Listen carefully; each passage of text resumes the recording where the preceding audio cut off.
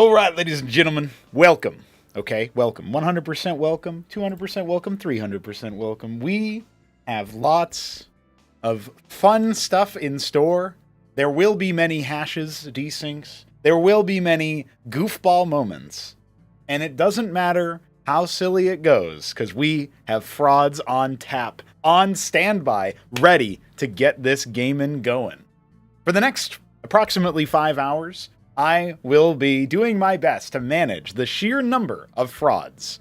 And now, it's time to say, are you ready? 1, 2, 3, 4, 5, 6, 7. That's 7 R's. Let's go, boys. You can tell there's no overlay. How do you make an overlay for this? We've got Oilstralia on Uprising.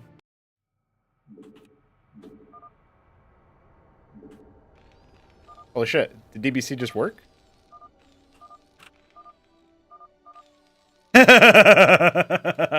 boys. We got it, boys. We got it, boys. So, this is Uprising, and that ping that was on the minimap just spawned in. Yes, Navlime is ready. There is indeed a ping. Oh, we got another one. We got another one. It's right next to Genie. Okay, so Genie's gonna have a tough time because he's got an Uprising spawn right next to him. Okay, guys. Okay, guys. There's another one. It's actually not that close to Shambler because it's on the high ground. Oh, we got another one. We got another one. It's right by we got it right by dot_dot, also known as dash. You know. So we got our first 4 spawns in this FFA. This is FFA solo. That's another spawn. Not so far from Shambler. That one's on an island. This island spawn is not going to be factored in too much. I'm pretty sure. I think there's this one over here as well. Okay, so let's introduce our players. We got Genie up here. This is Jimmy. He's up here. He's making a stockade very early on. Love to see it. That's better than what he was doing before. We've got Crankendow over here. Oh yeah, I gotta guess colors, right? So what color is this? Is this... It's not Delft Blue because Delft Blue is darker. Is it Cosmic Cobalt? No, Dark Sapphire? Dark Sapphire. Oh, it's Bedazzled Blue. I haven't seen that color in so long. All right, we got Crankendow over here. He is, this looks like Chestnut maybe? Oh, it's Mahogany. I was never going to get that. That's Zerg. Then we got Shambler in the middle who's yellow. We got another spawn next to him. Jujik is over here as the Bone Zerg. Silver Pink. I mean, that used to be called Bone. I'll give myself credit for that one. This is Yellow Terran for Shambler in the middle. You got the middle spawn. Love to see that. We got Mr. Arbuz Budesh down here in the bottom. I think this is Blood. Okay, that's Blood. I got 1 color guess. I got 3 color guesses, really. Neblime over here as the... is this just regular orange? I'm going to say this is like Vivid Orange. Ah, it's regular orange. Shit, I should have guessed that. He is, of course, Terran. He played random. And then over here we have dot_dot, who seems to be... Damn, I don't actually know what color that is. Eggshell Blue? Yeah, okay. We got like 4 out of them. Oh my god! Rillisks! Rillisks are here, boys! Look out! He was heckled. He was tickled. Meanwhile... Navlime is dealing with some Mavericks here. There you go. He's safe. He made an anchor. He's all good. He's all good. Now over here we've got Crankendow tickling Mr. Jujik. Jujik seems to be mildly mannered. Oh my god. Crankendow has lured the Rillisks into Genie's base and he's coming with Mavericks. There's Mavericks, boys. Don't worry. He's fine. Oh my god. Ho war ele mobs. I'm not sure if that was... Oh my god! Iquare has arrived! Look out, boys! We got Iquare. What? Okay, never mind. He's fine. He's armless. It's all good. Boys. Lads! We got mutas! We got 6 mutas! Meanwhile, Connor's Revenge! Oh shit! I forgot that he put those spawn names in there. Alright, Jujix is springing to action to take Connor's Revenge out. Yeah, there's only 6 mutas, but Shambler is prone to exaggeration. Alright, Connor's Revenge looks like it will be defeated.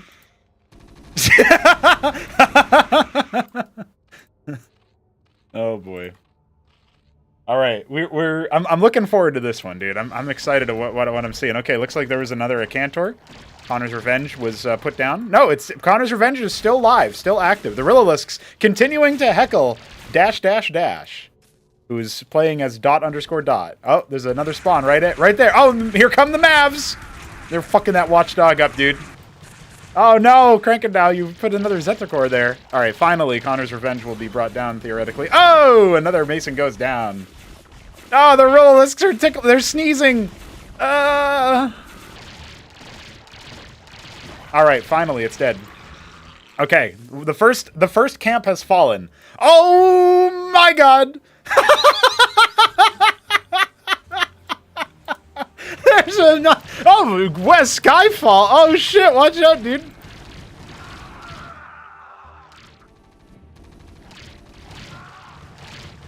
Okay, well, Cranking now, or no, that's Arbuz. Arbuz has found it.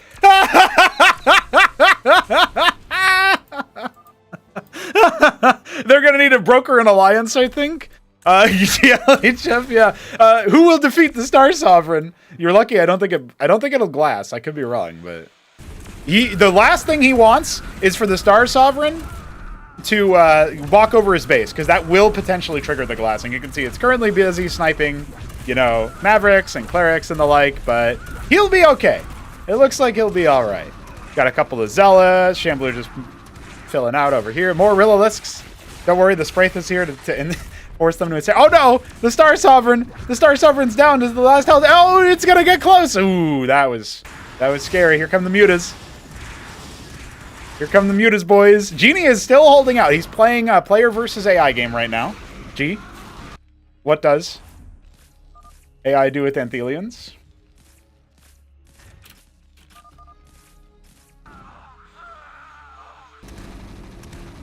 Swords and swordsmen. There you go. All right, the gateway is down.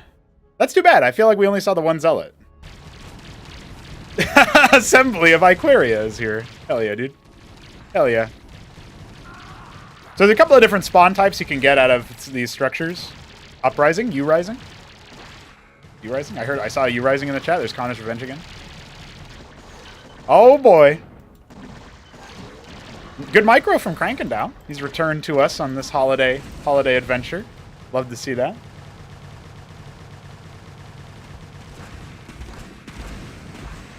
All right, so Neblime and Arbuz have joined together to rid the world of the neutral Monument of Sin, the hostile Monument of Sin.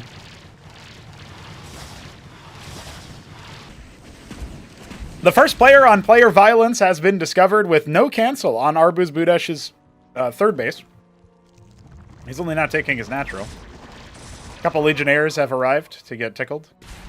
Tickled to death. I see that there's a prediction that nobody spawns on the island due to an edit. That's just dumb luck, my homie. That is just dumb luck. I did not do that. I just quickly made a 7-player version so that I could be a witness. All right, so Genie is struggling, but he does have that one Cyprian. Never mind. It's dead. All right, he'll deploy the Phalanx. That'll help clear out the Mavs. We've got more units coming. Oh, no, I think we're going to see our first player defeat unless Genie can somehow clutch out a hold. He's getting absolutely shellacked over here. The Mutas are out. We got 6 Mutas in the base total. You got a bunch of Mavs, bunch of Swordsmen. He's pulling back, huddling for warmth around his poor Phalanx. Looks like he is soon to be defeated. We got... Let's check in on the money. It looks like our richest player right now is Dot_Dot, and a Cantor arriving as well. This is what happens when you don't manage the uprising. They take over, and they punish you. What can Genie do? He's got a little bit of money. He could lift his ministry. Does he have the spirit to do that? Meanwhile, ooh. Zerg? Here? I like how they popped at the same time. That was very satisfying. No! No! The AI is chasing him. He did not lift off fast enough. He did not lift off fast enough. Yo. What the fuck? I agree.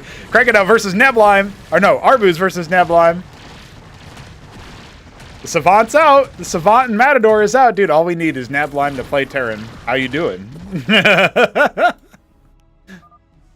I'm dead. This spawn is so AIDS. Oh, it looks like he's got the Kagra bug too. That's pretty nice. Yeah, so I think Jujic has mostly not played versus a player so far. Arbuz is starting to wreak havoc in Nablim's base. We could see this guy get destroyed here pretty soon. Poor Nablime. Had to deal with the... Oh, he knows the score. Let's get the hell out of Dodge, boys. Save his money. Starting to get that little bit of slowdown going on. The Paladins are here! The Paladins are here, boys! Oh, no!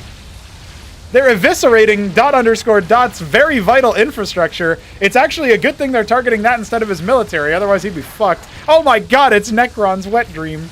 And it spawns Rillolisks. Isn't that beautiful? He killed Paladins with Quasilisks. At least he killed a Paladin. I don't know, he might be fucked. Let's see what he can do there. The Star Sovereign is here versus the Shambler. Don't worry, there's some watchdogs to put it down. But it did cause some punishment. Jujic got his spiky boys out. Watchdogs fanning the map.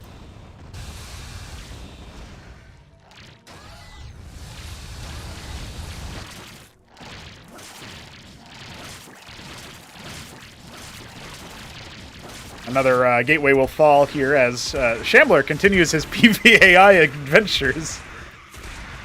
Oh, ensnared to death.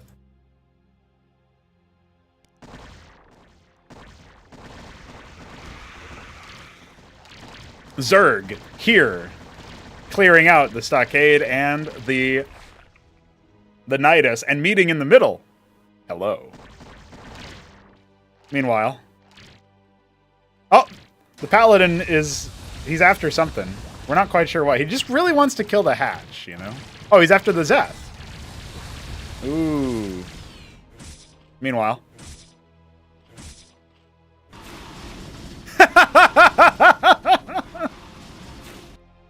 This ministry is going to fly over to the island and discover that it has been occupied.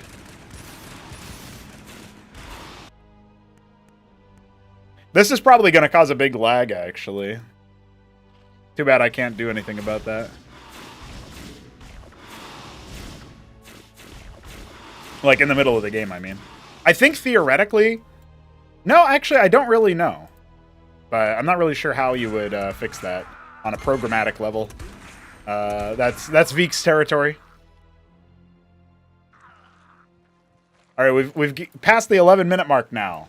Or we are nearly about to. Krankendow falling back to his base, getting tickled by neutral hostile Hydras. He's limited to just 2 bases right now. Jujic, on the other hand, is having to contend with Krankendow's enormous Hydra stack. He's got his Hydra stack of his own. Fight Hydras with Hydras. Arbuz taking over the territory that used to be owned by Nablime. Nablime considering his options. What can I do? What can I do?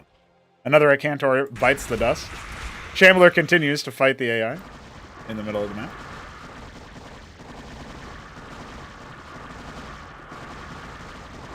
It's a bloody Hydra war. It looks like... Yeah, Nablime realizes he's out.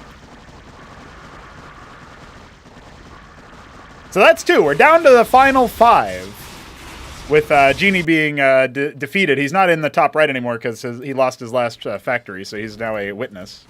He's witness to this carnage, just like me.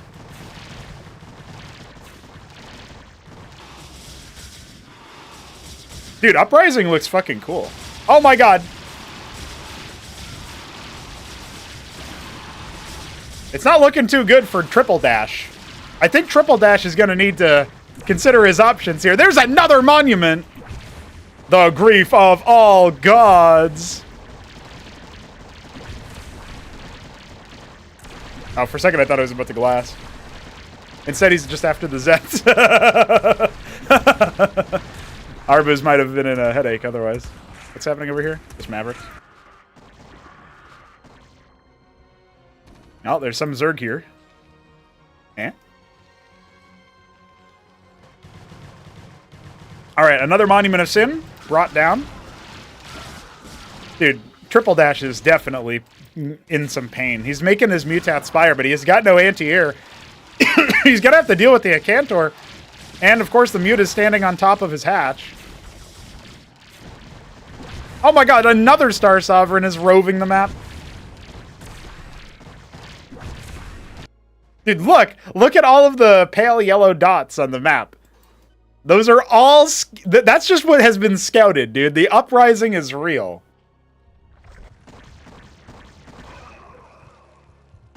No, Neblime, the issue is that they're spawning on the islands. You saw, like, Zeths and stuff over here. They're just, like, not only are they spawning there, they're perpetually trying to move somewhere. So it's really, really taxing for the performance of the code. That is something that I'll have to talk with Veek about to try to fix later. Cantors are continuing to heckle Mr. Shambler. It looks like he will be... No, he should be actually just fine. Oh, never mind. There's another one. I was going to say he should be able to not lose that anchor, but he will lose it. Now, he's got a Cyprian stack, right? So... Oh! Alright. While the Paladins are continuing to heckle the poor Mutat Spire of Triple Dash, who... Has he still not cleared the mutas? The mutas are just now arriving. Oh my goodness. I think we know what we need next. We need 3v3 uprising. So you can fight together against the heathens. That's what we need. And on a land map so that they don't lag the game. Yes, yes, yes. Is he reacting to me? Are you watching the stream, Jimmy?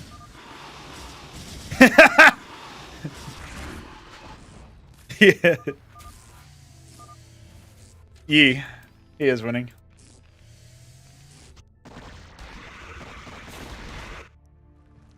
Well, Arbuz is kind of off in the corner making mutas right now. Jujic is slowly holding it down.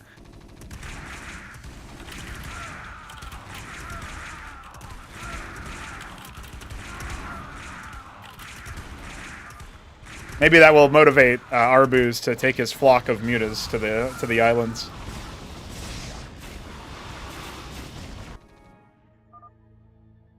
Yeah.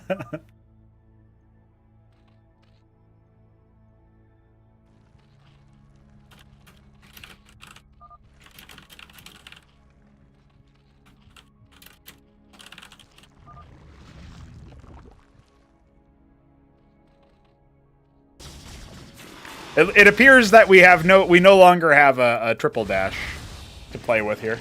Oh, a horde of hydras just got stepped on by paladins. Ahmed plus paladin. Dude, tell me that's not a thematic epic army, dude. Fuck yeah. Get him. Oh, look, they're getting flanked by Zerg here.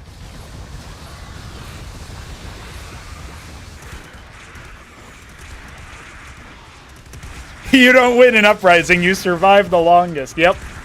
That's exactly right. Arbuz feels like he's winning.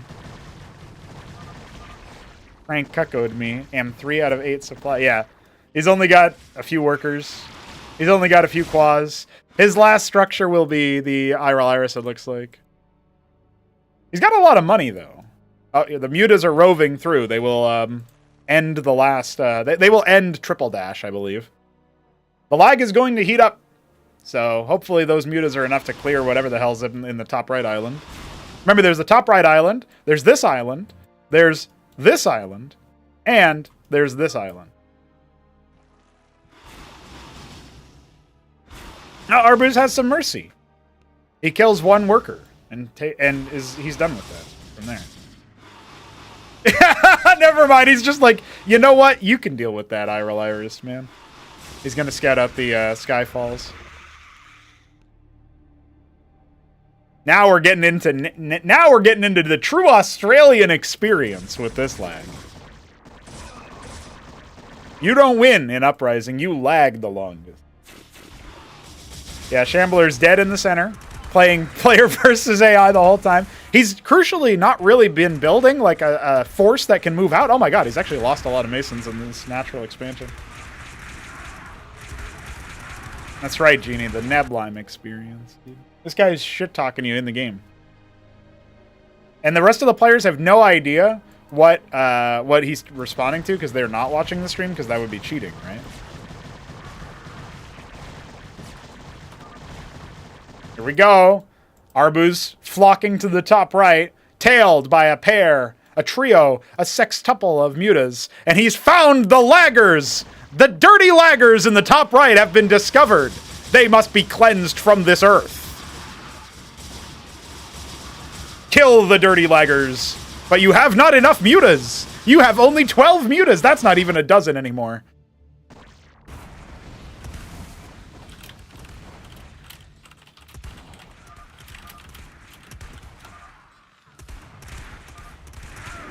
Yeah, the fuck do you have so much shit? Jujik is just... He's pulling his hair out like, what?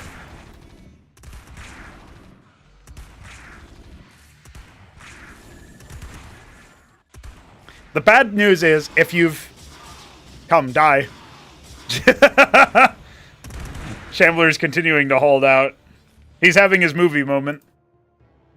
Triple Dash has been felled. Meanwhile, Arbu's put him out of his misery, I guess.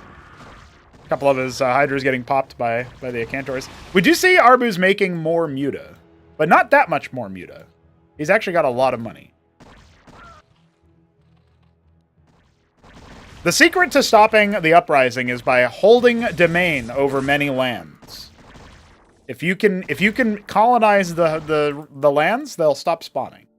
So colonialism is a positive in uprising. You must be colonial to stop the uprising.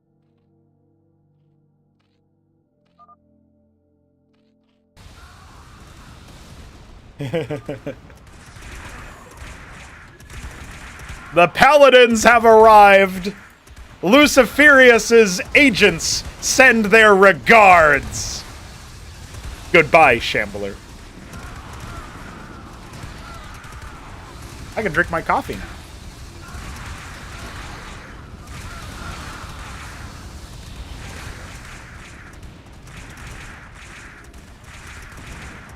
He's kind of... Listen, the Uprising AI, if they had better unit control, would just kill everything.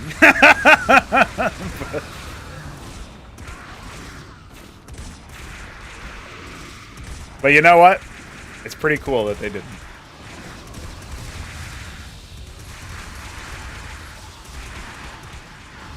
Well, Shambler's wall has fallen. Arbu's is, indeed, kind of off to the side. We're down to the final two, really. It's going to be a one-on-one between Arbu's and Crank. And Arbu's has a much bigger bank than Crank. Really, what matters here is if Shambler just evacuates and fucks off trying to live, but I don't think he can do that. He has cleared out some of the homies. He has cleared out some of Luciferius's agents. Ahmed online. Yeah, that's the problem. Is you cleared out Triple Dash, but you didn't colonize him, Arbus. Be colonial.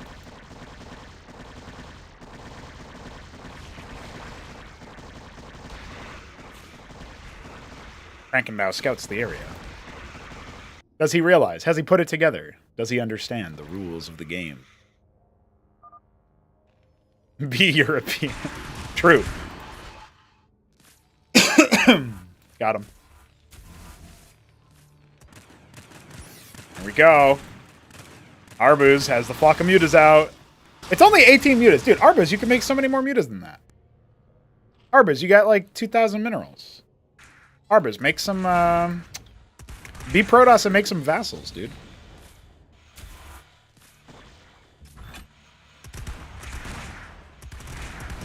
Yeah, I guess what would need to happen, Ben, is for that kind of game mode, like a vassalize, what would you call it? Just vassal game mode? But that sounds like it's the vassal unit, right? So, the annexing game mode, right?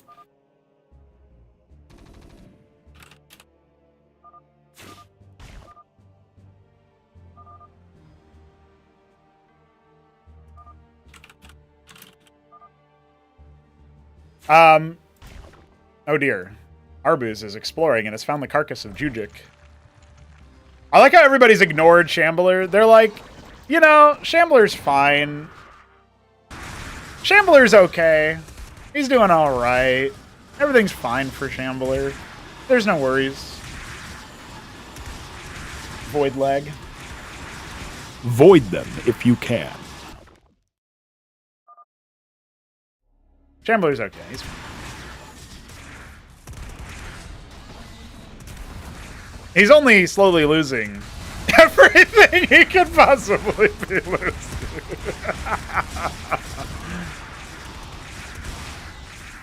That's my quote of Zeratul. Oh my god, it's red on red violence, mahogany versus blood. Tell the difference. It's a civil war, a brood war, if you will.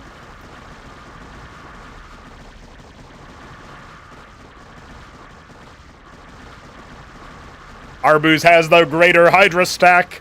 Krankendow stands atop the bodies of his own brood, organ, tissue, etc. I'd say this is definitely a cells are infected moment. Tissues are infected moment. Let's go, boys. Shambler's cracked open. Like a mussel, like a clam.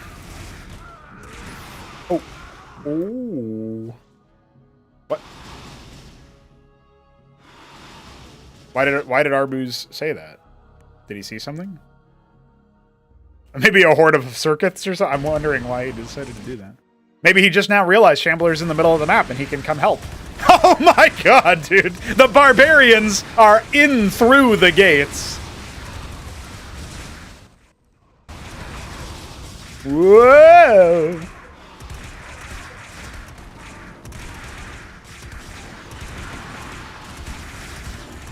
Well, he tried to make a treasury. He's fucked. I think the Uprising army is definitely scarier than anything that the players have at this point. If this army goes straight for Arbu, look at the incantors! There's 5 of them! Fuck yeah, boys! Ooh. A paladin died, I think. They're, like, not interested in fighting the anchors, which is really funny.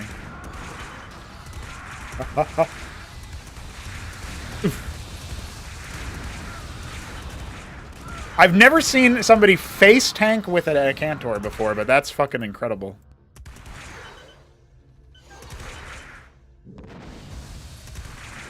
Also, I'm pretty sure that even ally safe splash deals damage to the neutral hostile players' units. So Cantors are killing, like, madcaps that were in close range. Like, I'm pretty sure that's happening anyway. That's really funny if so. Okay, well. These are barren lands, homie.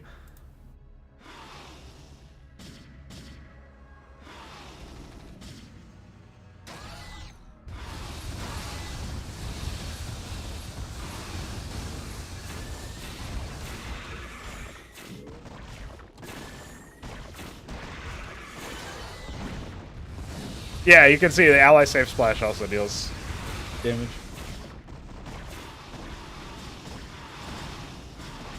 Come on, boys. Come on, boys. Show me what you got. Show me what you got as you eliminate the Shambler. It's his last structure. Do not go gently into that good night. Dude, what's happening over here? Arbuz has laid claim. He's making Bactylisks. Do we have tier 2? This dude Krankendow's getting a Zorkish Shroud 18 minutes into the game. By the way, it's probably like closer to a half an hour with all the lag. Shambler has to call GG. He's about to be bopped. His final 100 health. And he dances and turns around. Take me, sweet death. And there he goes. It's Arbuz versus Crank. And Arbuz has lots of money.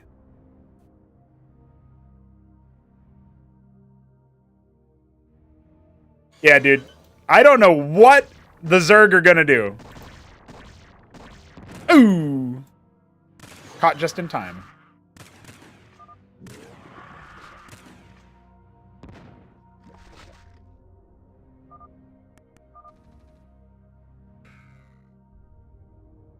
Ahmed.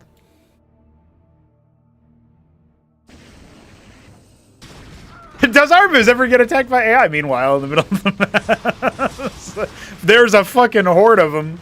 They're on his doorstep. If he's going to win the game, he's going to have to do it by eliminating Krankendow, who's also faring a little bit against his own thing. I wonder if Arbuz realizes that. I wonder if he can just, like, roll in, kill the hatch, and that's that. If he kills all the hatches that have been made here by Krang.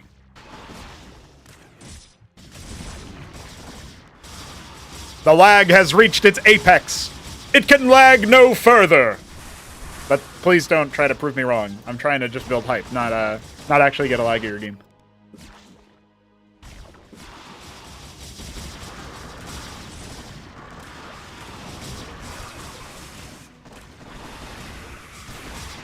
Krankendow has lost his third base.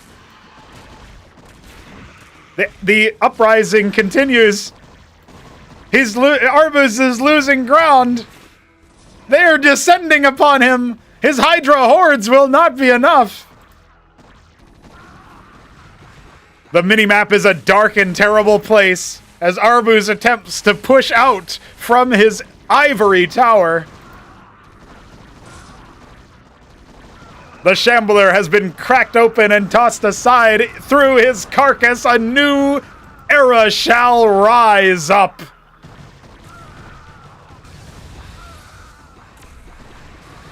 The judge and jury have failed. Eh? Alright, dude. Dude, Crank's gonna surrender? That means Arbuz wins! Arbuz is victorious. I can't believe it. I can't believe Arbuz is victorious. All right. So here's the thing. I'm looking through the list of the people in the bullying corner who have not played, and I see Blade Hollow, Mirian, Three Crow, Cannoli. So those four, I say we keep them on, right? We see who else is there. So let's also take a look, because I like the idea of a faster round. Let's just do a faster round, okay? We'll see what's up. I'll host up Antechamber. Still uprising. Still uprising. And I'll say lobby is up. I said that and you know. Oh yeah, Doglived is also there. He's just in the Sleepy Bird bid for some reason. This one is... Okay, we did get some new faces. We got Blade Hollow, we got Doglived, we got Cannoli.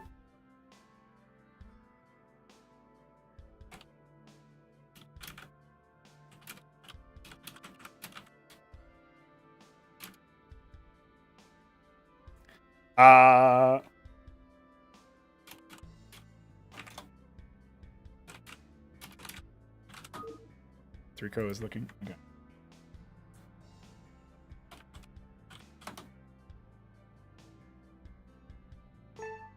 Oh shit, Toyota's here. Oh shit, no, Krankendow's here. Oh wait, no, we still have a slot open. See if Three Crow actually. No, Shambler's still in his spot. What a fuck. Oh no.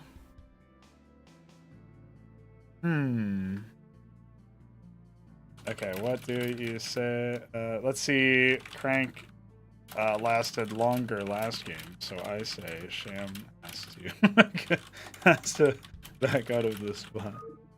You guys have enough people to just host a parallel match, maybe. Oh, never mind. Crank did it. All right, that's fine.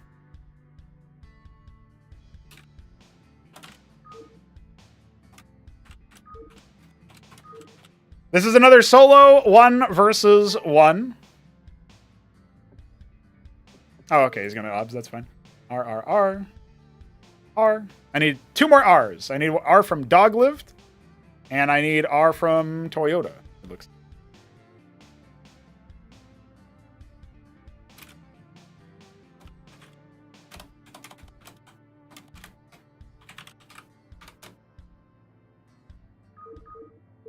All right, we're going into it, boys. We're going into it. So far, Arbuz has scored a win. Now we've got basically a whole new lobby. Oh boy. Remember, it's still Uprising. We'll change game modes after this, I think.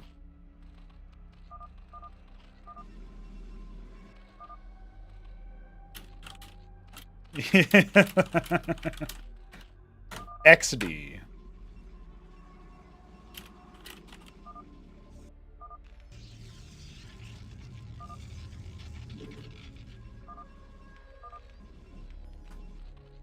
Okay, boys. This should be a bit more manageable. We've got an FFA on our hands, okay? We got an FFA on it. We got Dog-Lived up here in the north. This looks to me like royal blue, or maybe it's... I'm going to say... It's probably not royal blue. It's like Maya blue or something. I'm going to say royal blue. See? I knew it was Maya. All right. Over here, we've got Shamblers, the yellow Terran. In top left and top right. Those are our first two players. We got Maya blue Protoss, top left. Shambler, yellow Terran, top right. Now, at 3 o'clock, we've got Toyota Miguel as the green Terran. Down here in the bottom right, we have 3 Crow as the Palatinate blue Protoss. And representing the wrong race, Blade Hollow RWL is the Blood. No, Maroon? No. Blood Zerg. Yeah. Down here in the 9 o'clock position, we've got Cannoli as his Pumpkin Zerg. First couple of spawns have already come out. And we've got Dog-Lived going for Embassy into Matrix. He ain't screwing around. Now, I'm not sure if our players know what Uprising is, but if they don't know, they're about to find out. Shambler is our Uprising veteran. He will immediately make an anchor. He knows what's up. There is an anchor under construction for Toyota. He did go for a Fulcrum first, which comes online a bit later. Double gate into Grand Library for 3 Crow. That's kind of risky because the first military wave will start commencing pretty soon. Pool coming for Cannoli, and he's already under attack by 4 Mavericks! Oh, no! He puts down a Kagrant. He's going to start losing a Larvosk very early on. Okay, the first Zetsa come out for Blade Hollow, and he scouts out Zerg here and Necron's Wet Dream. Oh, he's lost a Larvosk. Brutality! But not fatality. He knows what he needs to do. He must scout. Distract them. Sap at their attention.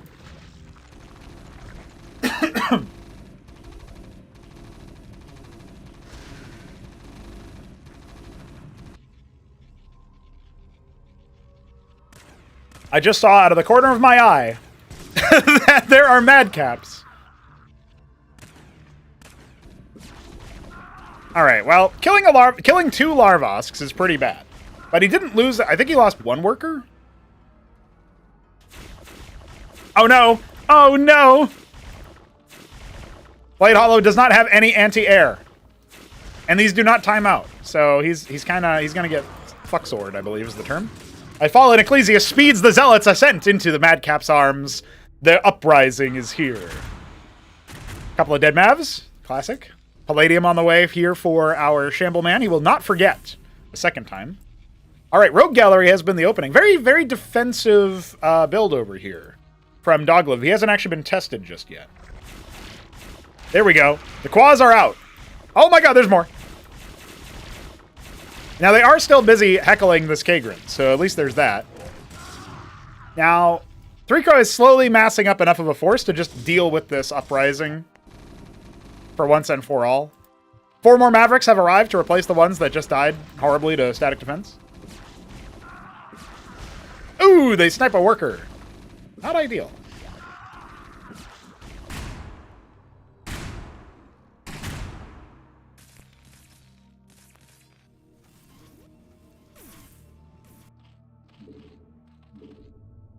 Just want to make sure we had set it correctly there. This one seems to actually be internet. I believe, I do remember Toyota having internet troubles when trying to connect.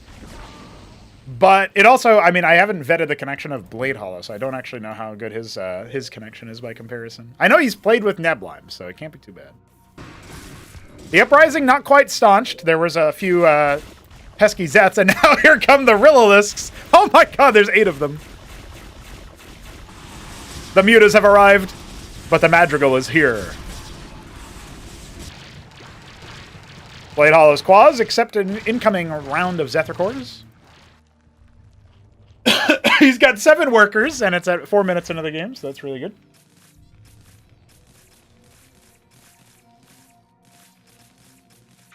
I see hit 'em ups in the chat. What's up, my hit 'em up?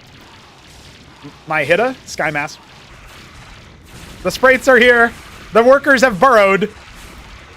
Cannoli holding on to everything he's got. He also has... he's got less workers than Blade Hollow. But Cannoli's kind of used to that, so... Well... As Zerg, you could always drop a couple of static defense structures over here, you know? Ooh! A Cantored! I quered! Shambo is going to be very familiar with that. A Zealot has arrived. Oh, no! Like I was just saying earlier, Neblime, the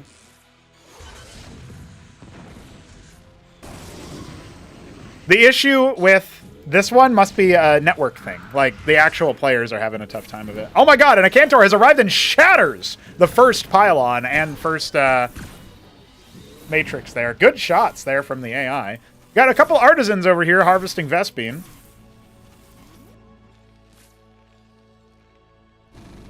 The Mavericks have arrived. The Mavericks have arrived! Ah! The first Kagran falls. I don't know what Blade Hollow was doing, to be honest. Oh my god! Well, I think Cannoli might be dead. It's just a hunch.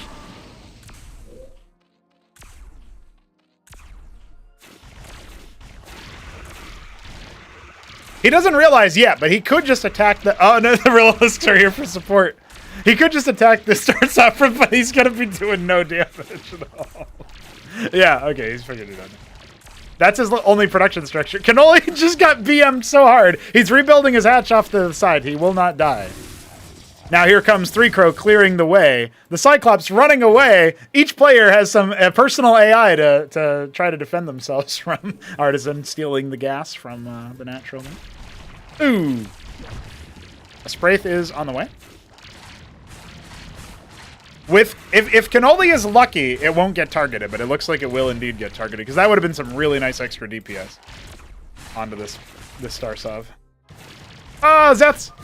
So. Anyone dead? Cannoli will surely type yes. The pool is so close to dying, but it's not actually going to fall. Ooh. Toyota is really sticking it out on the one base. He's having a good time.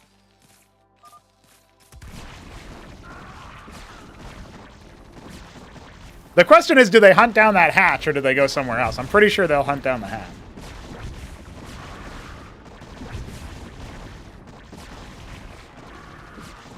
I love that the Star Sovereign just kind of sits there like,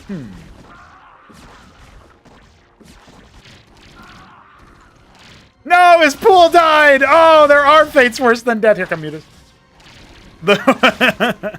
He should just type, never mind, I will die. I am dead. Okay, a couple of our Zerg players are absolutely BTFO'd and absolutely annihilated. Yeah, Jimmy, absolutely. Listen, get as many of your homies in as you want. That's what I say.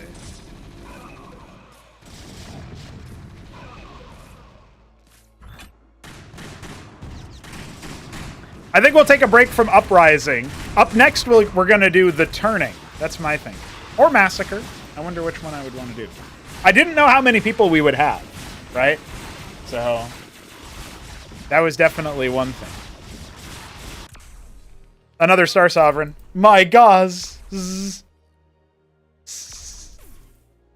trying to get a single worker out. If he can get the worker out, never mind, GG. Blade Hollow. Oh, the game sped up. It was Blade Hollow the whole time. He couldn't get his Drolith out. Unfortunately, Cannoli is also defeated. Here comes the horde of Cyclops to try to deal with the Star Sovereign. Who uprises who now?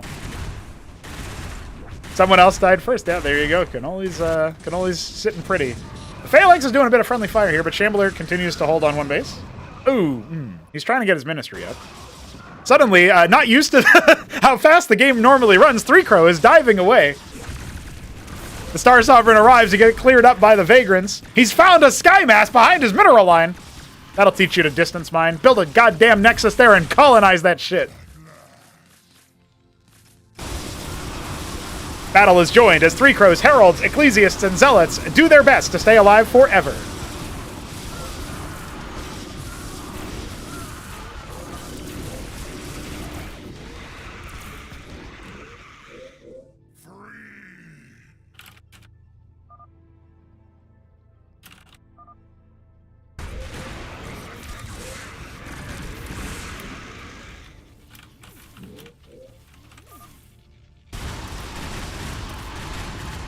Now, can he get through the middle of the map? He's been put on a timer. A sync timer, if you will. There's a horde of air units that is slowly tearing through this position. Doglived fortunate enough to avoid getting absolutely shellacked. Well, his units just won't really die too much with the Ecclesiasts and Heralds combining. He's got the good backline of Atriuses as well. Really, really nice. There is a Star Sovereign. He is going to have to deal with that. He probably wasn't counting on that. See if he can, yeah, he can get it. It's gonna snipe one of his heralds and a few of his other units. The whole middle of the map has been taken over. There's the monument. It's like Three Crow is like walked into a campaign mission in the middle of everybody else, especially with the sync issue. It almost adds to the value. Cope. Being torn apart by Zealots, Legionnaires, Hurricans, Rillisks, Hydralisks, Mutalisks, and Mavericks.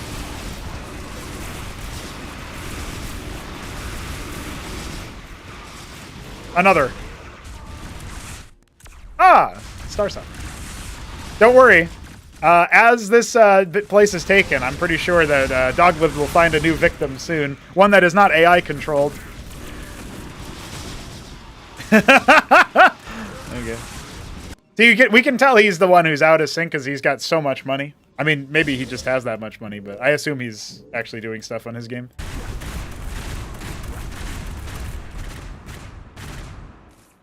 For us, the Star Sovereign will, for us, Three Crow will fall to the AI hordes, the mongrel hordes. Doglift continues to try to clear the middle of the map.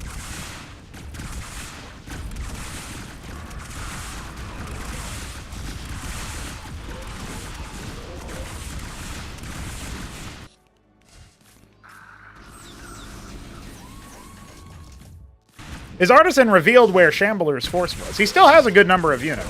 So. Oh my god, another Star Sovereign.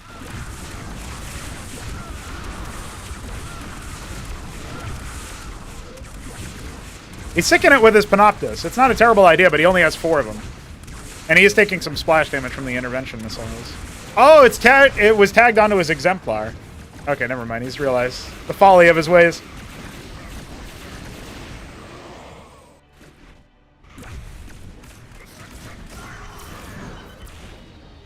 Okay, so on our screen, he lived, only barely. Remember, on Three Crow's side, his reality distortion effect means that there will no longer be like a... Oh my god, I can't believe that Doglived is getting BTFO'd by the Star Sovereign. I thought he was in a better position than that. There's another one out!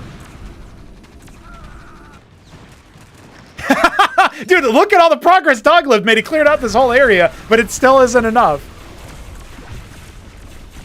He's reduced to just the Exemplars. He needs those Panoptuses out. Doesn't have that much money, though. Lost his income from here. Lost his natural. Oh, boy. Oh, disaster.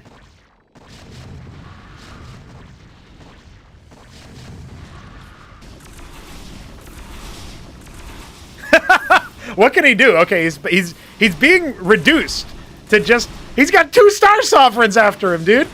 I think Doglived is... Well, dog dead. He's no longer... He's lived past tense. That's what I think.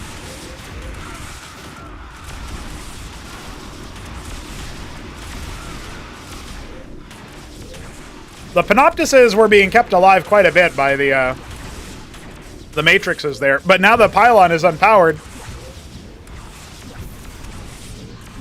He desperately warps one. He could get his artisans to attack the Star Sovereigns as well, but... aggressive maneuver.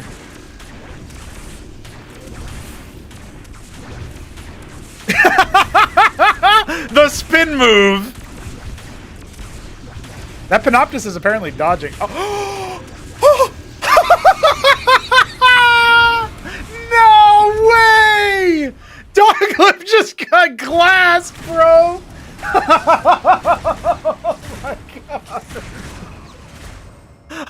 Oh wowee. Holy shit. Oh. Oh my god.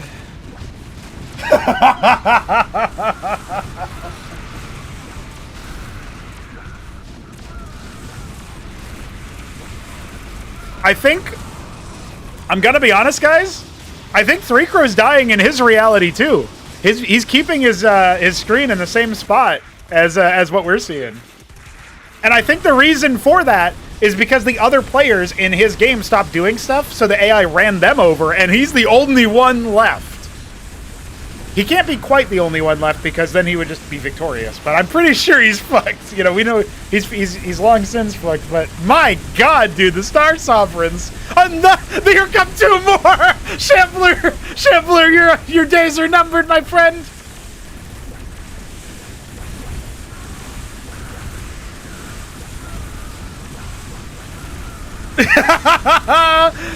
Fire everything!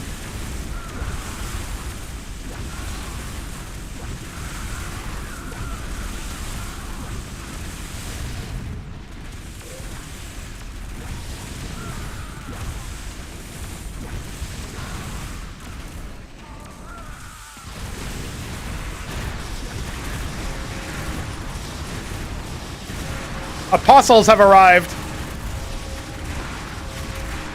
It's a battle between who can survive the longest, Shambler or Toyota.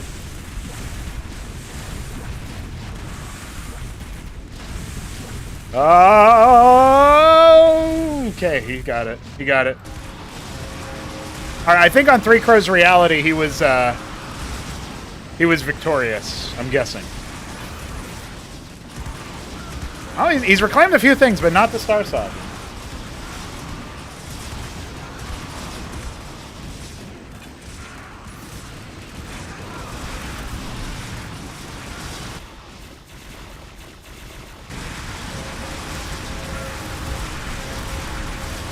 Oh no!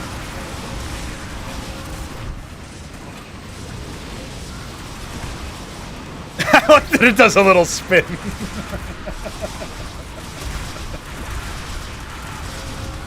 There's a lot of apostles still. He will get the Star Sovereign if he can kill it.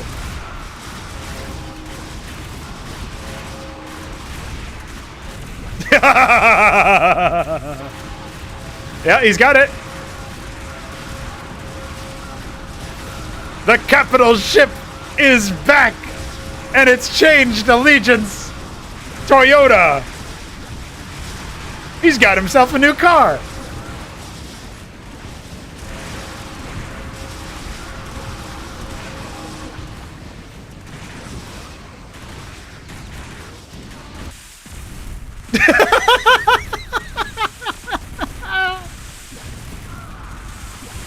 Here he comes.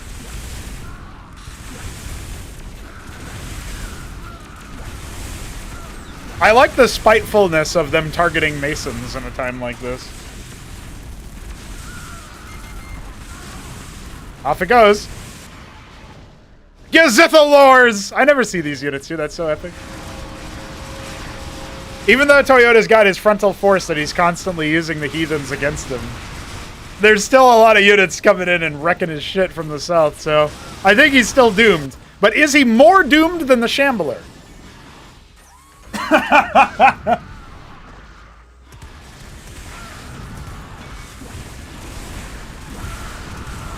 Ahmed! For a brief period of time, Ahmed winked. Good luck. Oh, he's got a second one. You know, he can lose his whole base. He doesn't give a shit. He's got 2 Star Sovereigns. He can just fly in and end Shambler's career.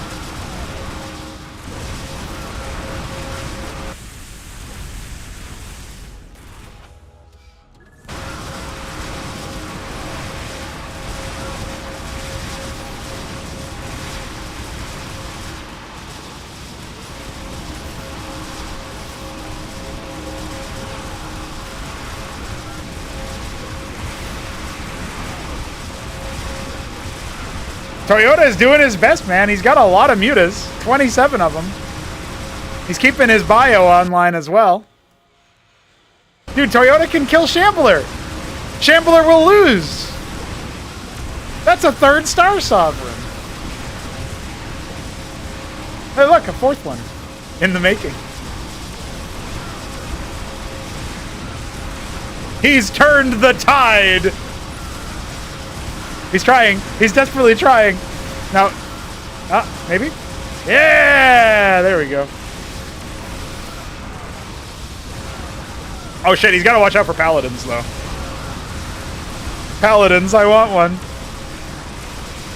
But look at the Acantors, my friend.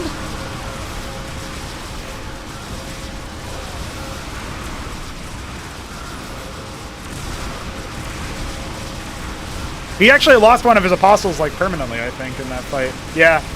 That's a dangerous line, you know? You gotta watch out for the splash. He did lose a lot of his mutas. I guess he's gotten many of them back. Well, at this point, Shambler must be wondering why everything is so quiet. And by the way, the Gazithalors did indeed kill almost everything Toyota had. So Shambler has a brief period of time where if he comes in here, he snipes the Ministry, Treasury, Captaincy Mantle, he wins. He doesn't know that. Because Toyota's off here on a joyride trying to get as many, Giga units as he can. But in doing so, he's leaving an opportunity for Shambler to just walk across the map and kill him. Would Shambler dare to do so?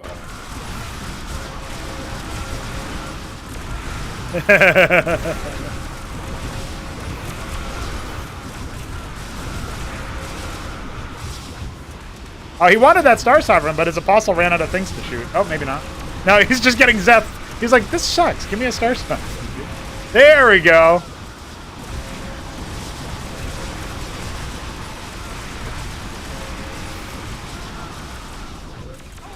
Ooh, lost an Apostle on the way out. Was that his last one? It looks like it. We might see the tide turn on his army. He doesn't have any more res units, and he didn't make any more. He's making 1 Apostle now. I think he'll be all right, but losses now will not be recuperated, right? He was a bit careless with his revive units.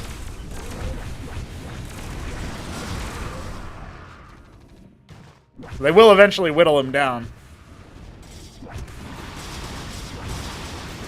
But his haul is still pretty good. He's got 6 Star Sovereigns. Oh no, he's got 2 Apostles. And Ahmed wants to end this.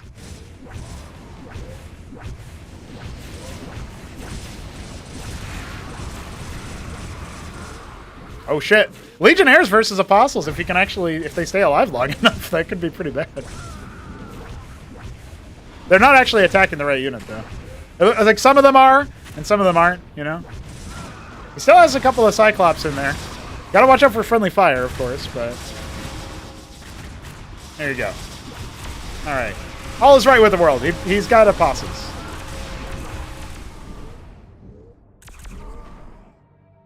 They're hiding under there. Yeah, see?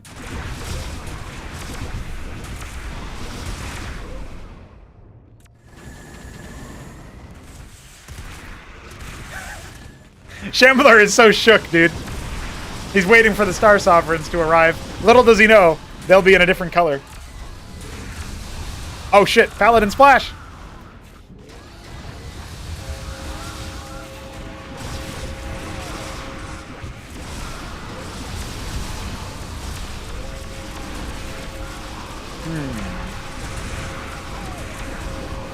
That's a dead Apostle. There's one more in this stack. No, 2 more.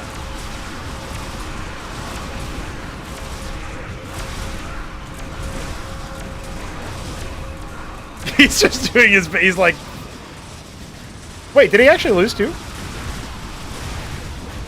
Oh man, he lost a couple from the splash damage from the Paladins. I wasn't thinking that would even happen, but no, that actually did. He lost another. Whoa, wait, Toyota. I think Toyota might be getting killed, dude. The AI came back. They came back for him. Activate the glassing cannon, Toyota. It's your last hope. Your final sovereign. And it's too late. Shambler wins.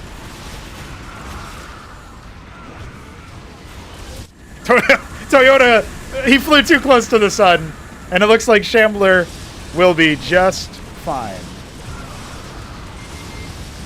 Oh wait, he's gonna lift if he can survive long enough. He's the man or GG. He's not actually GG. I say GG, but it was not GG. It was BG. His captaincy is the last thing he's got. It's already been heckled. Can the captaincy live long enough? Can it float over to some corner of the map? What? Oh, okay. I don't know what happened there. Maybe Toyota, no. Oh, Shambler just left. All right, well, Toyota won. Toyota wins. Shambler loses again. Shambler loses again. Okay. Let's see if we can go for the turning. We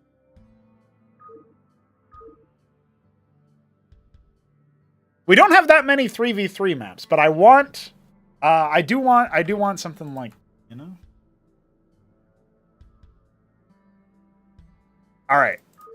Let's do this. Booting up Waterloo for a good time's sake, you know. Oh shit, hit him up's here. Hit him up and Neblime on the same team, dude. What? Those are wild teams.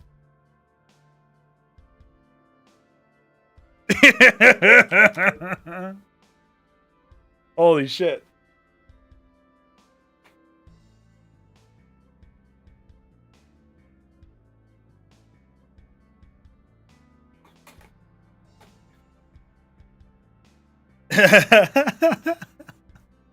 It's GG. Dude. Yeah, I don't know if this team comp works. But it looks like they're going to try it anyway. Great game, R. All right. Neblime R and Igor R is what I need.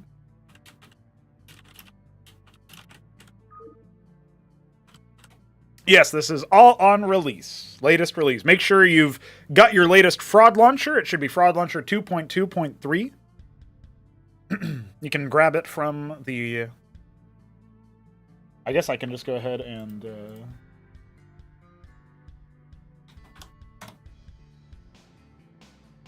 in the tournaments thing.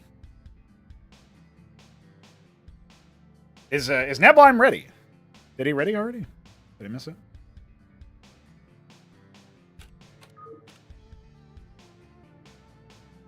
He might not be ready. All right. There we go.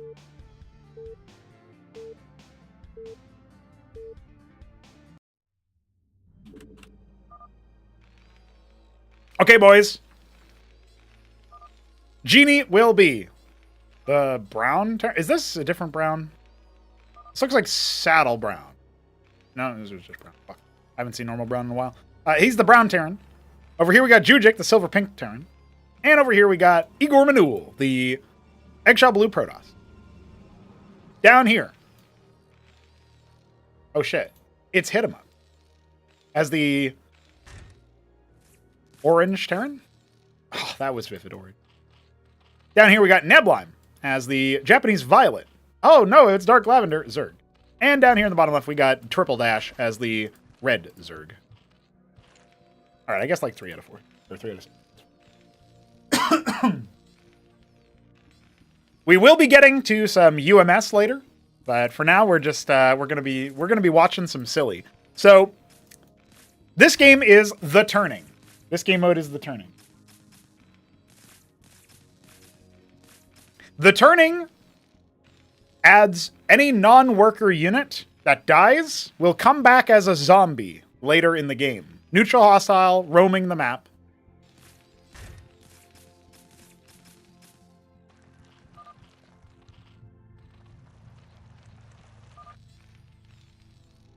Jimmy, if you're watching the stream, you're playing. Don't do that. You're cheating. What if I say something about the other players and what they have? What then, dude? Then you would know. You can't do that. You gotta mute the stream. So Jimmy has a lot of money. Jimmy could be spending his money. We got double gate from Igor. Hit him up. If you're watching the stream.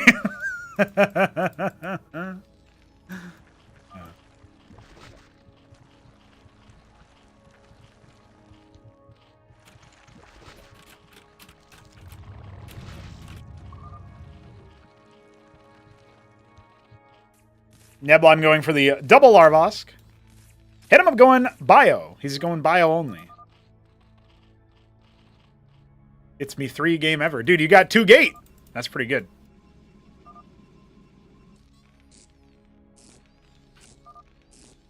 Jujic going straight for the Covenant. He believes in the Savant. God damn it, he'll make the Savant work. Scrapyard for Jimmy. He's putting an anchor up here. I don't think he realizes the direction his enemies are going to come from.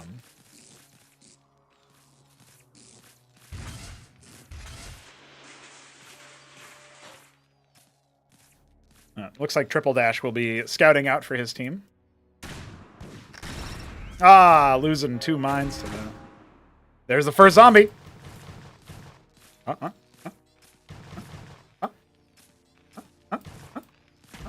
Oh, double zombie.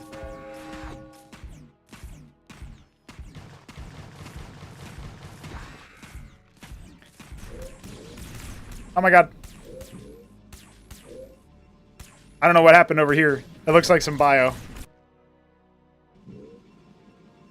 Not good for Igor. He needs way more workers than that. Dude, Hit Him Up has no mercy. He's just going to charge forth and kill this guy. He's got nothing. He doesn't have any workers. He killed all his workers already.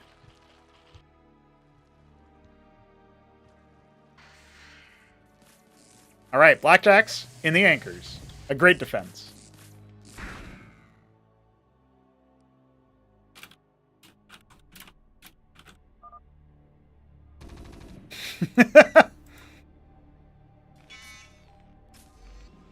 Now, the one thing that is a little weird about attacking in the turning is that because your units do turn into zombies, it's a little bit different. Oh my god, Neplife's double teaming this dude. I can't believe it.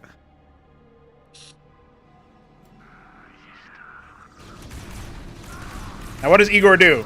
He's under attack. Oh no. Oh no. Oh, he's under double attack. For your 3rd game ever, you, Igor Manuel, are struck by the two of the best players we've got in the game.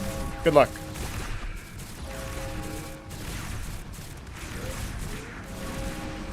Oh, it's a disaster. Hey, he's doing well. He's pulling his workers. He's still got the Dracodons. All things considered, he's not doing too bad. Now he's got to get over there. Meanwhile, Jujic's Vultures will also arrive to help. It's pretty likely, I was going to say, it's pretty likely that Ahmed just shoots the Nexus or something. But hey, it did soak up some DPS from those. So you know what? All things considered, Igor is still in the game. I'm impressed and surprised. Now, Triple Dash is going to have to deal with those units meanwhile. One thing you do have to watch out for is that lobotomy mines, when they die, they are also added to the pool. So they will just appear randomly, as you can see by that. So that's a pretty cool thing, I think, actually.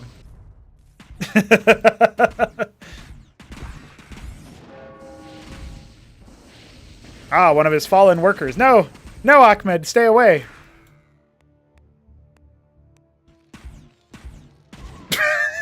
That's a zombie, all right.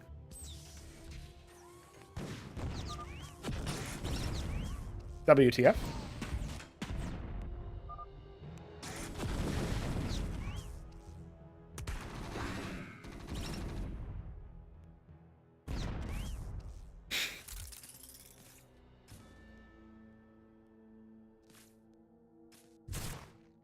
It's a horde of Nathracors from Neblime. Hit him up, going up to his second base.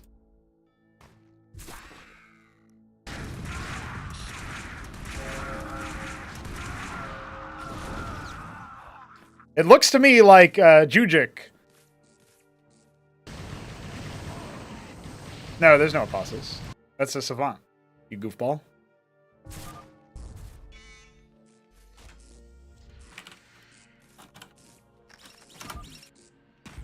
Oh.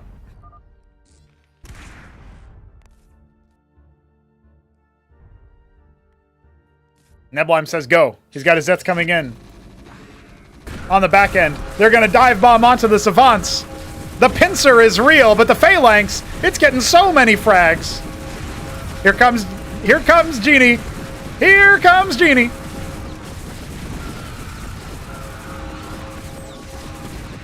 The zombie phalanx has no arms. It dies anyway.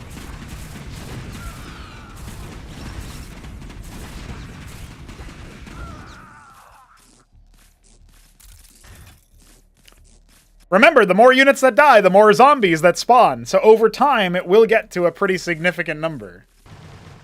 As you can see, poor Neblime is going to potentially have to cancel that hatch if Triple Dash doesn't... Oh, the zombie mind stuns him and slows his advance. What an outplay, honestly. Dude, the minefield is ridiculous. I love it. You better get an Ovalith, dude. You better get a witness or something. Build that ant seal. Meanwhile, this Cyprian just being a BSer.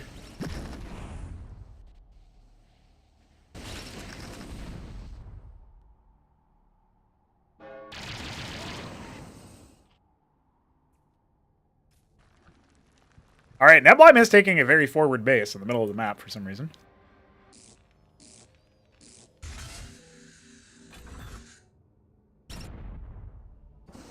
Ooh, roasted by Ahmed. Ahmed set the Zeth trap and then hunted him down. Now, what has Igor been doing in this whole time? Not really a whole lot. He doesn't have too many units here.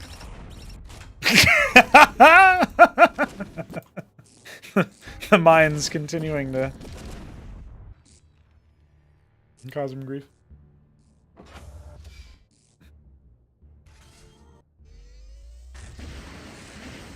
Ahmed strikes back. Here we go. Igor, what do you do?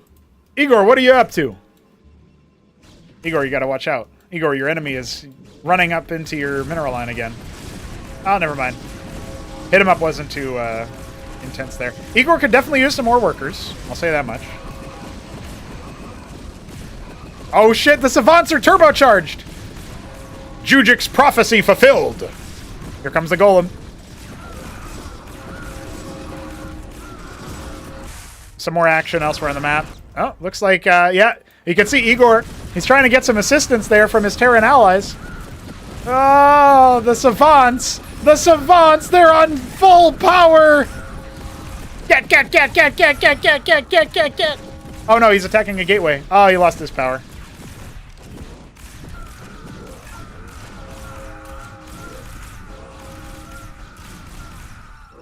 Alright, he's just fine. He's cleared the deck. Everything's good.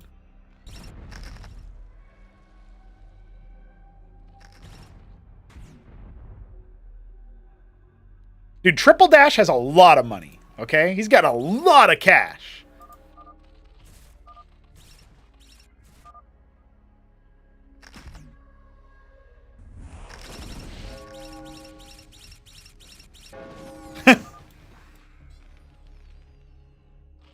Wait, who's 5? Oh, okay.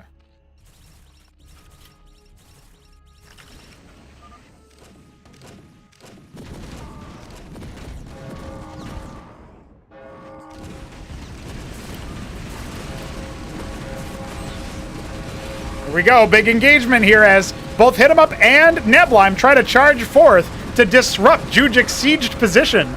We've got a couple blackjacks from Jimmy. They're doing their best to move through. Also a big force moving in on the right-hand side of Jimmy's. The Shaman's reviving. The Phalanxes need to be put down immediately. There we go. The Savants getting their turbocharge action and get. But it looks to me like Hit 'em Up's forces, they're still doing pretty well for themselves. Nablime has dared to make a Convolesque. Doesn't he know there's going to be neutral brood spawn zombies getting everywhere? Oh, it's awful. Oh, it's brutal. Only a few Eidolons left here for Hit 'em Up. He's got his horde of bio. He's going to go ahead and meet all the Blackjacks down here. They might have been reduced in power, but they're still pretty good. And the Shaman there healing them up as well. Hit 'em Up getting stunned by so many mines. Nobody builds detection. Ooh.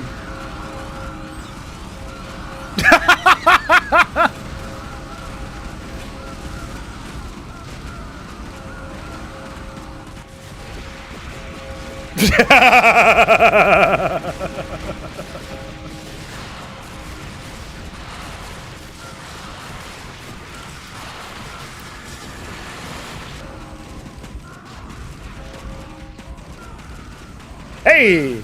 Somehow, Hit 'em Up hasn't fully dismantled the push from Jimmy. Triple Dash moving in with the forces that he's got, trying to help clear out all the zombies that exist from that resultant fight.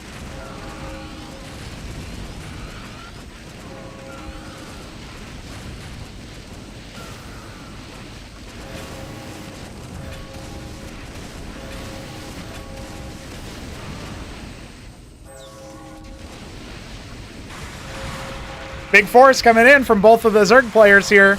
They're doing their best to just clear this area out so they can maybe try to go for a big push. Jujic, on the other hand, he's got his Atlas on the way. Igor's got a nice phalanx of wardens set up. He's made a lot of units, so he's still only on 11 workers. Needs to pump that worker count up. Jimmy's actually got 50, not bad. Hit him up with the, I would say the most, but actually Nablime has 103. As soon as they clear this ramp, oh my good gracious. Goodness gracious.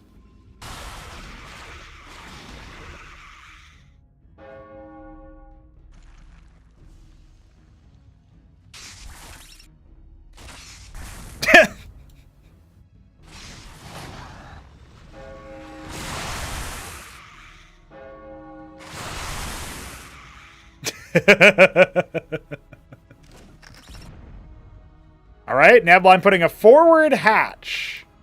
Nice expansion choice. Jujic is going to see this and think, huh? But his Shamans are front lining. That's not where he wants them to be. A couple zombie Shamans there. The Bactylus count from Triple Dash is really still quite high. Feels like Jujic might end up getting absolutely shellacked here.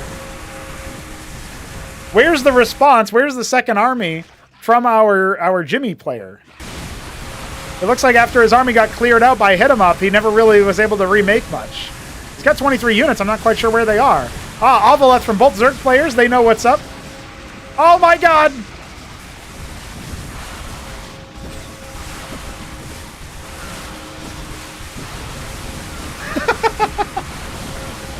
What a mess, dude.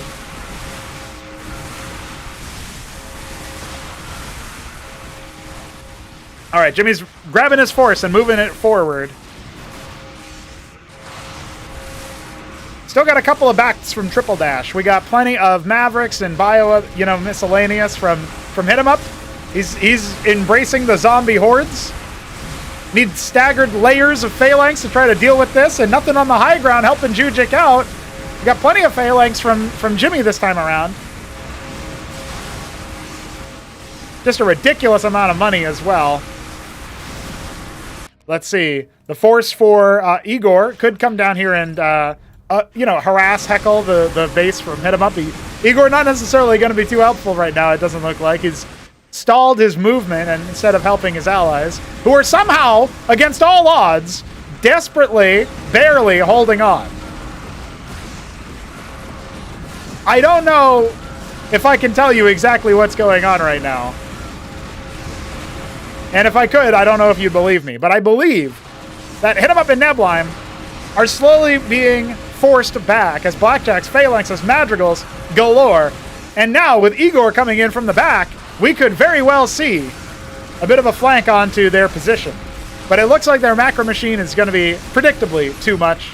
Nablime going for tier 3. Hit 'em Up now dropping his Atlas. Jujix is long since finished. He's adding 2 mantles. He wants to see if he can get some Ramses or Cataphracts up so that he can really punish these guys from afar. Igor being whittled down by all of the Rillarokors spawning out of the Convolisks. Those are very, very good units in this mode, and probably in general.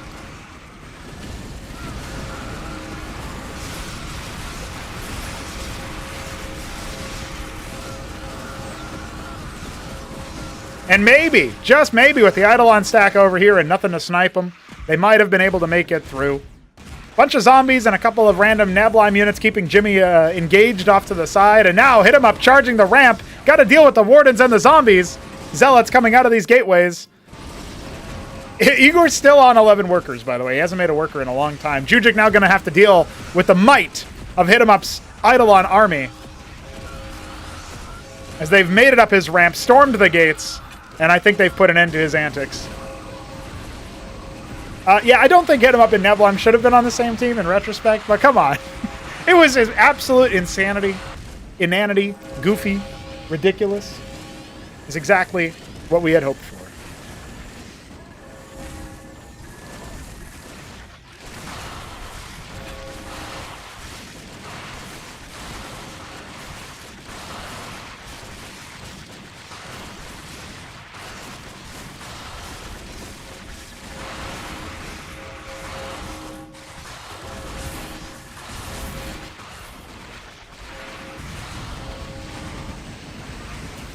Jujic calls GG.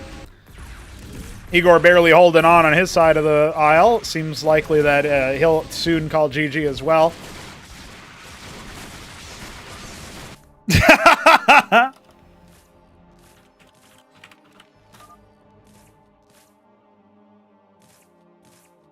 No, it's Triple Dash who's desync. You can tell because of the money. You might say that you look at the money for Jimmy and think that, but no, he just has a lot of minerals. Look at the core cap, bro. What the fuck? Dude, they're all gonna expire at some point, and I think they all turn in, don't they? Yeah, it's gonna be a random horde.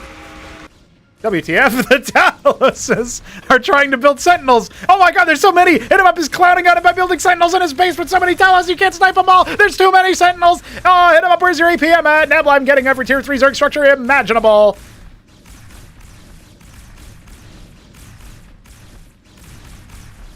Never mind, you can in fact snipe them. But, you know,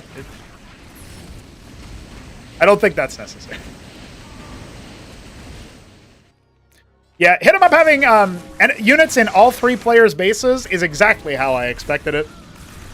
Thanks for being a good sport about it, Jude, because you got hung with Jimmy, which is always going to be a difficult matchup, right? But then you also got his buddy, who apparently this is his 3rd game of Cosmo, and it shows in the fact that he's at 11 workers and hasn't made one.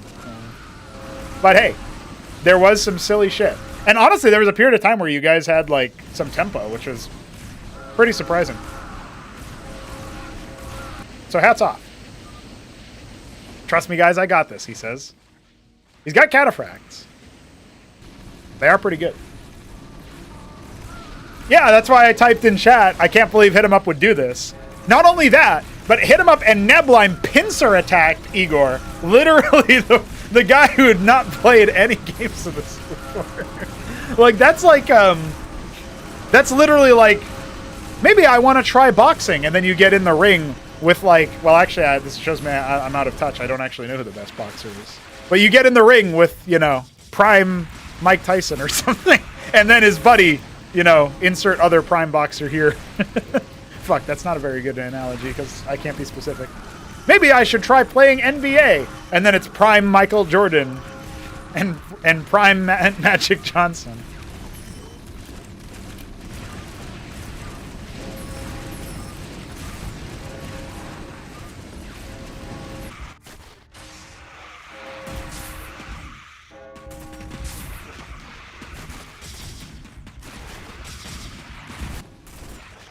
Nebula, I'm just using it as a macro practice. He's got 2 bases in the middle of the map. He's got this forward position. He's made more Tothra cores, dude. They got 250 health now. They're pretty good. And there goes Igor. Out of contention. Calls GG. You guys win GG. And Hit 'em Up leaves. Oh, shit! I guess if Nebulime also leaves, then Genie would win in a very slogging fashion. Or maybe he would still get killed by zombies. I'm not really sure. I think for the sanctity of our sanity, Nablime should A-move with his Ultra Cores, his Mortothra Cores, and just finish it off, you know?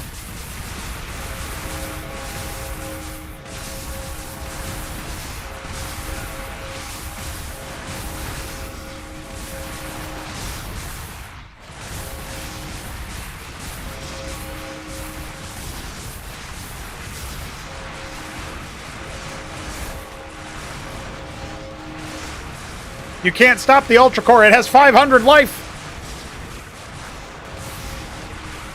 Yeah. Well, even still, like he took this base as his third, I think, or maybe his fourth. So it wasn't like he had a crazy macro behind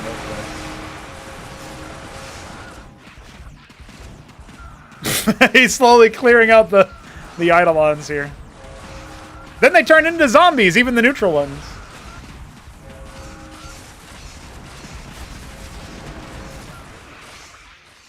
Well, Nablime gets the satisfaction of saying he made 7 Zarkaver cores. Oh, look, he's got Sasir Valeths. Dude, he's got everything.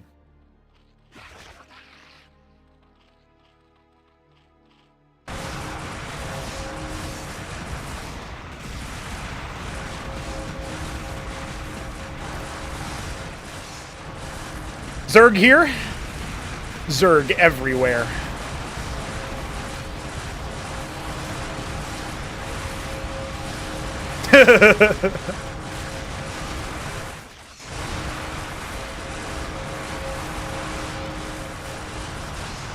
Maybe he is.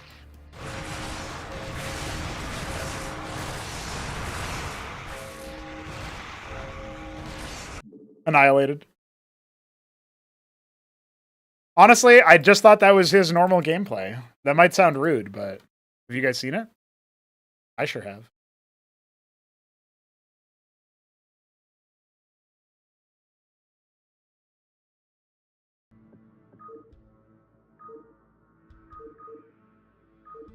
Okay, what else can we do? What else can we do? I do want to do a massacre. I do want to do a massacre at some point. I feel like that could be a good good FFA. We could do team FFA. We'll do Jujix, Oh, wait, then I can't spectate. Fuck. Because there's only 8-player team FFAs. There's no, like, 2v2v2v2.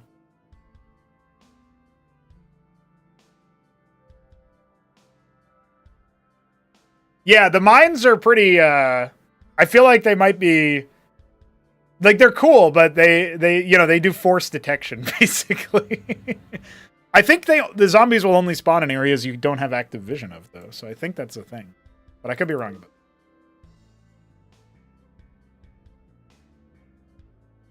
that. What do we want to do? Yeah, it could be that, too.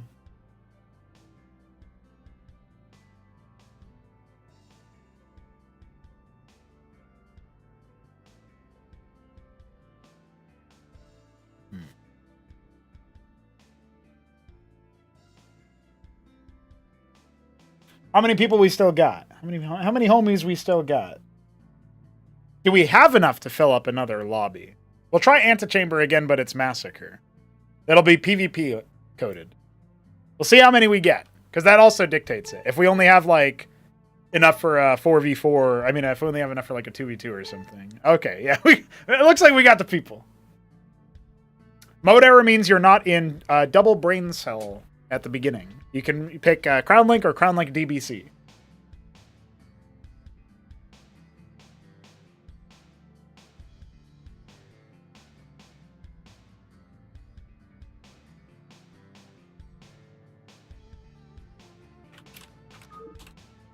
All right, boys, this is what we're going to do here. Remember, if there's people out there and they're looking for a lobby, you guys can just go and make your own parallel lobby, you know? It won't be featured on the stream, but you can be organized and you can be doing games and stuff. All right, I'm going to assume I got everybody's ready. I did not check, to be honest.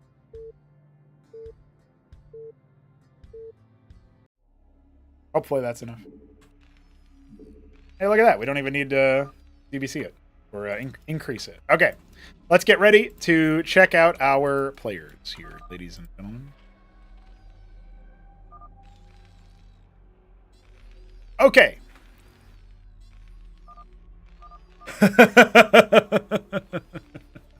Hit him up is our is this Palatinate purple in the top in the middle? It is. He is a Terran in I guess that would be the 11 o'clock position. The Shambler is our yellow Terran in the 1 o'clock position. Neblime is our ooh, what color is this? Turquoise Protoss in the 3 o'clock position. Three Crow, once again, is our, this time, Ultramarine Protoss in the... Oh, this might actually not be Ultramarine. I'm still going to guess Ultramarine, but it's probably like a Cosmic Cobalt or some shit. Anyway, Ultramarine Protoss in the 5 o'clock position. Zafir! Oh my god. And Neblime is our... Ooh. Alice Blue Terran? It's Alice Blue or Glacial? Alice Blue? Yeah, in the I was gonna say bottom left, but that is the 7 o'clock position. Oh my god, he canceled that stockade!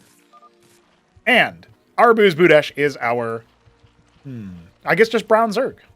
There you go, at the 9 o'clock position. Okay, what is Massacre? Massacre is a game mode where every time you make a unit, you get 2 of them. So you'll see here, hit 'em up, we'll have 2 workers pop out, right? Zerg get, for example, if you make 1 pair of Zeths or Quas, normally you get 2. Here, you're going to get 4. Each time you train a unit, you get 3 Vespene. That's 3 per unit. So you get 6 Vespene on normal train. And in cases where it's 4, you get 12 Vespene per Quas rotation. And at each time you kill a unit, you get 3 Vespene. So it is possible to feed your opponent if they play a defensive style.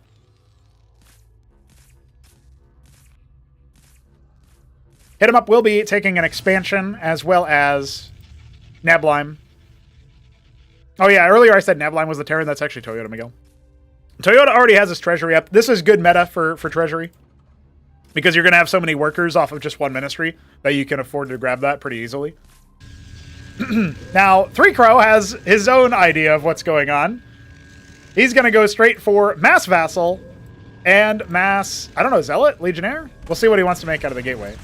Vultures will arrive for Toyota, and they will be summarily executed. That's +6 Vespene for our Protoss player right there. Neblime going to move forward with his Draconids and see Shambler has an ocean of Mavericks, and I don't think he's ready for that. As soon as you see that, you're like, oh shit. Meanwhile, Neblime is getting heckled by the vassals from Three Crow, of course. From who else? His idols will spring into action. He's also caught a Zethar from Arbuz. A lot of dead scribes. Here come the idols. They are going to get sniped.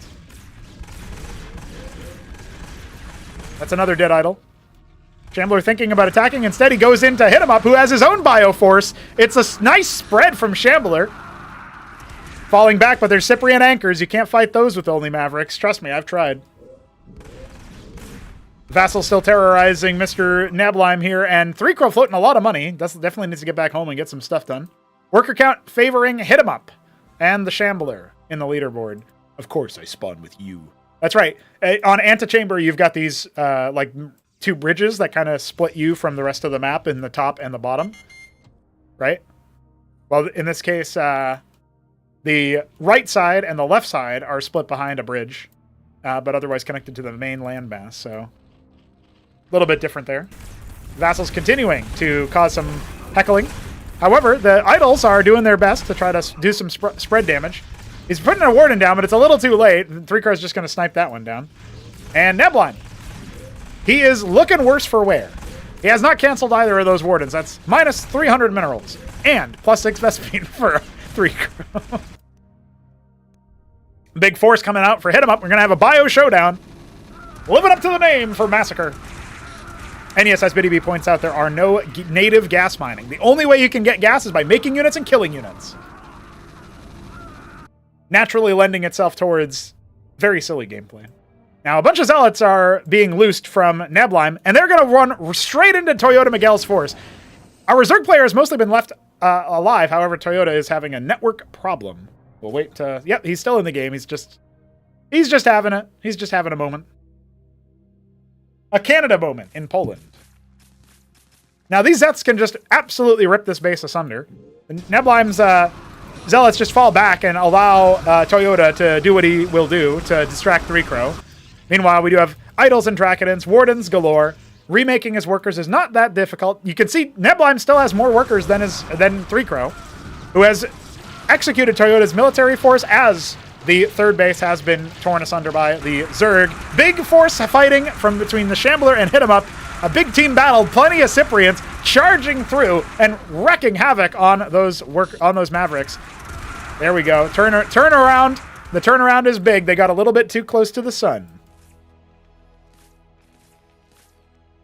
Plenty of stockades here, but you got to remember, this is an FFA, not a 1v1. What else are your opponents doing? More stockades, and a ministry here for our Shambleman. Arbu's doing his best to us. He's basically been undeterred so far. He's adding his Hydrith. He's already got his Zorius out. Zorius do spawn double Rilla Rokor, of course. They have to. They must. Sims are doubled. You get 2 Sims when they split.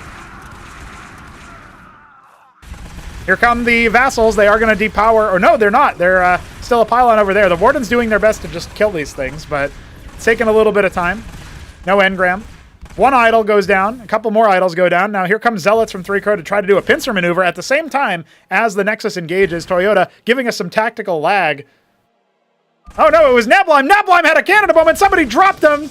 Some fraud just dropped Neblime.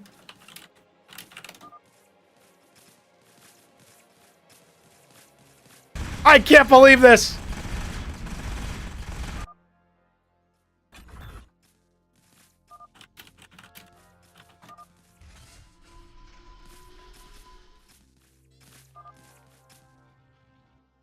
I can't believe it.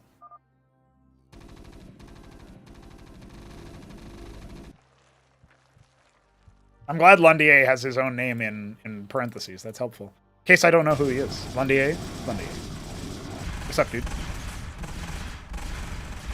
Well, with no Neblime in the picture, we've got Toyota still sticking it out, but the Zerg have a very nice concave on that bridge. Plenty of Zets, plenty of Zorius. Looking for their 4th base at some point. Arbu's getting a lot of workers. He's about to have 24 workers. Look at the bio! Hit him up. He's going to be charging forward. Can he break the lines of Shambler? He's trying to send his Harakans in, but it's a little difficult to move this many units a little bit further forward. I don't know. Maverick's kind of getting body blocked over there by all the Sips, but it might still be enough. I think Shambler, he's looking down the barrel of, the unwashed hordes of Hit 'em Up. He's just going to go ahead and use the Feeding Frenzy to drop an Atlas. Getting his gas up very nicely there. Tier 2 on the way for 1 player. Big Mind Stun on those Vassals, but there's no splash damage in these anchors, so Toyota, he's going to have to watch out there.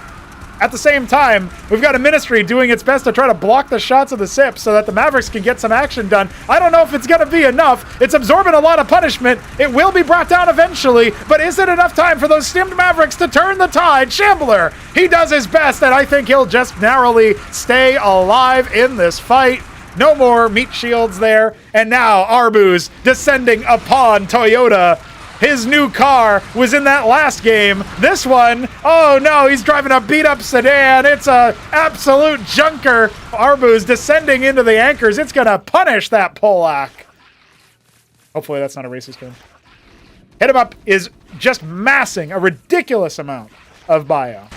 And at the same time, Toyota, oh lordy. Oh, me, oh, my.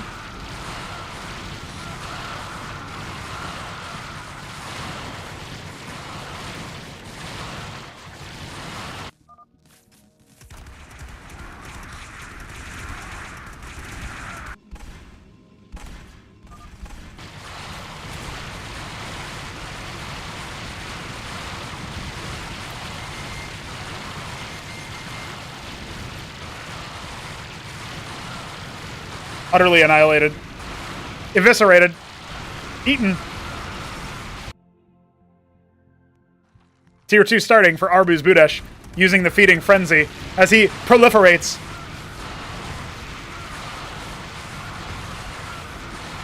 Shambler doing his best to dive forward. Hit him up. He's building lots. Disagree. Hit him up is building lots of Cyprians. Ready to accept the incoming move. Another Ministry being used as a body block.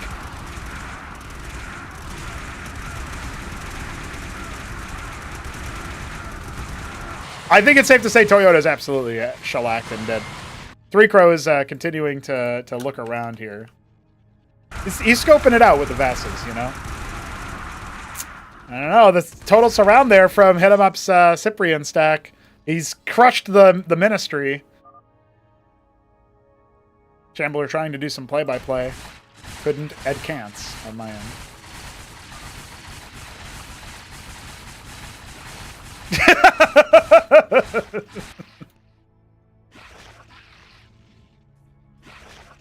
Maybe killing a town center should be worth like a bounty of money. So you see it, you're like, oh shit. And then you kill it for like 300 gas or 500 gas or something.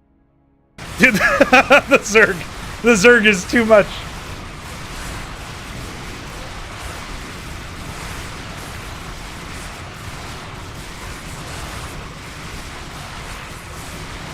The Maginot Line has begun. The Cyprian count, and he's making so many ministries. He will win this fight the most dumb way possible. Or will he? As Hit 'em Up has already advanced up the tech tree. Looking for tier 2.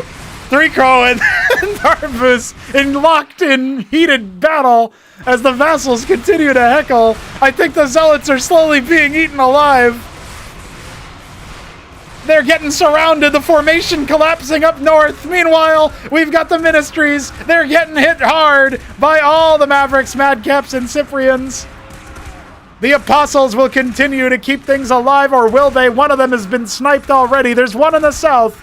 That's what you get for making vassals.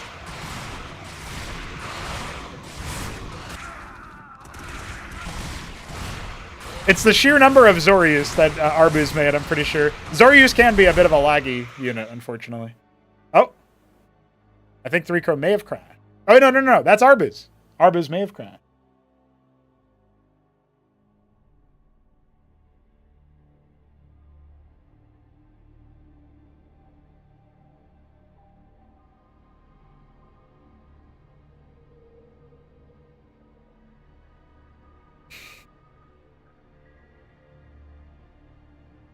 Is Arbuz there? Is he alive?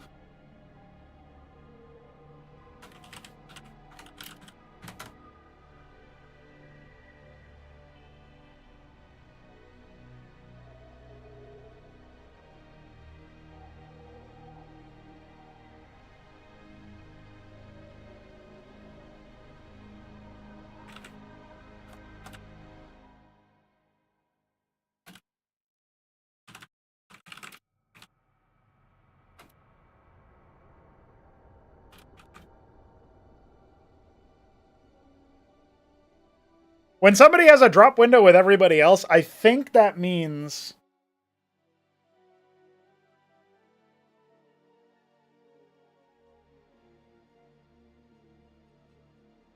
Yeah, you're just totally disconnected. That's kind of what I...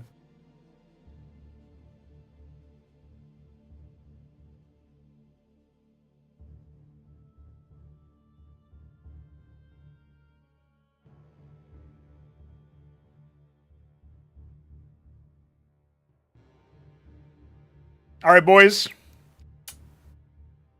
Three Crow is saved. Actually, no, wait. I can't drop him. He has to leave. Yeah.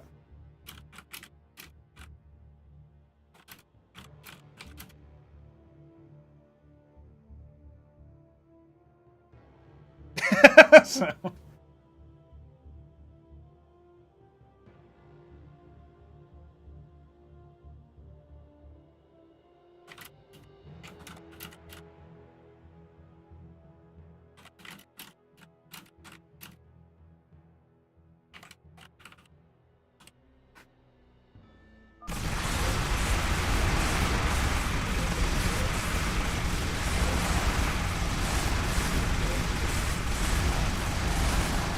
Meanwhile,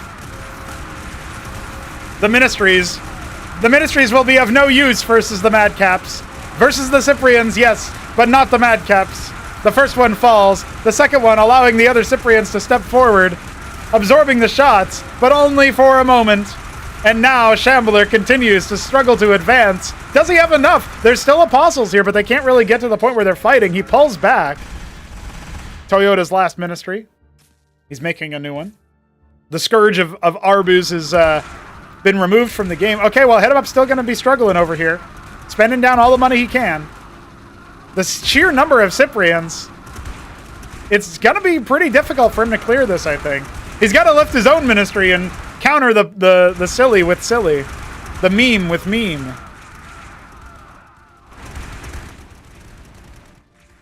Yeah, he doesn't have any money. Hit 'em Up is out of cash.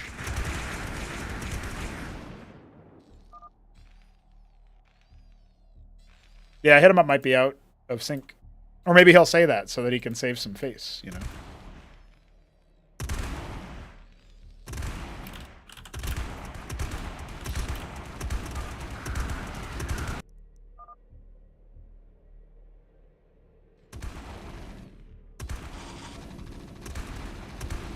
Yeah, he set his rally up here. I think he's still in the game, that cheeky fuck.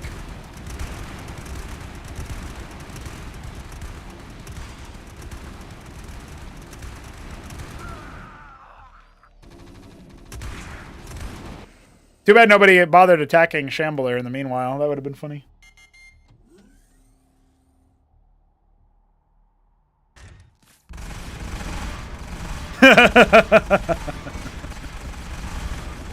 You monster. I agree. This would have been Arbuz's game, I think.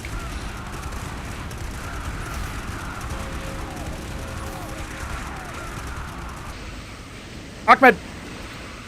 Hey, you can kill the neutral player for money and mine gas from him. Eating his corpse. Oh. Oh.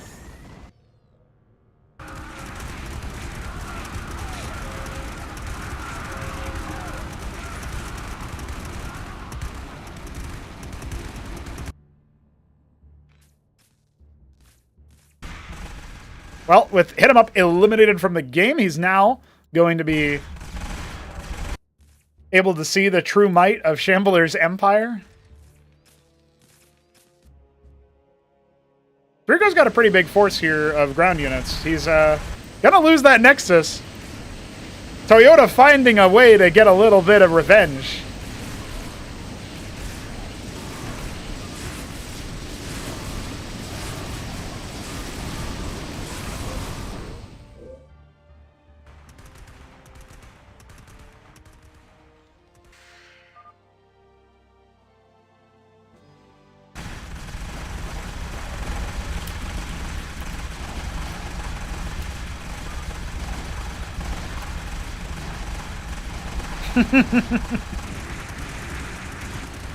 Good grief. A disconnected player. Another disconnected player.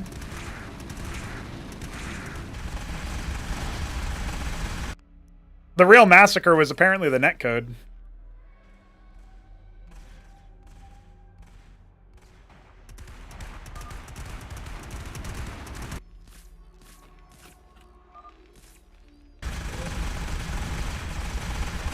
Arbuz being harvested.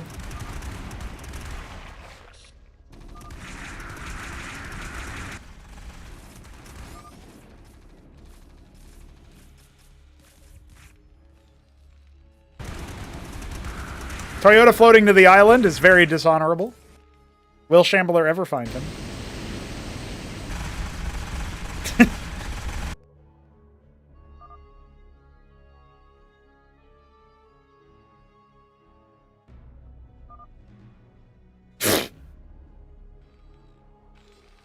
Many masons, many men.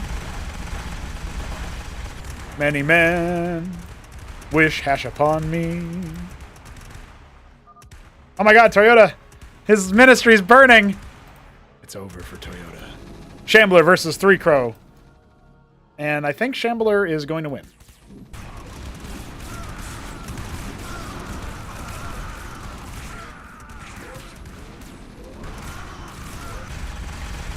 I mean, the vassals are doing their thing. Oh my god, they're really going to leave that hatch at 16 health? You fucker.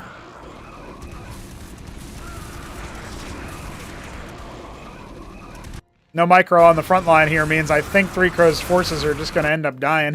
He's hunting around. He's searching for Shambler's force.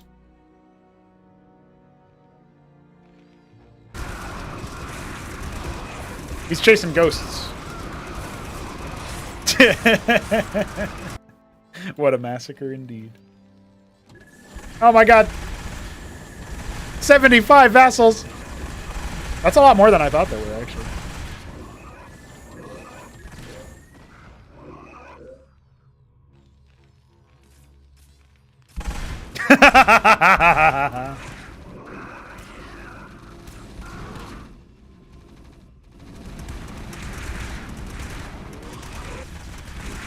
No, no! The Cypriot! Oh, oh, oh, oh! Oh, it's ugly and disgusting.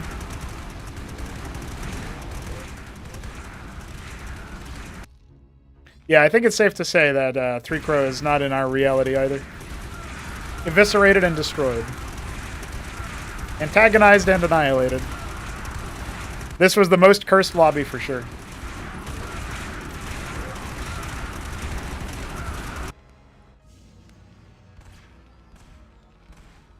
But I do appreciate the sight of the dead vassals.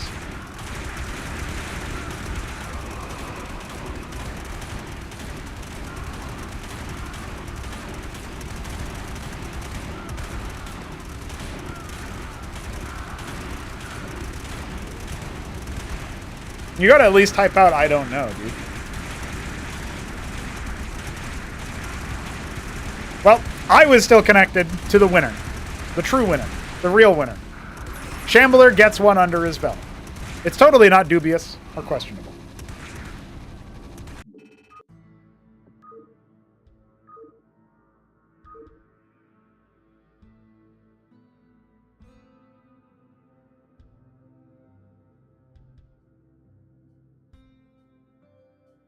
Okay, so what do we do next? That's the real question. No, Crankendow. If you select more than 250 units, the game breaks. So maybe that's why Arbu's... Maybe that's what happened to Arbu's, actually. That would make sense.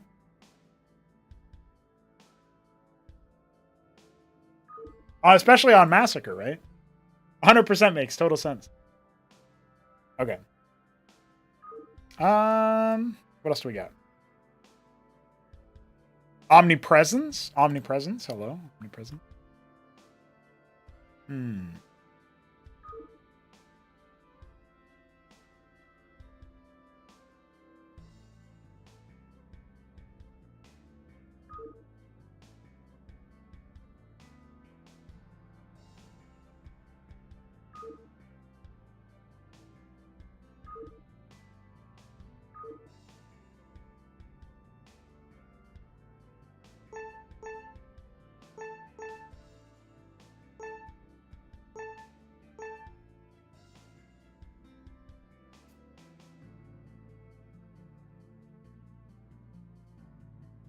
You got in too late.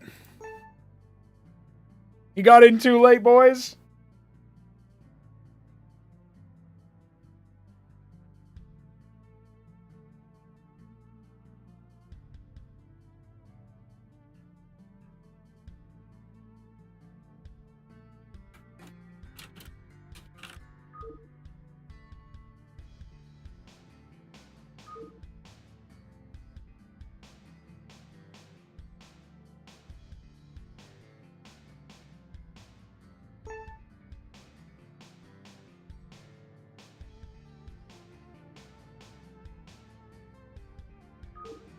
Yeah, I would say that the people who are in the witnesses could definitely play their own team game if they wanted. No, Crown Link didn't let you join the game because the lobby was full. So, that would be why. All right. This is a map by Jujic. It's a new map called Oathbreaker. It's a 2v2 map. We've got Cannoli in the top left, Pumpkin. And Shambler, allied to him, he is in the bottom left. He is white. Arbuz up here is brown. And allied to Doglived, who is... What did we see earlier as well? Isn't this... This is the same color we saw earlier, and I wasn't sure what it was. Fuck, I totally forgot what color it is.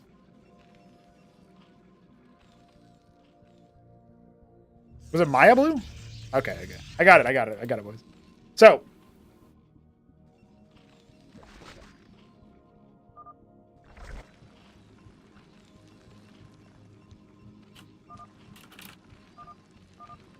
Yeah, Shambler says yeah.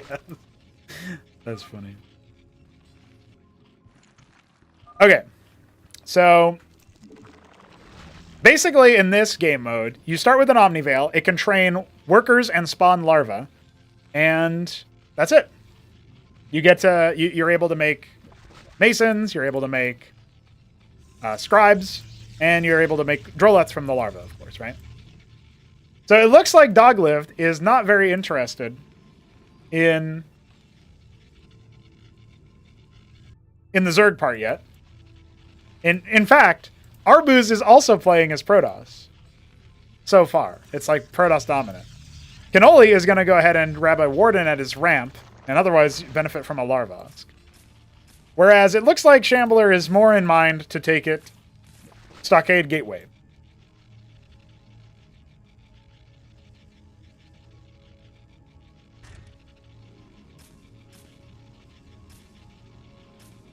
I feel like if Doglived doesn't use his larva, that's a pretty goofball move. He will fall behind. He's already fallen behind in workers. But that's all right. It's a learning experience. At some point, maybe Arbuz will take a look at his base and tell him. See a general lack of Droleth and say, dude, what? Where's your workers at? What's up, YT Scene? Welcome. The Avaleth will be on its way. A Zealot is chasing down the Mason from Shambler. Doglived got his Dracodon in the area. I'm only sending out a Scribe. Okay, it'll be Zorkis. I mean, Cannoli not really using the race. The only multi-racer we really have here is Shambler. He's got his double Stockade. He's getting a double Gateway. But hey, Arbuz is also working in the Covenant. Okay. He's going to go Eidolon, like Zealot or something, maybe? Ah, Doglived gonna go for a Vestry. He wants to heal his Protoss units.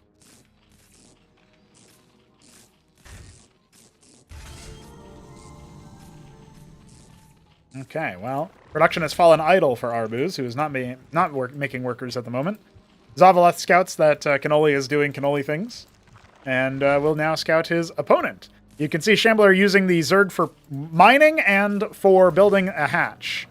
So that's what Shambler is thinking about. Shambler's thought about the meta for Omnipresence quite a bit.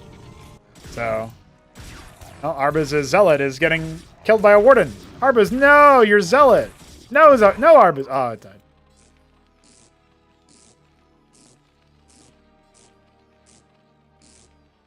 Everybody going Vestry, except for Arbuz, who's going Covenant. He's got his Eidolon coming. 3-gate, Nexus. Artisans out the wazoo here for Doglived. He still has not used any larvae, I don't think. Yeah, he's still just at the default 2 Droleth. But he's caught up in workers thanks to his Artisan shenanigans. At least with his ally. Shambler has by far the most workers. Zorius are out. It doesn't look like Cannoli wants to engage with the other race part of it. He's just like, I'm Zerg, but with a fancy structure. And a Warden, apparently. Meanwhile, we got Drax Shaman from Shambler. Army comp of Zealot Eidolon from Arbuz so far. Stargate on the way here for Doglived. He's got Golem, Idol, Dracocles. He's got all sorts of stuff. Yeah, he's got everything. He's also, they have both expanded, well, okay. Expanding with the Mason is okay, I guess. If you have Larva, and Doglived is not using his Larva. Avaleth getting shot by a Watchdog. Dracodon going to come in and heckle it. Or try to. It should still live. Fulcrum being constructed here for Shambler as he gets his Zorkish Shroud up as well.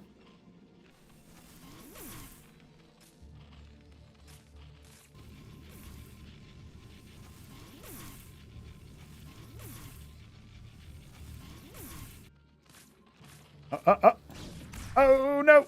2 more shots. 1 more shot. Oh, shit, he escaped. Zorius revealed the Zealot Eidolon comp here. Dogliv moving out as well. Looks like they've switched to ally chat so that they can talk. Unfortunately, they are not setting... the triggers did not set them to ally with me, so I do not know what they are saying, but that's okay. We'll be in the dark to what they're planning.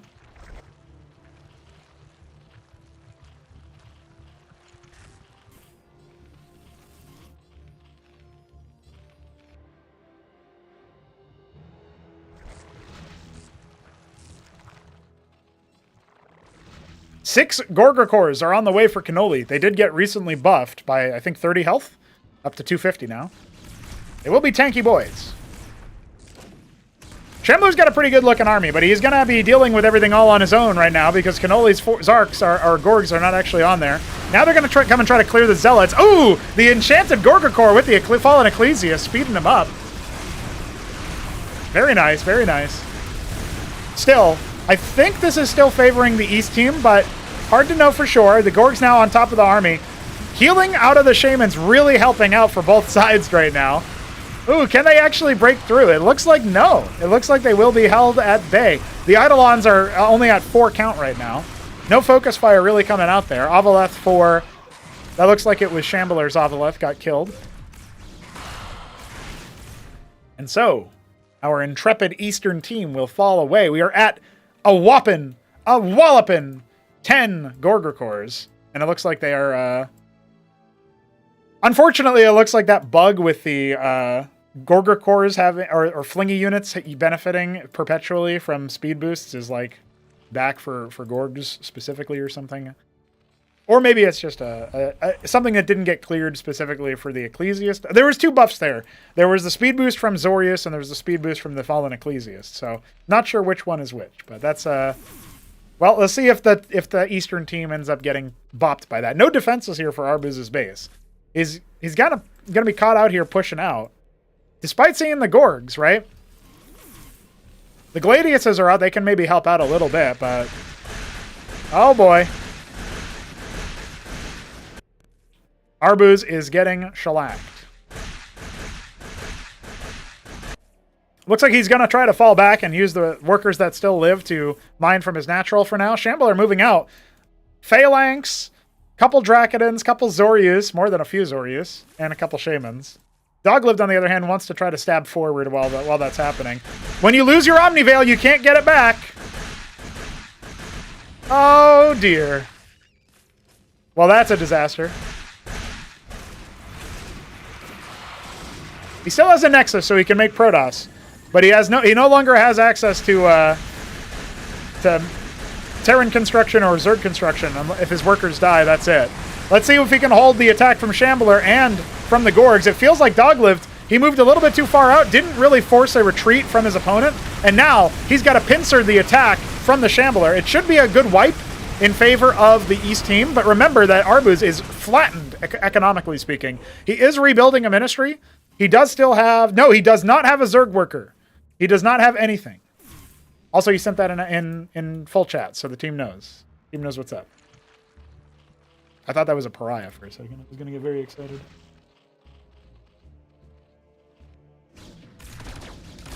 Does Anchor Command have a witness slot? If not, that will be difficult.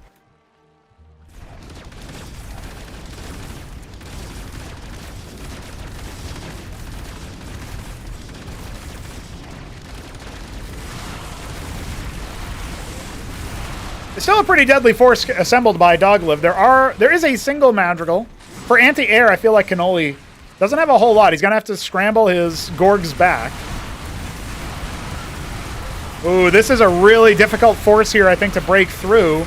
The Eidolons really going well. Some of them are ensnared. That Madrigal getting a lot of softening up, too. Meanwhile, the air units are heckling the production out of Cannoli. Now, the Gorg count is rising fast enough that they do need to fall back. The Gladius is not going to have a good time of it. There's so many of them. 18 Gorgs are going to do their best to mince through the ground units. Remember, they deal so much damage to ground targets. Reduced down to 12. They've cleared out a lot of what the East team had, and their follow-up is going to be very weak from this. They need to deal enough critical damage to sort of even the odds. The Zealots plus Cleric, they're keeping themselves alive long enough. There is an Ecclesiast there from Doglift helping that Zealot comp out. Gorg's coming out from Shambler. He's going to end up losing a lot of those. Sims are out as well.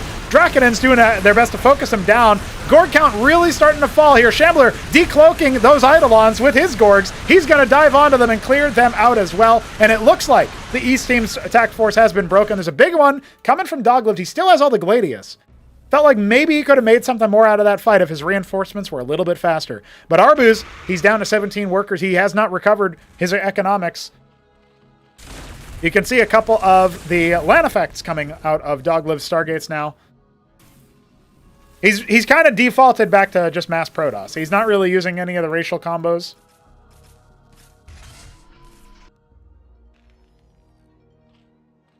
There's one Droleth for Arbuz. He could make a hatch. But I feel like we're not going to see that make too much of a difference. Cannoli trying his best to get his third base set up again. Shambler on equivalent economy, but a third base means that he's definitely sitting pretty. Doglift still on 2. Shambler capping gas with the aquifers, skipping the tech requirements. Smart play. All the artisans basically mining over here. If Shambler catches them, then that will be a big loss of Doglift's economy. He's got a little bit of time to respond to that. A lot of Gorgs just got caught. Looks like 3 or 4 of them got caught there. And most of the artisans actually end up staying alive, but 4 Gorgs are going to be loose in the mineral line here. What does Doglift do to respond to this? He's going to pull his units away. Here come the Lanifex to try to deal some splash damage. Hierophant as well to stick him. And yeah, that should be a nice and easy catch on some of the Gorgs. Going to be down to 3. Remember, he lost a bunch of them earlier as well. That's basically the comp for Cannoli. He's rocking the Gorg Zorius comp right now. Getting some sprays up to prevent an easy access attack path.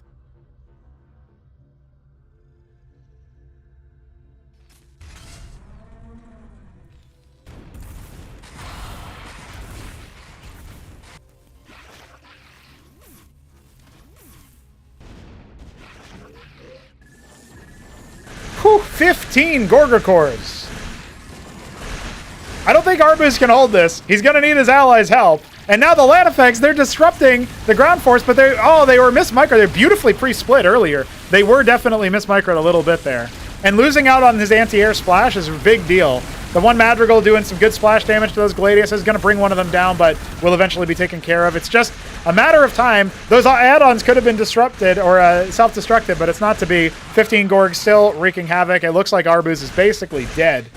He's bounced back to 23 workers. His watchdogs might slow or do some heckling to the Gorgs. He did lose his last worker, his last Droleth, it looks like. No, he still got one. Still mining away. He evacuated it. Dogliv's army looking very menacing. He's going to dive forward. He's got the Gladiuses. They're all balled up, and there are 3 Madrigals. He needs to be so careful about that. He's luring in all of the Gorgs from Shambler. They're going to be taken out.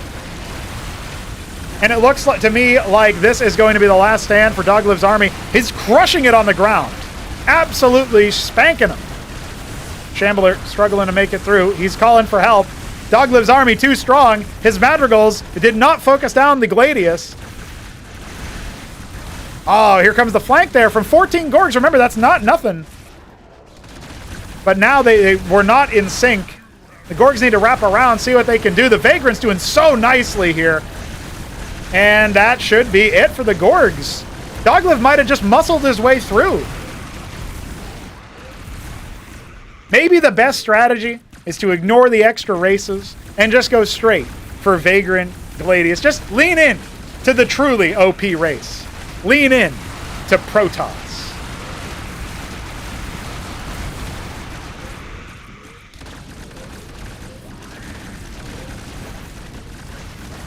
Yeah, he spent down his money. He's got more units coming. We got a couple Eidolons scouting out the other base. Arbuz doing his best to be helpful, but Dogliv in full backpack mode.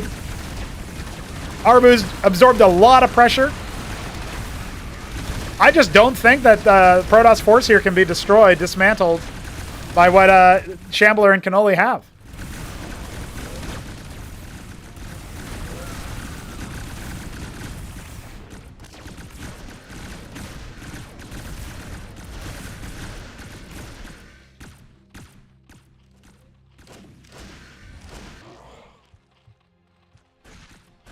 Cannoli's hoping to go for Bactylisks, I think, as Skibact is almost done. But he doesn't have the production to spend his considerable bank right now, you know? I think he's about to be what we call eliminated. Chamberlain doesn't seem to have much either.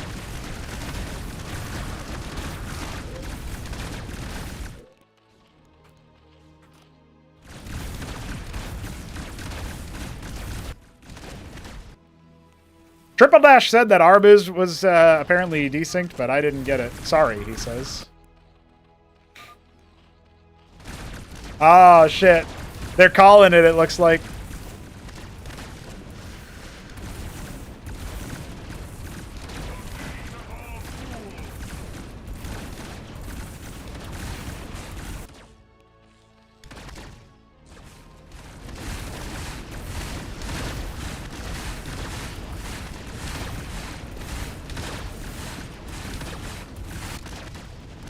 Maybe I'm the one who's out of sync, because the players are still talking and typing and stuff, so. Yeah, I think it was me.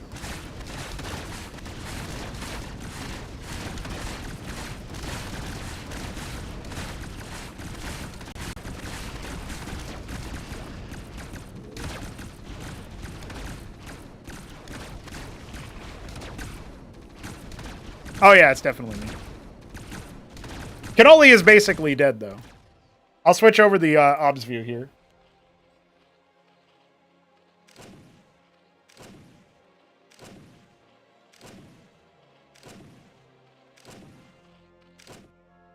We do not have audio because it's Shambler's stream. But Doglived is, yeah, that's it. Just in time to see the no GG. Well, there you go.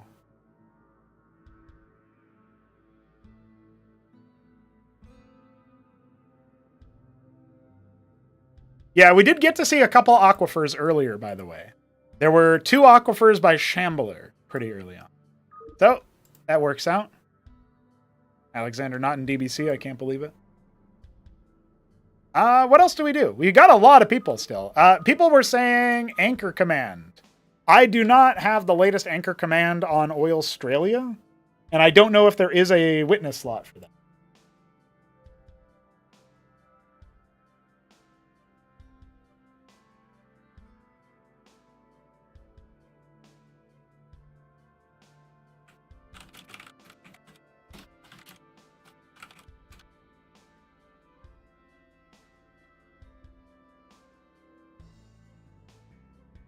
There is a witness slot. Okay, perfect. Is it on Oilstralia or is it a different Anchor Command? Yeah, GG's Dog lived. Good work. Looks like Arbuz is done with the featured game lobbies, but he'll be looking for... He might look for other games.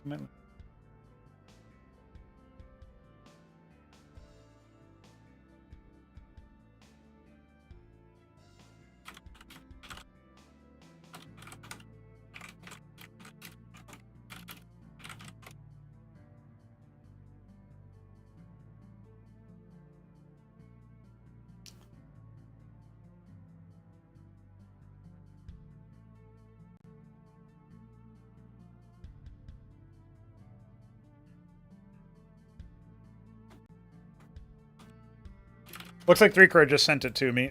I'll take a look. He also said that you may need to set player slots to human. I'm not entirely sure what that means. Oh, because there's a bunch of player slots that are computer.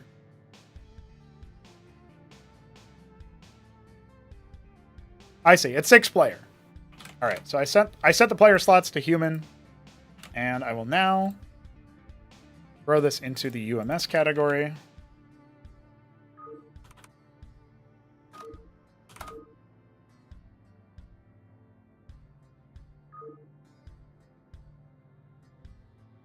Perfect.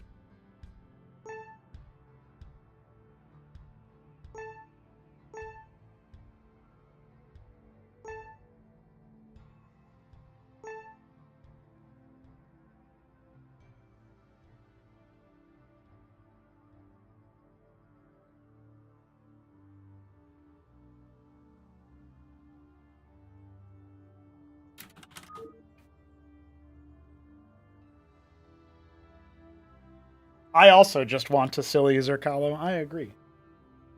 Though I am going to need... I got a BRB for some water and maybe a snack or something because I haven't eaten anything yet today, and it is 2:30. Actually, that's pretty normal for me. I thought it was later. All right, boys, I'll be right back. Enjoy the lobby.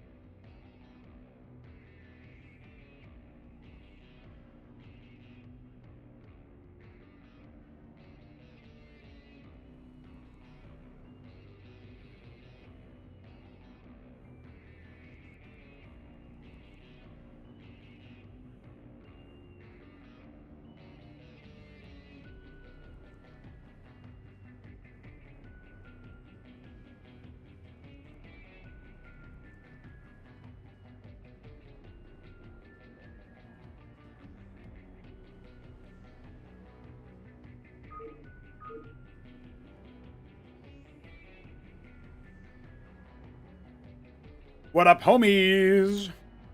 I'm back.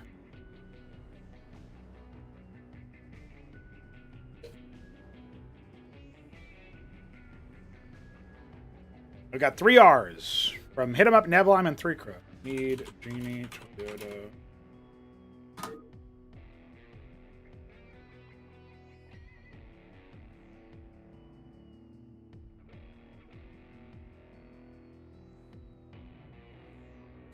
See?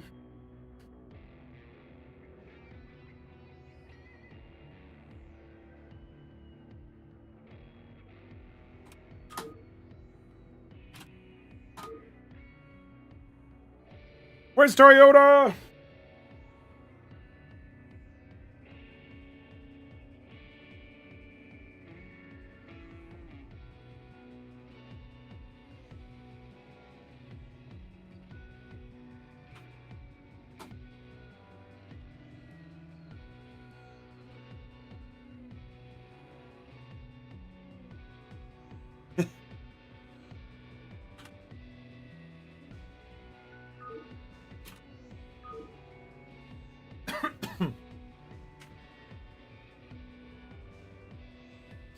The Prajum Toyota.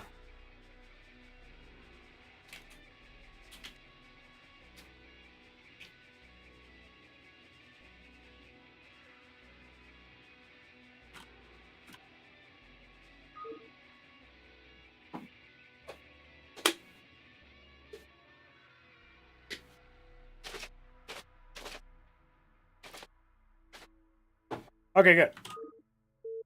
Here we go, boys. It's Anchor Command. I will try to remember the rules as we play. I don't remember the rules. Control the most anchors. Each anchor gives additional 4+4+1 income. Unit spawn at oldest anchor. Minerals are a stack of 10. Guys can be capped.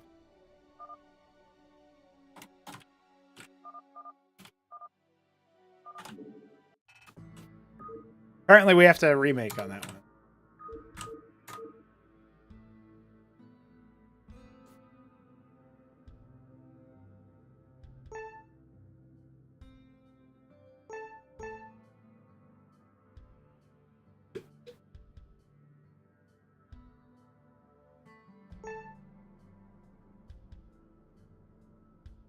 Oh, yeah, I just realized I can put the chat here. Hi, chat. Hey, what's up, Arda Turtle?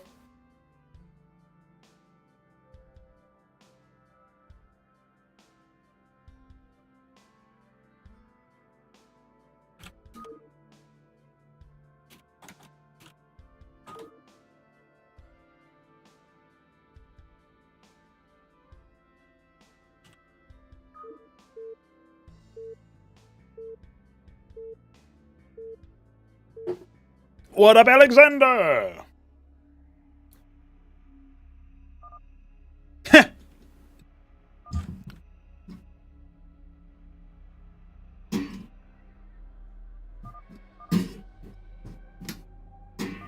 Sorry, I'm fucking around with my microphone.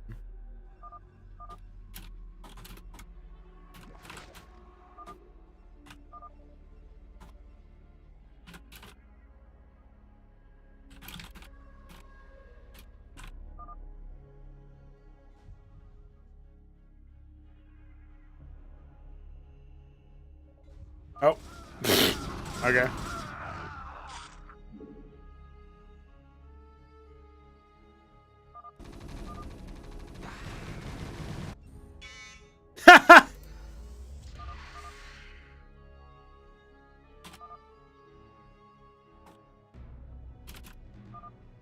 I don't know what they're doing in the map that's making it happen that way.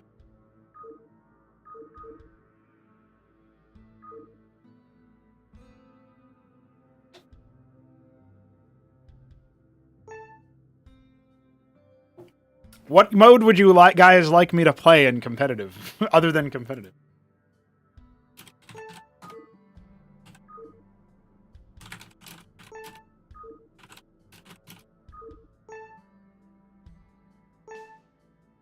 Hey, GG's, Jimmy. Thanks for joining.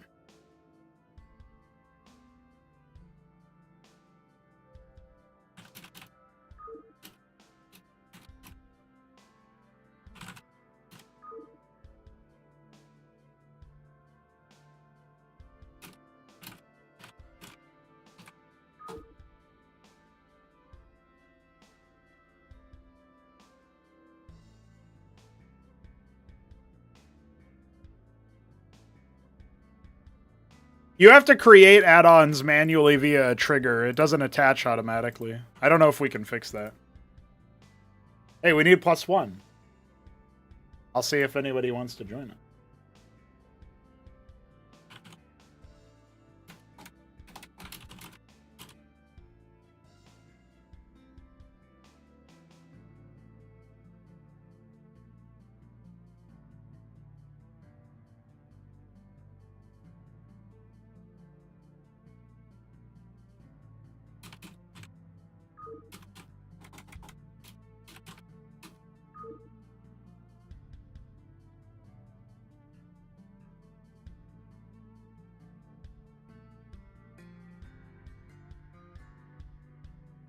I can't believe Lucy just hit him with the Biddy Bee hash.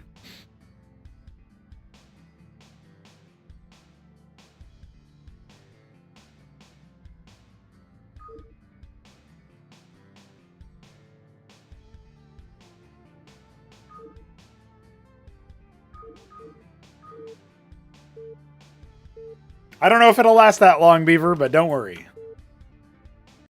We can use the computers.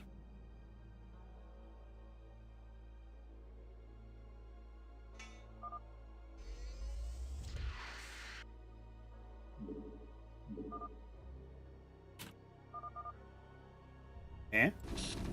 Okay, so Cannoli is going to go ahead and clear out this anchor. Toyota clearing out that one. Hit him up clearing out this one. Okay. I see. So you train units, basically. And you can unlock tier 2 by building the Atlas from the Mason. And you harvest from this area. So which one is our... Okay, exotic mix play purchase is our player here. They seem rather confused. They would like to attack to their own base. So I don't know if they are working. Maybe they will snap out of it later and go on an attack.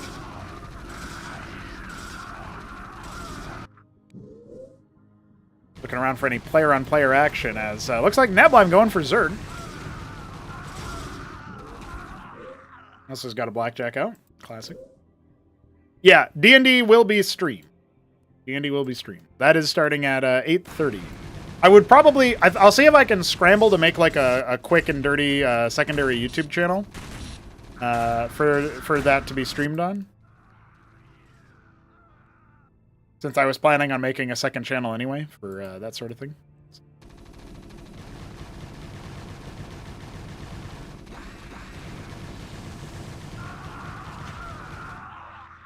But we'll see. Maybe I just keep it here.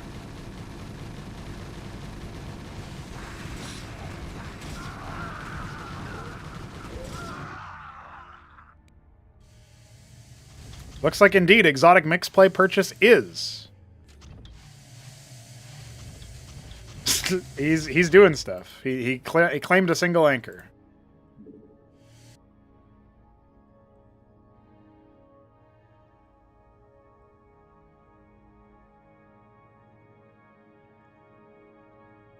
Toyota in the lead of anchors, tied with Neblime. Hey, 3 Crow just grabbed another one.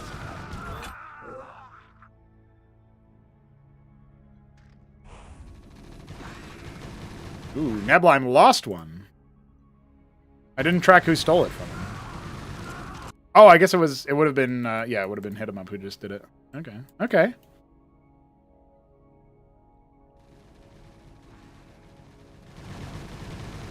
Oh no, Toyota's lost one to Hit 'em Up Zeths. And just like that, comes back in. He's got his manifolds, he's got his blackjacks, he's got his mavs. Here come the Zealots. Ooh, looking good for Toyota. That's his.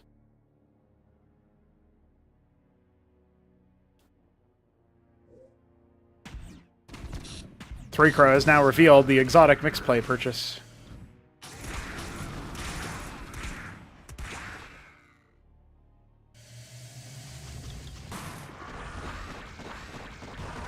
Oh no, there was no room in the anchor for the Bactylisk.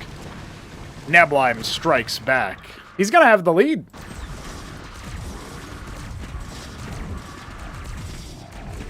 Wow, Hit 'em Up's in trouble, man.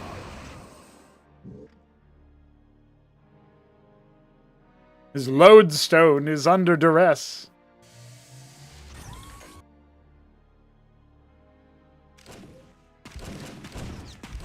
Yeah, that's dead.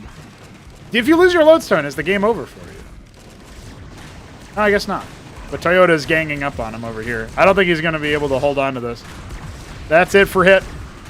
The first loser of Anchor Command. Dumb game for babies. GG. Yep. That's kind of how I figured, what I figured would happen. All right, well, at the end of that, Neblime and Toyota have kind of split the territory here. Remember that this anchor respawns over time or whatever. Unfortunately for our exotic mix play purchase, he just lost his lodestone. So it looks like that's a rough stuff. That's some rough stuff there. I guess Sims are really good because you can use them to staff anchors and claim them pretty easily, right?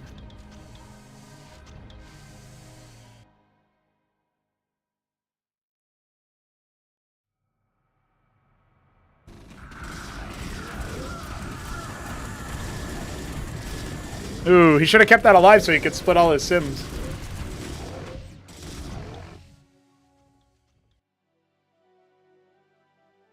Yeah, Sim Shaman is really good. How you doing, Green Eggs? Hope everything is well with you, sir.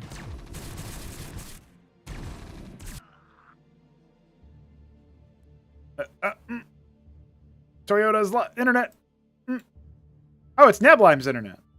Don't drop him. Don't you dare drop Nablime.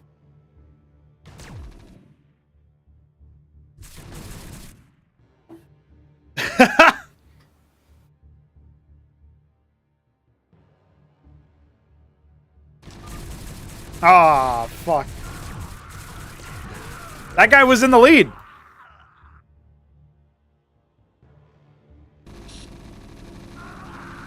Nablime gets caught by Australian internet.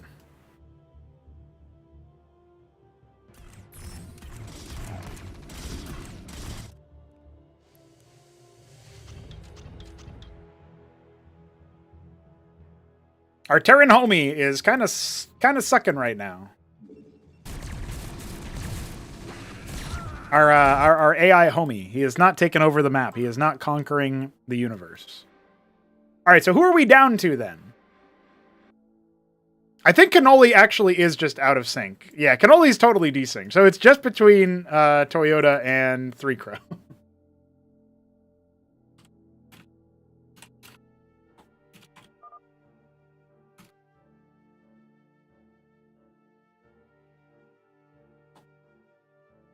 Oh well.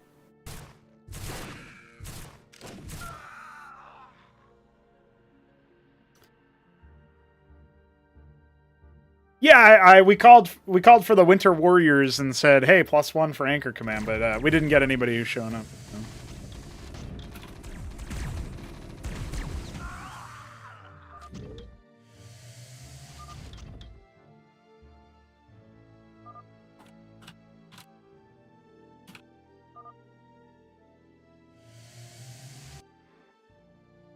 The real showdown is going to be between Toyota and 3Crow. This game mode does... It seems this map has some difficulties. Oh man, this fight is looking very 3Crow-sided. The Zealots and Hurricanes join in on the fray, though. That Phalanx is getting shellacked, though. Looking rough for Toyota. His force routed. He's going to have a lot more units back there, but nerf desync. Agreed.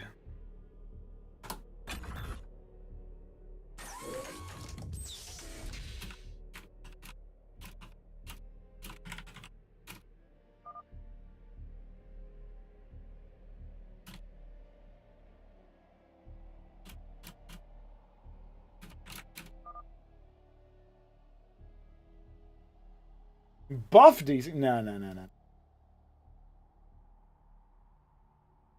Yeah, I mean, this changeover Anchor Command is kind of interesting. I personally actually liked the old style where you had anchors that gave you specific things on the map.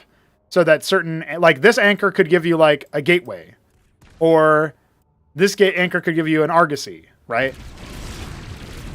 Stuff like that I think is actually really cool. Yeah. I don't know if it would work on this map. This one definitely seems more like big game inclined. And as soon as the stability stuff is fixed, then sure, A+. Like, that's a different thing, for sure, because it gives you players more choice about things, right? But I do like the older style, for sure. So, we'll see about that. Toyota's in the lead with anchors, but very much behind with actual forces. So, hey, look! Cannoli's doing something! He's got 2 Zealots moving around. He found the lodestone of Neblime, who disconnected. He's going to kill that. You got to kill the Mav. Maybe not. I don't know how long it takes to respawn the stuff. Huh? Huh?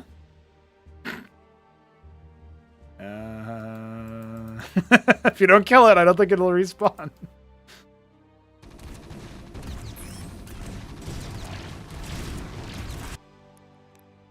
Is Toyota getting autocrats? Oh, yeah, look at that. He is. Now, do units train, like, almost instantly? No, they train normally. Okay, that's interesting. Because that definitely means that you've got to pre-plan your escapades. The zealots have arrived.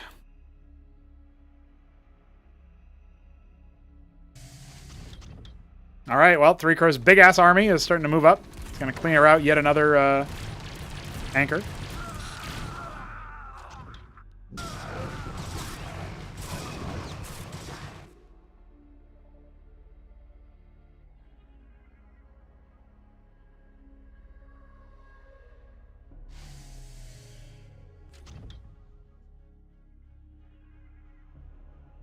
Oh, that's a clever thing.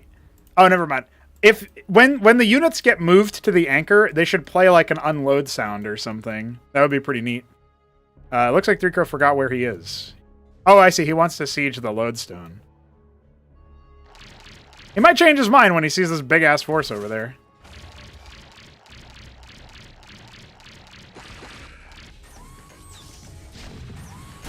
I don't know if something special happens when you lose your lodestone.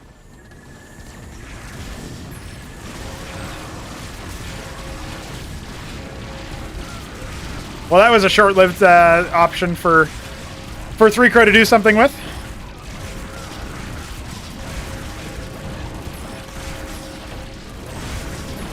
Three autocrats, and no phalanxes with which to snipe them from afar. This is not a fight that I think our homie Three Crow will be able to win. He's brought back the phalanxes. Has he spotted where the autocrats are? They're on the back of the ramp there. And one of them's in the front. There you go. It ends up getting killed. Okay, down to 2.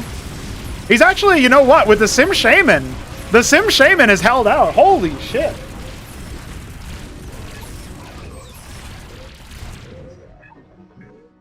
I am impressed.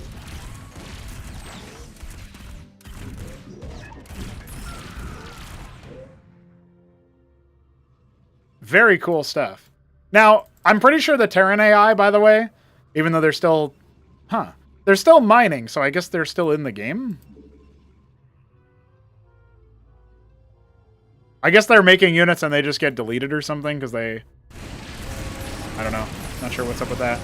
Anyway, Sim Shaman is slowly moving forward. The Ahmed strikes back. He's focusing down the bio, desperately looking for the autocrat. No, that's not going to happen. A Durandal or two is out.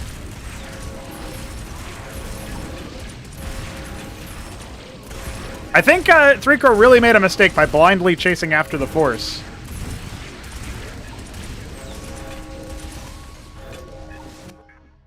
He's given over 28 Sims to his opponent.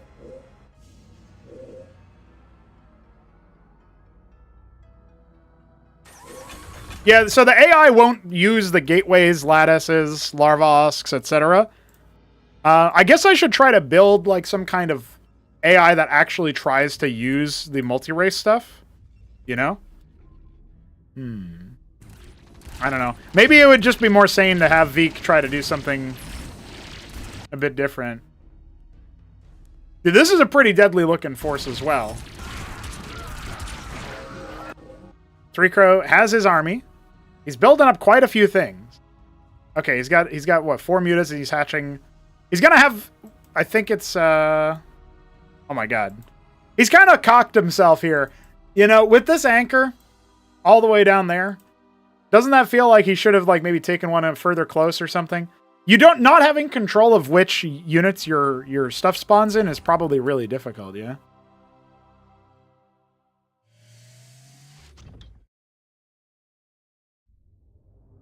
It looks like he's just going to allow Toyota to kind of take through the middle there a little bit. What? How did that guy get there?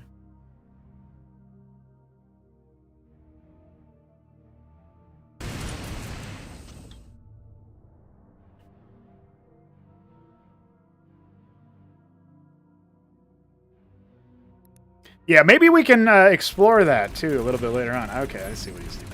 He's just sort of finishing up the job of clearing out some of these, but this is allowing Three Crow to step further forward with his big-ass force. He does have a lot of mutas. He's got the 22 mutas. There's not much anti-air splash here. We got a Cataphract with multi-target. Yeah, that's it. I mean, there's no splash damage here. The mutas can absolutely run roughshod over what Toyota's got here, and it looks like his forces are just going to get overwhelmed here. Yeah, there goes that anchor.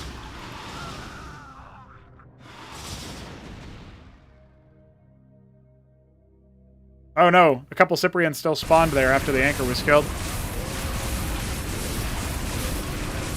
They could just immediately restock it. It doesn't look like Toyota wants to do that. He's trying to make the fight happen over here. Still a big ground force for 3Crow. He's sieging his phalanxes right in his face. He'll focus down that cataphract. The Cantors are going to be more than enough to deal with whatever is here for Toyota. Looks like he's been firmly and finally defeated as the mutas continue to heckle and harass the units. Yeah, it's still spawning here. That's interesting.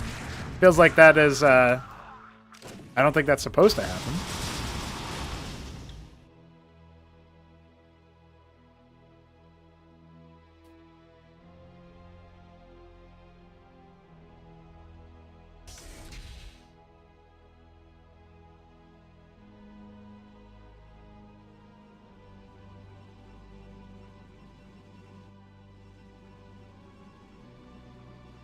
There has a bunch of extra workers here, but I guess you don't need them.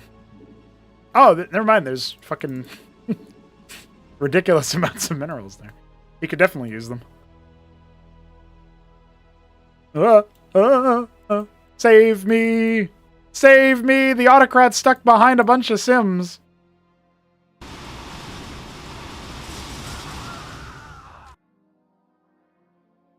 He still hasn't restocked this anchor, so... Oh my god. The Cyclops, the Cyprians. I don't think 3Crow's noticed it yet.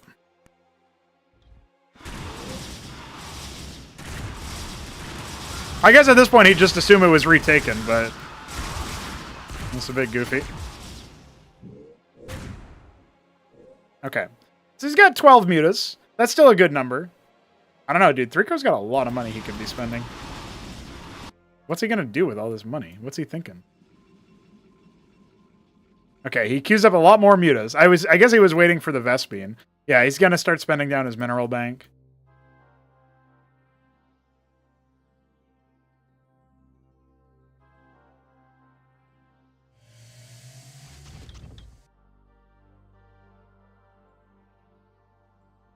So the one thing about air units in this game mode is you can't garrison the anchor with them. So you might be able to wipe through, but it's just like easily reclaimable tech, right? Because they respawn as neutral, it looks like, and not as the hostile player. I love the random Maverick from the computer. Okay. 31 mutas. And this is the last lonely anchor. I think Cannoli's just kind of huddled for warmth around his lodestone while he watches the stream or something. It's pretty amusing. He's still technically in the game. Another lost Miguel anchor. You know, if the Autocrat clears out those forces, that could be kind of big, like Green Eggs was mentioning earlier in the chat.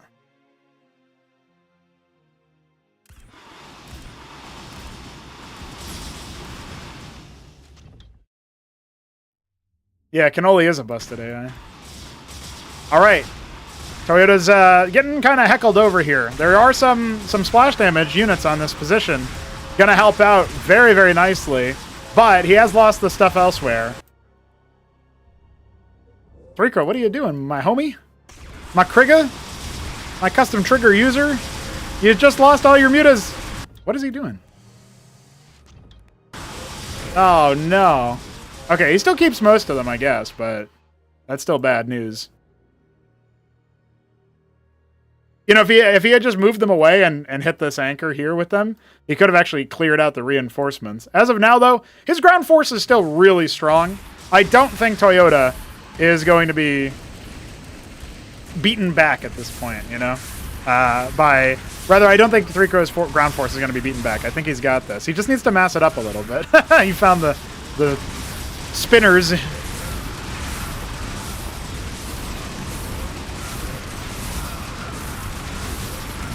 Yeah, slowly advancing. The Olympians getting their good DPS out. The one tap on the back.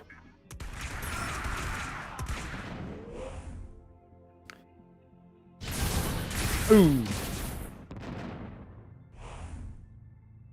All right. He's kind of spawn camping him right now, which is pretty amusing.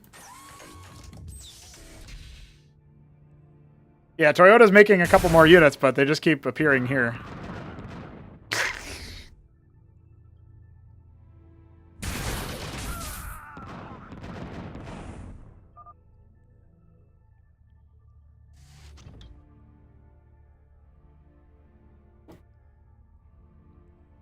Well then, will his other units continue to spawn there? Is it like bugged or something?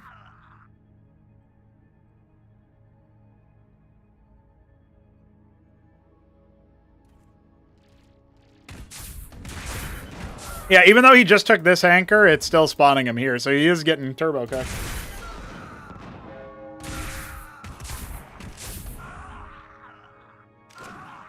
Yeah, it's been bugged on his anchor here for the whole time, I'm pretty sure, so that's unfortunate there. Something not right with the logic.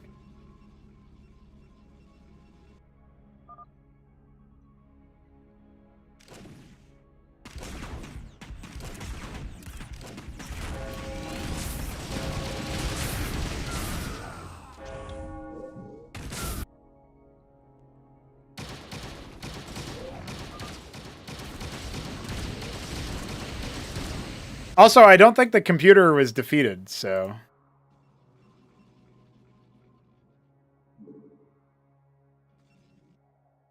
Technically, the computer wins.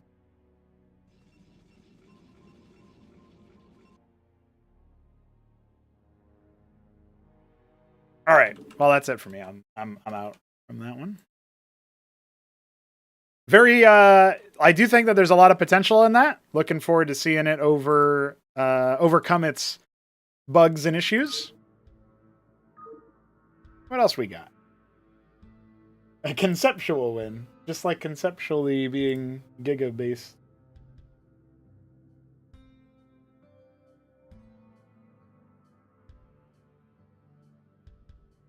Okay.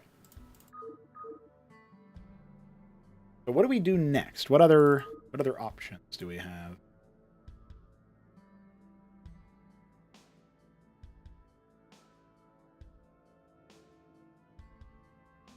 Dude, 3v3 laser tag?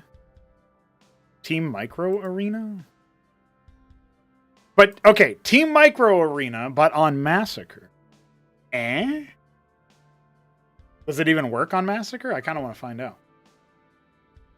Ah, there's no witness slots.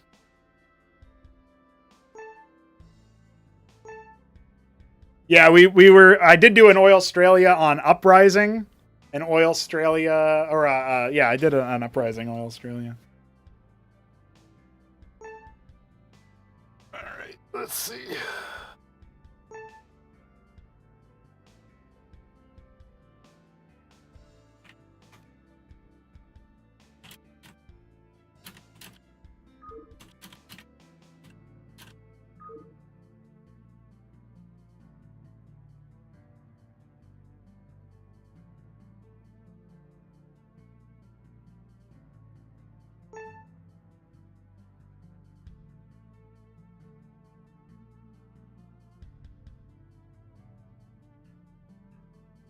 Rokalite got in. Nice.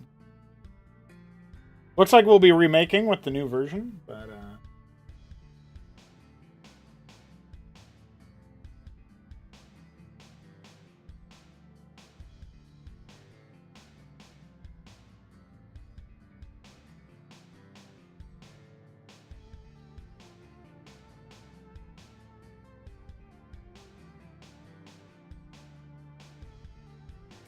very amusing stuff. Very amusing stuff. All right, we got cannoli up here. Okay. I rehost. Just need to grab the new version of the map, of course.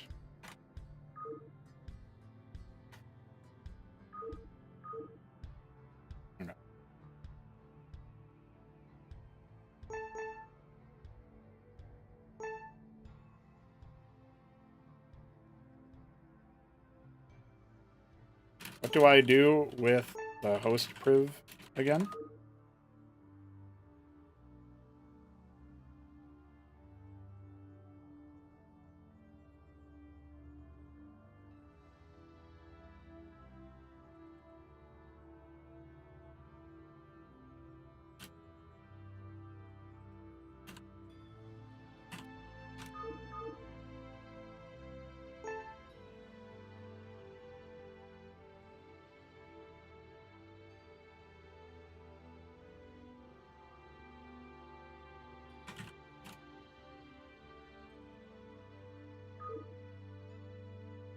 All right, so I think what I'm going to do is I'm going to close this slot.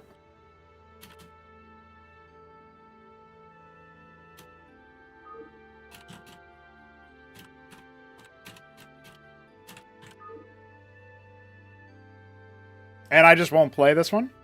So this one is much less of a game. I don't know what that means.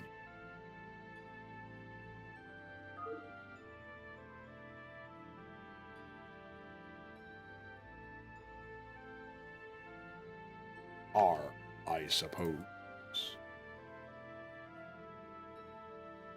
Next 1v1 cast over? Pretty soon, dude. I got lots of replays to dig through. Looking forward to that.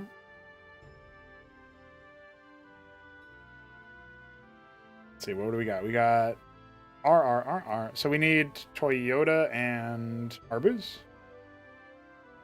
Arbuz are.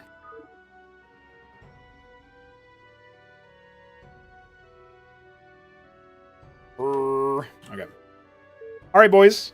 It's Team Micro Arena on Massacre.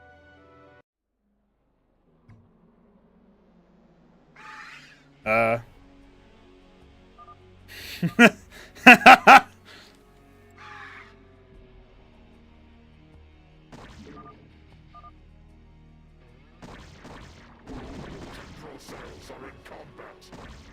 that's amusing.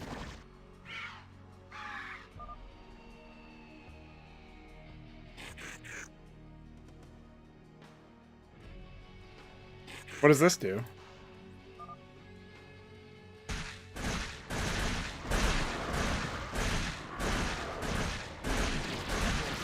I don't know if they can share vision me. All right, boys. So, it's Massacre. And that means you get double the units.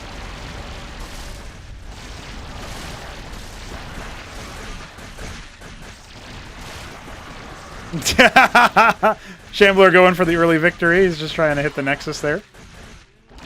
If you lose the Nexus, you lose the game.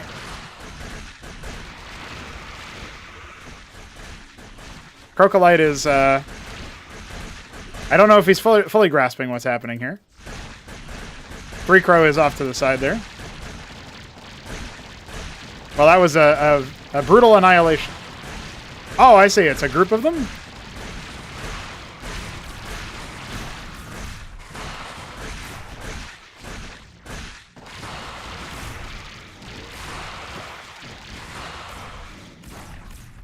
The unit selector is fighting.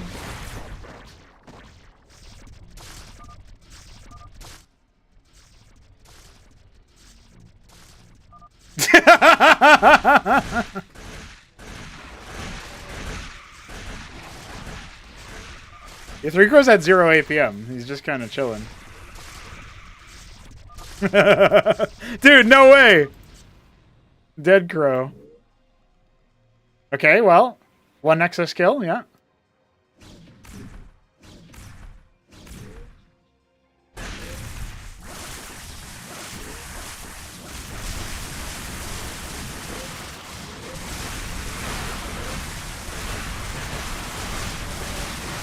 Okay, 3 Crows back.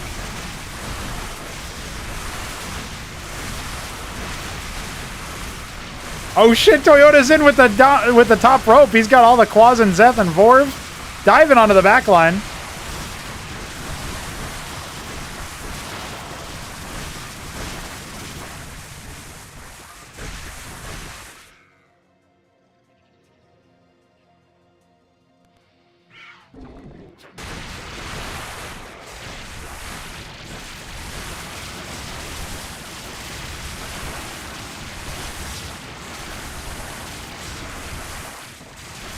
Arbu's burrowing his Zorius.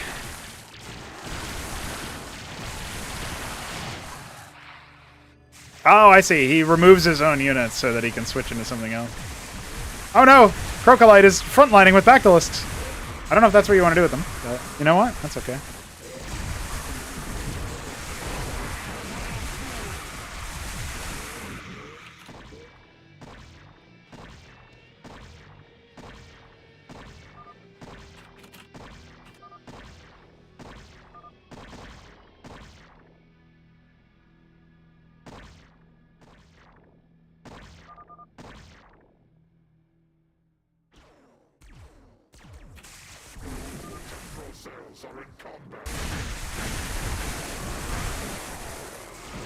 Crocolite coming in with the flank. Hey, there's a witness here. That's pretty cool. That, in fact, is all that... that appears to be all Shambler has. I believe that's Shambler. Oh my god. WTF?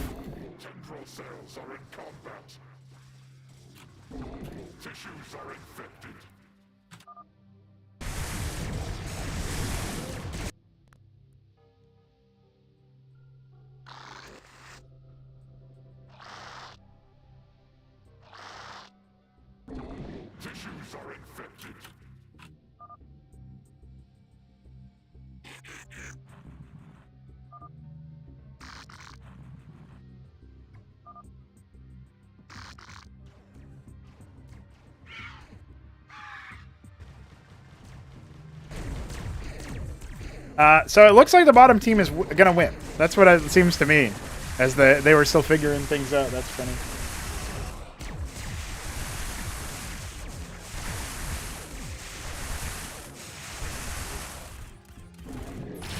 Can there still be a comeback? Dude, Crocolite's got so many claws. His gnats are getting shellacked. It's distracting the backs there, but here come the Lakers. Oh, it's so bloody. Evisceration and devastation. The devastation station. But Cannoli flanks for the 5th Nexus kill. And the 6th Nexus kill. And... oh my god. Filthy. The 7th Nexus kill. Oh! Dude, that's a pretty big win.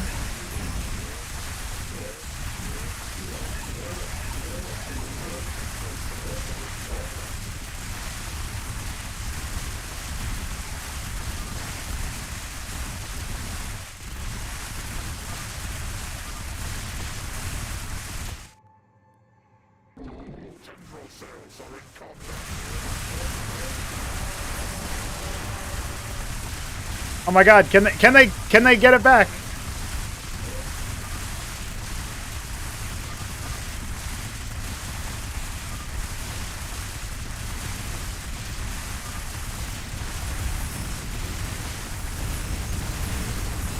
I don't think they can get it back, boys.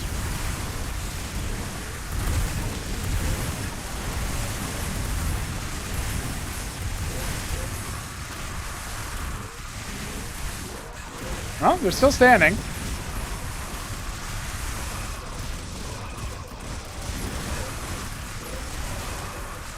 Some nice spines there from Arbus.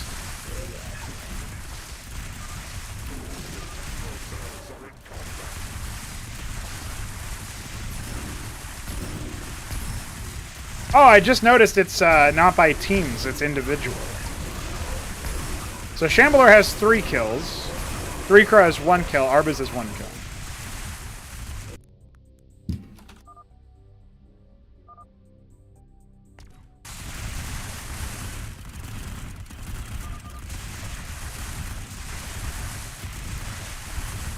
I don't believe Matroliths are available. It's only tier 1 units.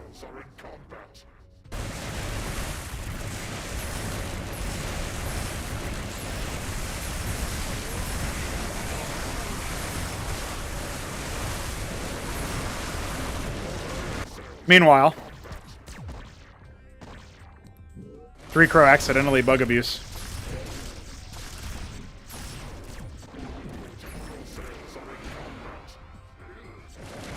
So wait, what's our final tally?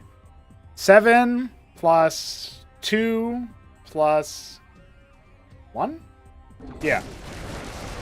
So there's 10 kills on the bottom team. And then we've got 7, 2, 1. So 1, 2, 3.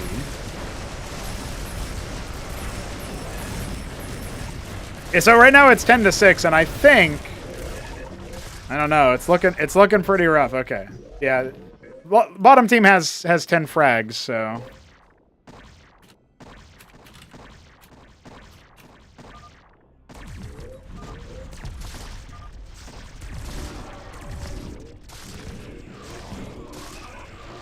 Oh, the lake is, oh god. Oh golly gee willikers.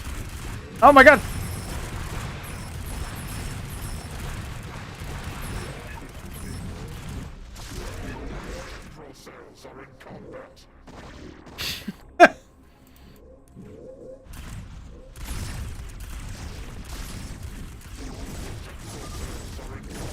All right, well, it looks like the bottom team won that one pretty handily, but that was also really deranged. So maybe we play... What else would we play? There was that Tron map, but I think it wasn't working properly.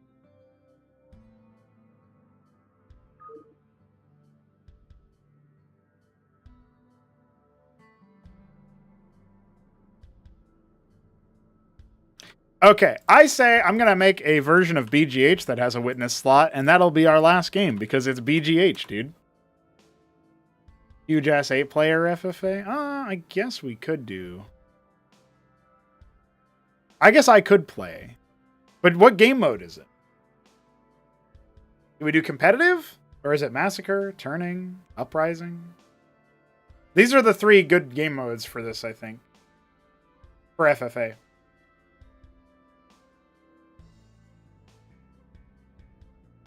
I'm not sure about... I feel like Massacre... We don't really need to worry about that.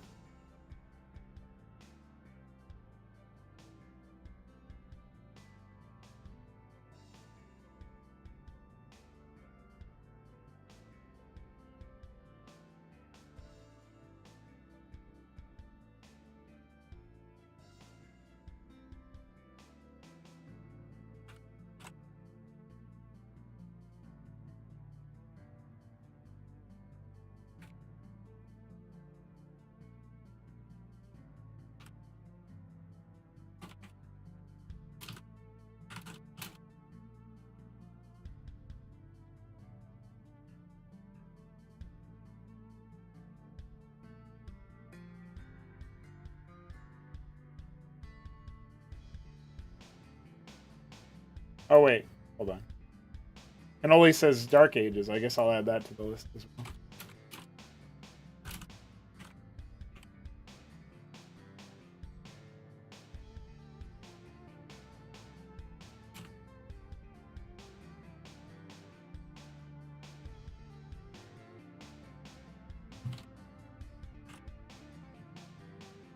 Okay.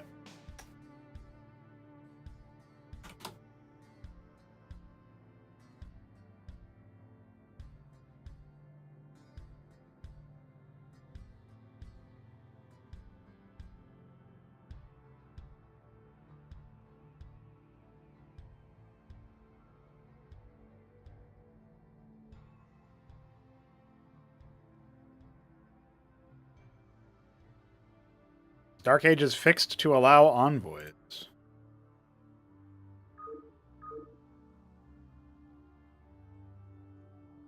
Oh yeah, I guess we only had the turning in a team game, didn't we?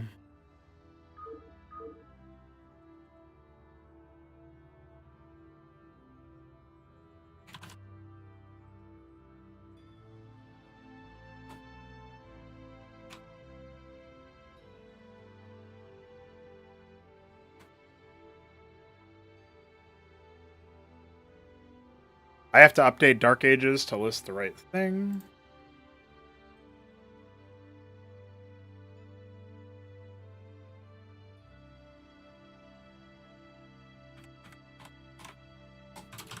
And there was some other thing that needed to be changed. Yeah, massacres. Unit.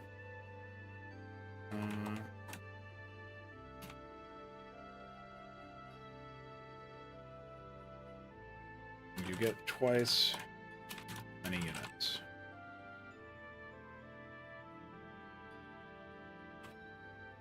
Training.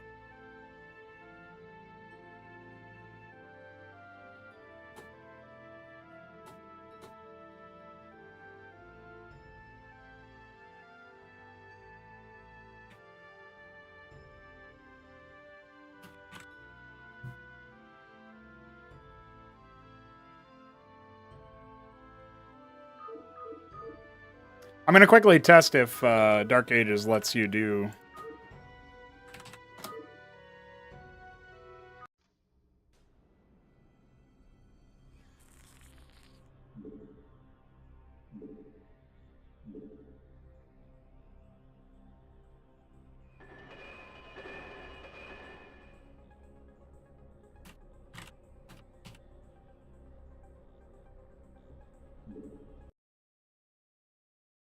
Okay, looks good.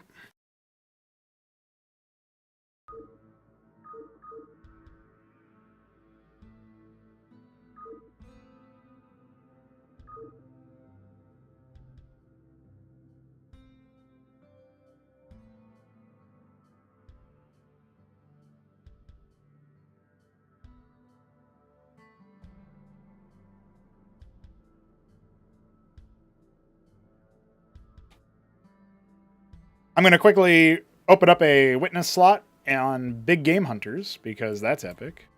And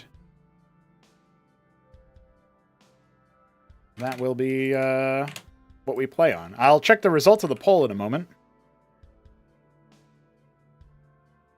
I guess I'll just copy my trigs from Australia.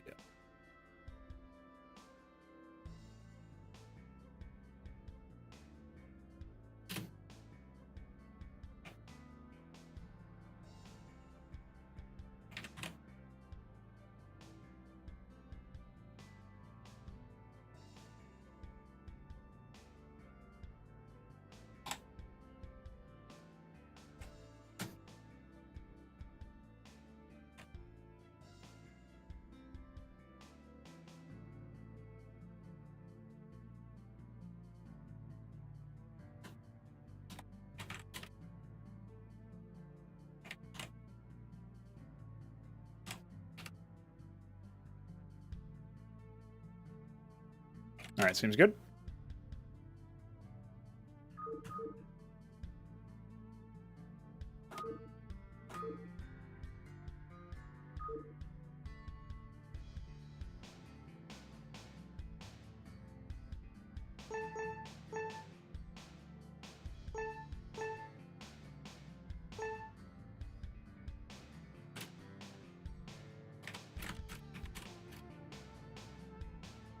So Turning and Dark Ages both tied. So I am going to do Dark Ages once and the Turning after.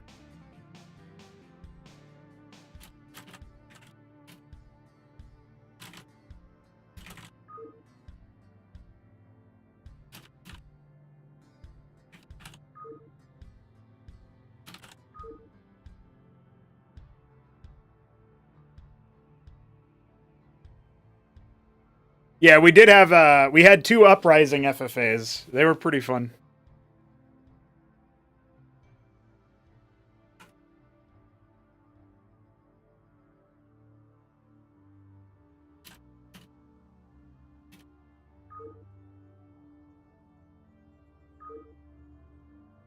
Rainarel was able to get in. Love to see that.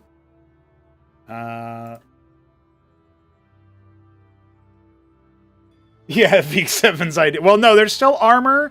There's still stacking. There's still air units in general. So, yeah.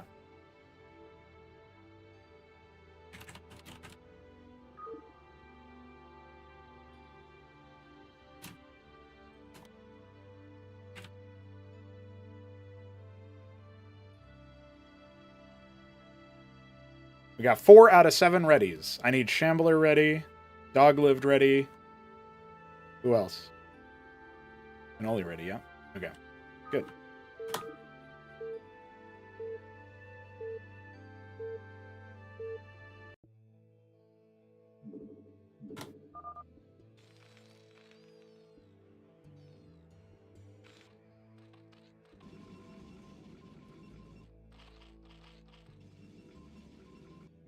Oh.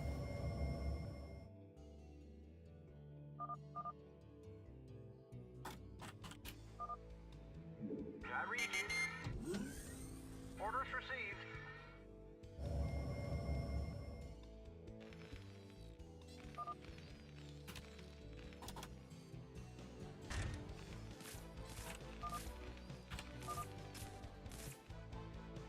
Yes, sir. Roger that. All right, so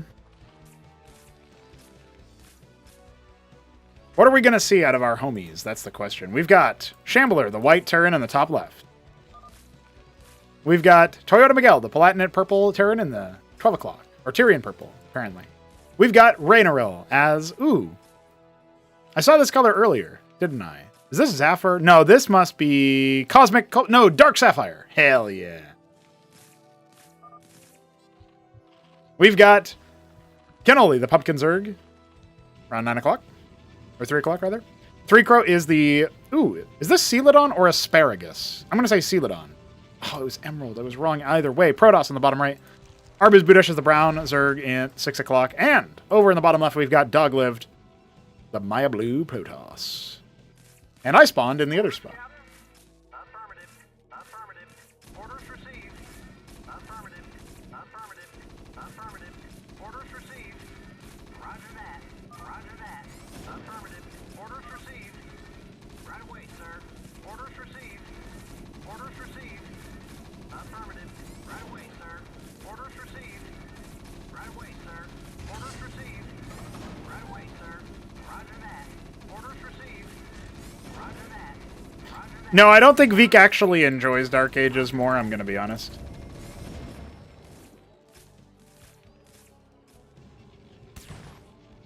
But I don't know. He doesn't play too often these days. All right, we've got Arbuz getting a little cheeky with Doglived, who went for his patented embassy push, but then is now have to deal with the presence of Zetracors. They haven't killed a worker yet. Somehow Arbuz getting drilled out of existence. Okay, he killed one worker. And he lost some mining time, but that's about it.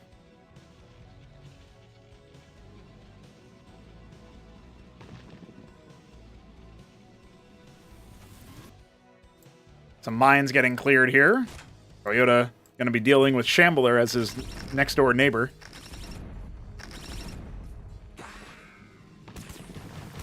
Hey, technically, artisans are allowed, and they have a weapon. I found a loophole. Oh no, Toyota! Your masons are getting gunned down! Dude, bio is so good. Oh my god. It's over for Toyota. Raynaril, meanwhile, he's doing some pressure on a Cannoli. It's the first time I've seen Raynaril play. I know he's played a lot of versus AI, but looks like Toyota will be floating away. Hey, look at that! He got some Ahmed into his base. Not really able to do too much with him, unfortunately, but...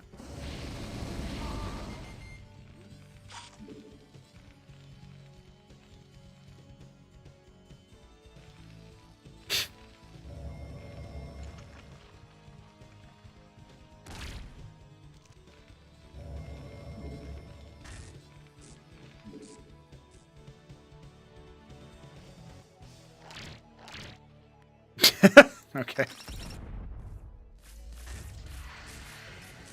Raynaril getting his Blackjack army online. The witness has arrived to spy on that from 3-Crow. Rogue Gallery online as well. And look at that! The Kabbalist getting in on the action. Uh-oh, Doglived is only up to 3 kills. Oh no! Oh, the inhumanity. Oh no. Toyota decided to park his way in and see what's going on. The response to land his own anchor from Raynaril, honestly, that's based. That is really funny to me. LOL.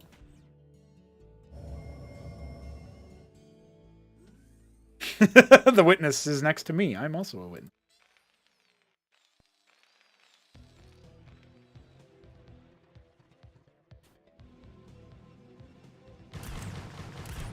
Three Crow, unable to do his patented vassal strategy, is going to be backed into a bit of a corner here. He's going to go Sims instead. Meanwhile, the Zets are scouting out Doglived's strange base.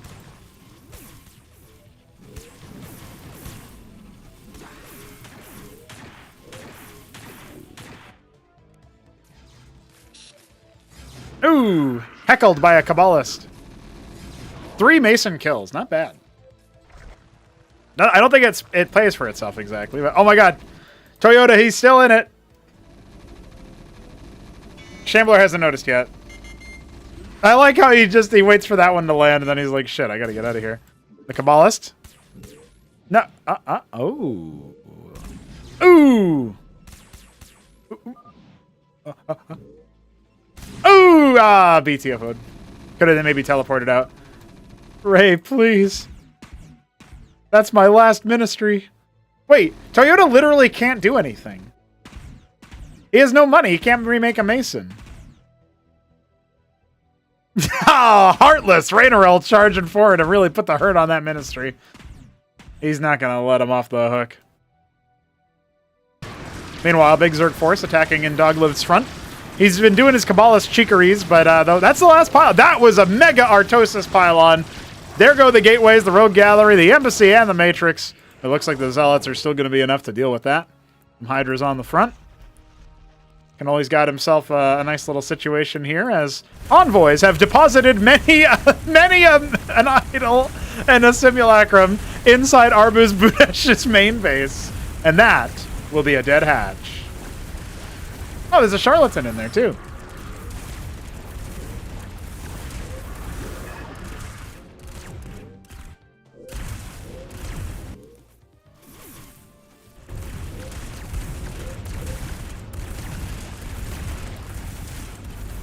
Well, Arbuz, if you want to live, you're gonna have to clear out 3 Crows envoy drop his shenanigans. He asked specifically if envoys had been fixed to be available in Dark Ages. Boy, did they.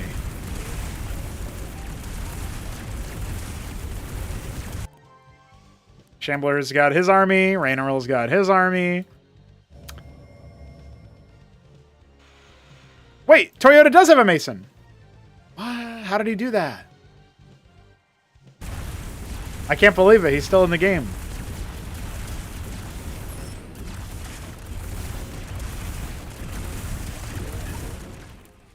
Well, Arbuz is going to go ahead and just see if he can evacuate. Funnily enough, he's right next to the...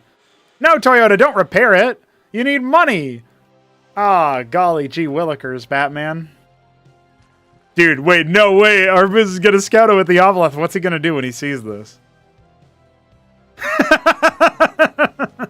Yeah, of course, I knew it. I knew it. Arbuz is going to just kill him.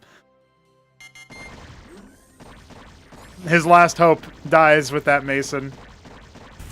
Meanwhile, monster.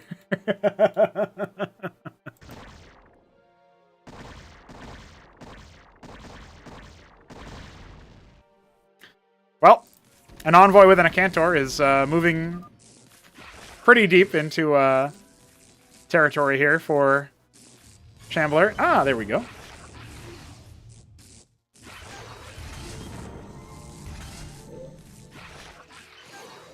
Ahmed! Never mind, Ahmed lives. Dude, what? I don't know how he did that, honestly. 3 Crow finding random... I think everybody except for Doglived has bullied... No, he just bullied Ahmed. That's right. So every single player in this game, in some way, besides maybe Canoli, has heckled him. Now, Rainerell's finding himself fighting some Lakizalisks. He might have detection on him, but they're still going to spine him to death. Not looking too hot for our Terran friend. He's then going to end up leaving behind his big force.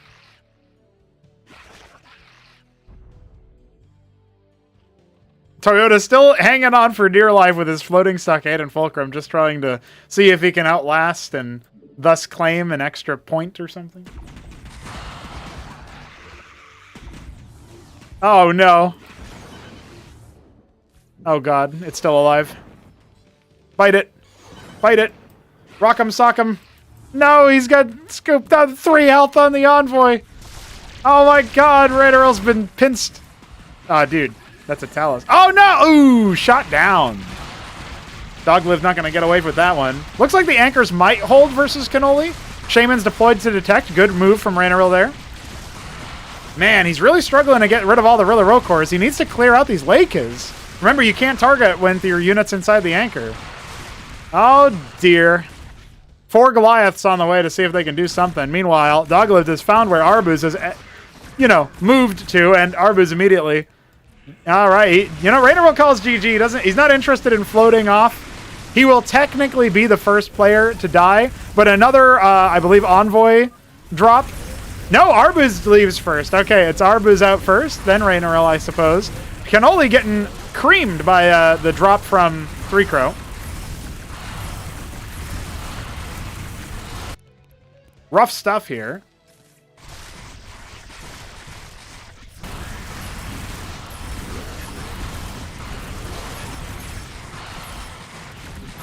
So I guess the powers that be, realistically speaking, right? Shambler versus Doglived. Technically, Cannoli is still alive. He's got to remake all his workers. Doglived's about to crash into the wave that is, yeah, okay. I don't know if he can get through this, but this would be a very brutal choke for Shambler to try to fight through. Dark Ages or not, the range is still there.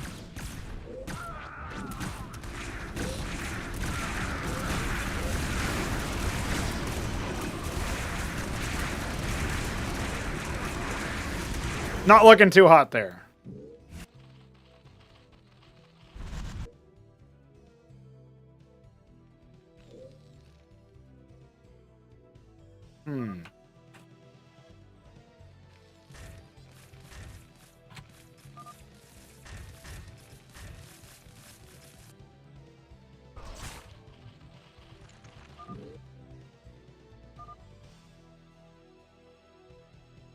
Hash Ages.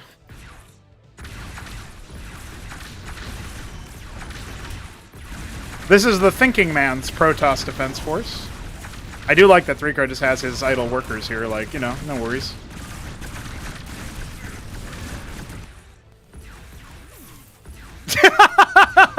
What the hell? Well, 3Crow just lost his natural, so he's back to the Dark Ages indeed. Shambler's pulling the trigger on his attack move. That actually could end up in his advantage.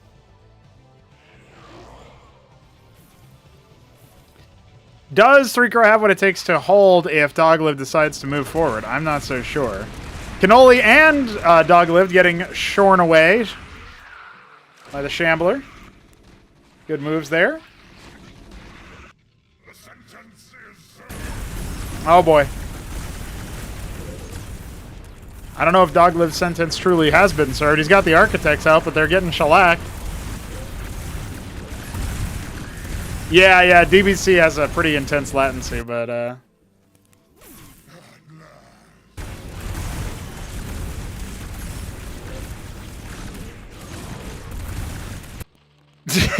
I was gonna say, how is Toyota still alive? He's got a Fulcrum.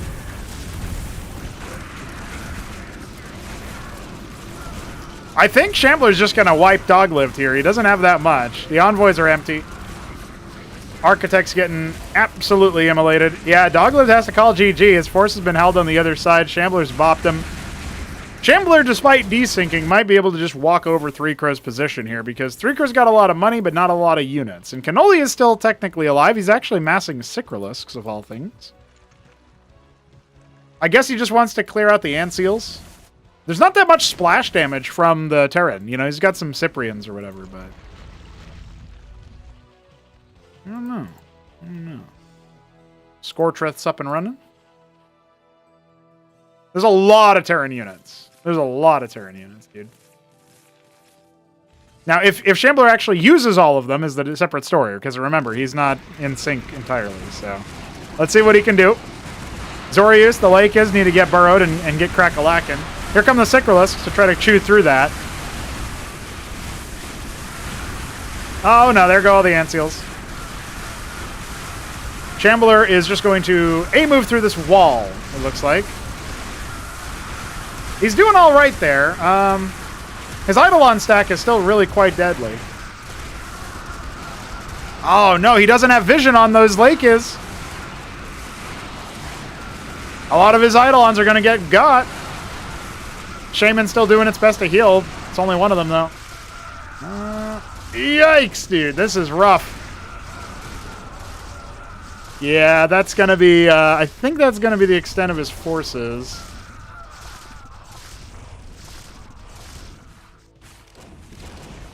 Especially if he ends up walking into this. Yeah, this is... It looks like thus ends the goal, the quest, the move. I don't think Shambler is actually going to be able to finish the job. Now, there's still a lot of units here, admittedly, but...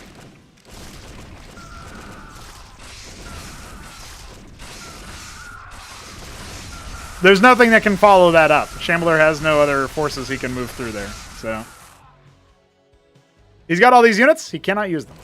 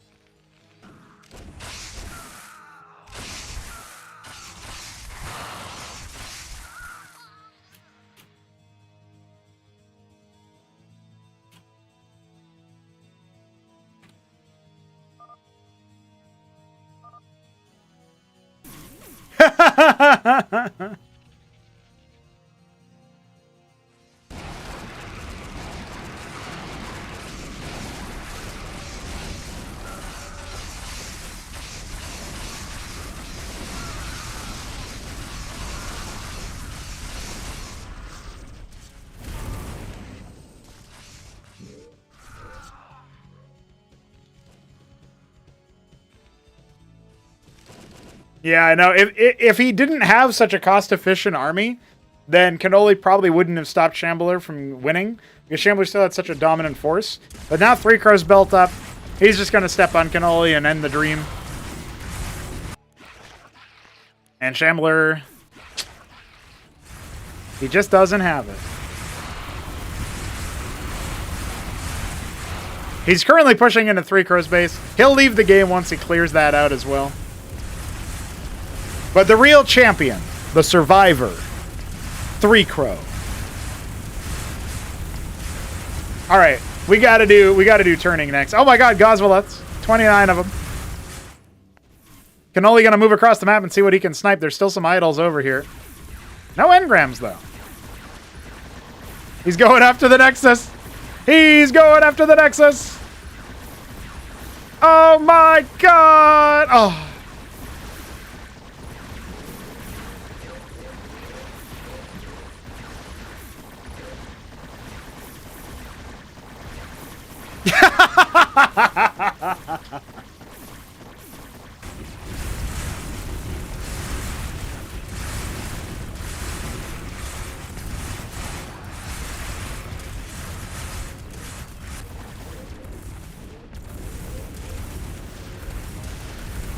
Oh dear.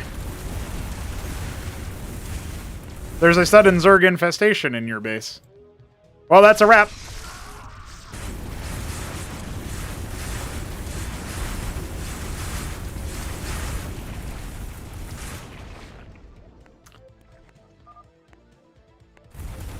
He's trying to keep his hatches alive.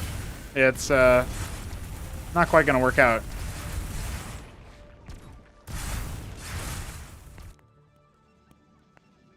Ooh.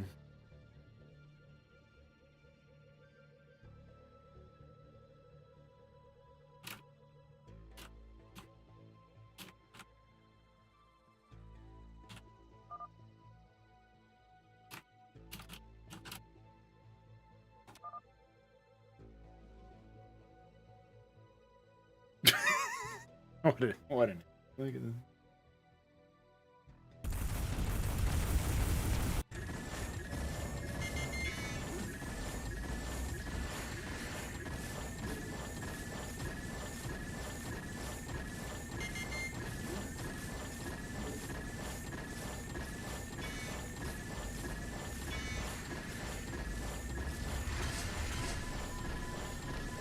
Not in Dark Ages, they don't. Green eggs?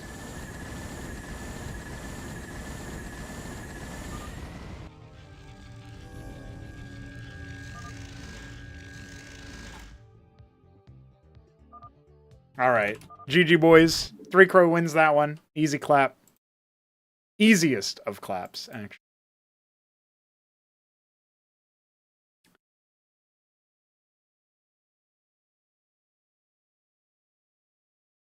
Okay, we'll do one more.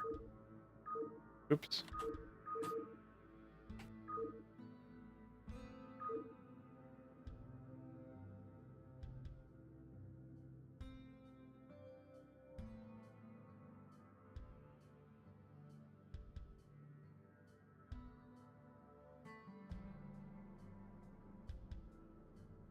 Do we do it on BGH? I guess we do, huh? Hold on. I gotta fix the triggers, though.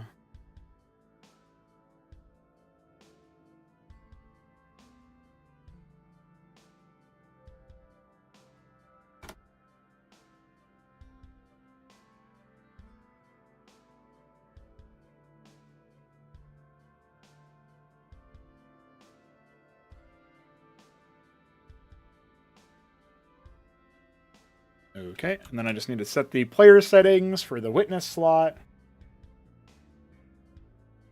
instead of user select. There you go.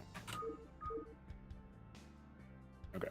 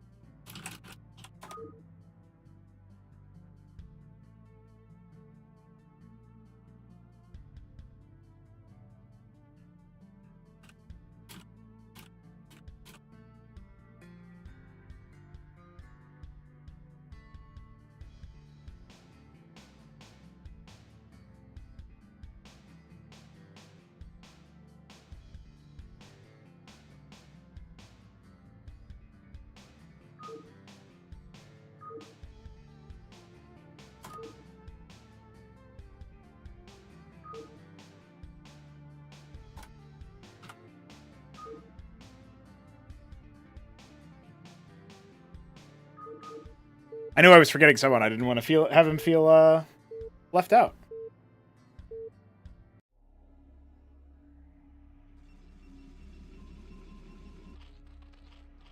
Should be a little bit better latency now since I didn't preemptively set it to something else.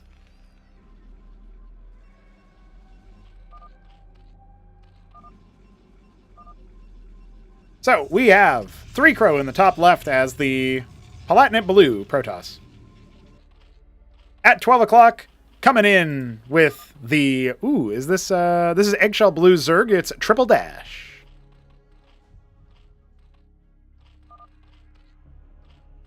Shambler, the yellow Zerg in the top right. Raynaril, or Ray, the Dark Sapphire Terran at the... I guess you could call that the 3 o'clock position. And down in the bottom right, we have Toyota Miguel as the Red Terran.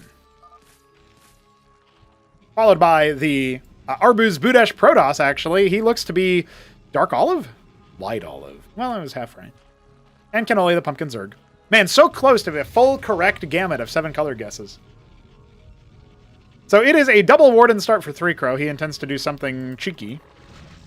Early pool for Mr. Triple Dash, going for his Larvos pool.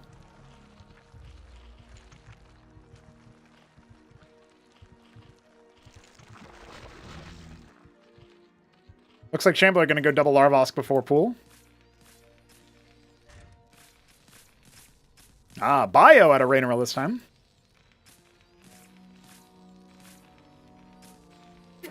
I'm allergic to the build that Toyota's doing, apparently. He's going Stockade into Fulcrum. Let's see what he wants to do with that.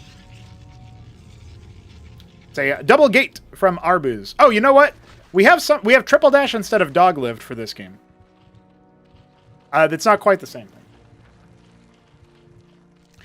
And Cannoli is doing his usual antics of going, in this case, triple larva, heavy greed.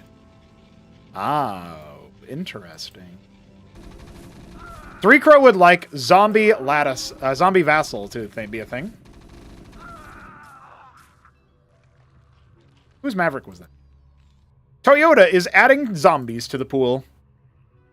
Also, Toyota has gone for a vulture, which means he's going to plant lobotomy mines, which means when those mines inevitably gets cleared, you can thank Toyota for creating the zombie mine scourge.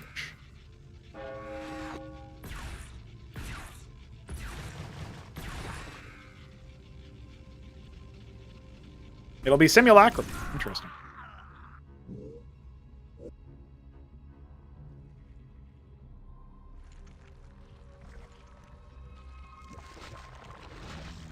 Shambler does not have any, Hi. :3. Shambler does not have any units. Friends. And then he slaps him! That's not very friendly. Meanwhile, Cannoli struck by zombies.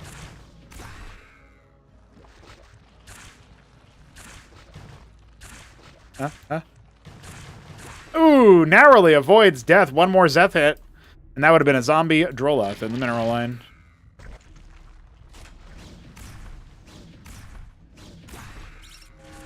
Oh no. The mines have begun.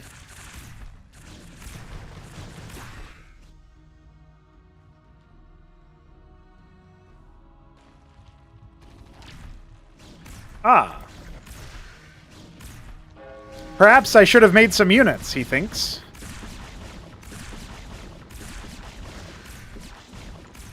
Oh, Arbuz. You silly goose. 2 Stargates for Arbuz Budesh. Noteworthy tech. Just more Fulcrums for Toyota. Rainaril still rocking the extra stockades.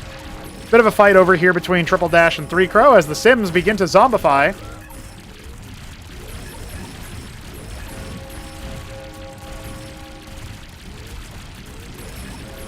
Oh no. Oh no, it's starting. It's beginning.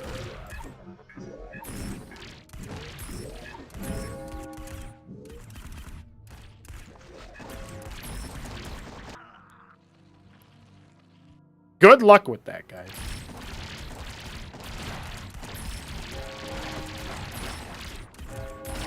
I just saw Triple Dash kill his own Quaz, but that's okay. Oh no! Nathracores from Shambler! The zombie workers rise! Good burrow, that's a good move.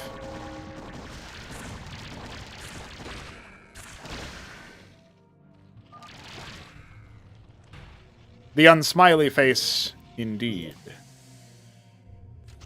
Okay, Toyota's back behind a couple anchors. Cannoli rocking the Hydra move. Arbu's thinking about a Nexus. The zombies at the gates. Shambler's yellow is so close to the zombies that he could very easily get to a point where you think it's just zombies. But no, they're moving with more intelligence. Oh no, Triple Dash! You gotta burrow those workers again, my man.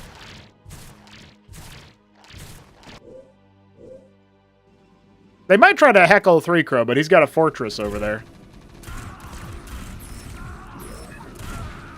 Bolstered by the sim count.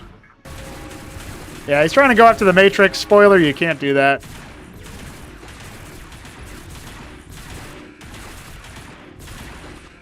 Great anti-harassment tool. Middle of the map is Zombie City here, and it looks like 3-Crow's trying to be Raccoon City instead. Clearing them out, Umbrella Corporation style. Rainaril's got the armor, the muscle. See what he can do to push his way into Shambler territory. Oh, he needs a good stim, and he can get right on top of them because obviously Shambler's distracted with 27 Nathracores over there. Hydra Quaz Bactylus definitely going to start heckling this force down. And of course, the bio has been spotted. It's only Cleric Maverick. There's a good stim, though. Oh my god, there's going to be so many dead Nathracores if Shambler sticks around there. Not good for him. He's still up to 29. I mean, combined with the Quasi, he should be able to win this fight, especially with the zombified Nathricors, but he's dropping down precipitously low on his Nathricor count. The Clerics doing their best to heal what they can. Oh boy, it's all zombie Nats now, which are still as good as any, I suppose, for Shambler holding. And it looks like the Phalanx drop from Toyota was attempted. Wow. I missed it, but impressive stuff. I don't know if he actually got too many kills, though. Arbu's still looking okay on the worker count, I suppose. He also scouts the Stargate, so he's got to be wary of that. Oh my god! Oh my god, Triple Dash is in trouble. The Sims are going nuts. If you don't focus him down, the clones will then resurrect and make more clones. It's a runaway effect. The most useful zombie of them all.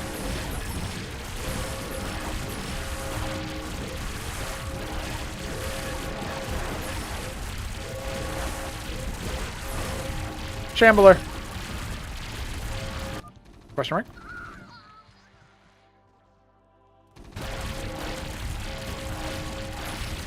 Come invade my base. Nah. Here come the Gladiuses, but the Spear Tits are coming up online. Ooh, I like that. I do like that he brought the Witness to stop the Burrow from doing much of a move there, but it's still looking like it's going to be a little bit difficult for him to get some value out of that. Zombie Gladius are no joke.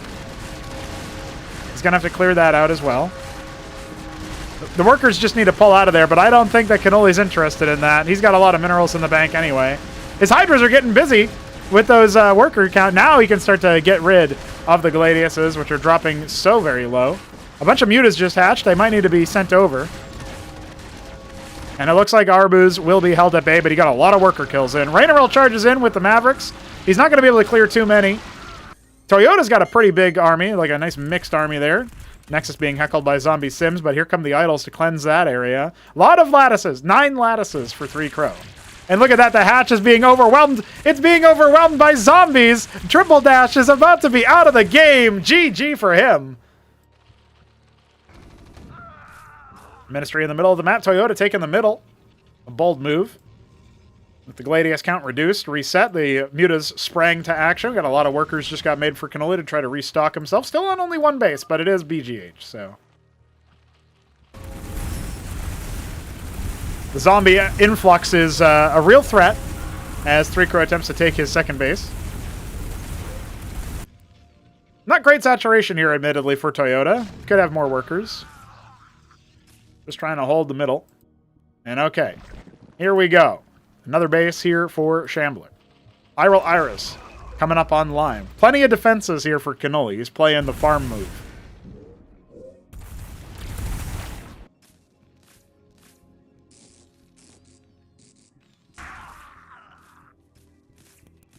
Rainarel up to tier 2. Toyota, it eludes him for now. And of course, Arbuz is only now starting to change his tech from Stargate and Gateway. Going into a couple Ardent Authorities, powered by a Crucible.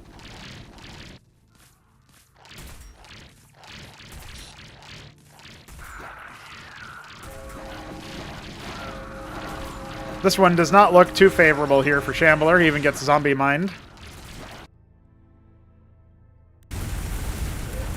Idols are going to clear this area out, and maybe 3 Crow will think about taking that location. Wherever he goes, he's going to need static defense to deal with the zombies. So you can see Toyota considering the same thing. You know, I got to admit, I haven't really seen too many zombie air units. I wonder if only ground units spawn?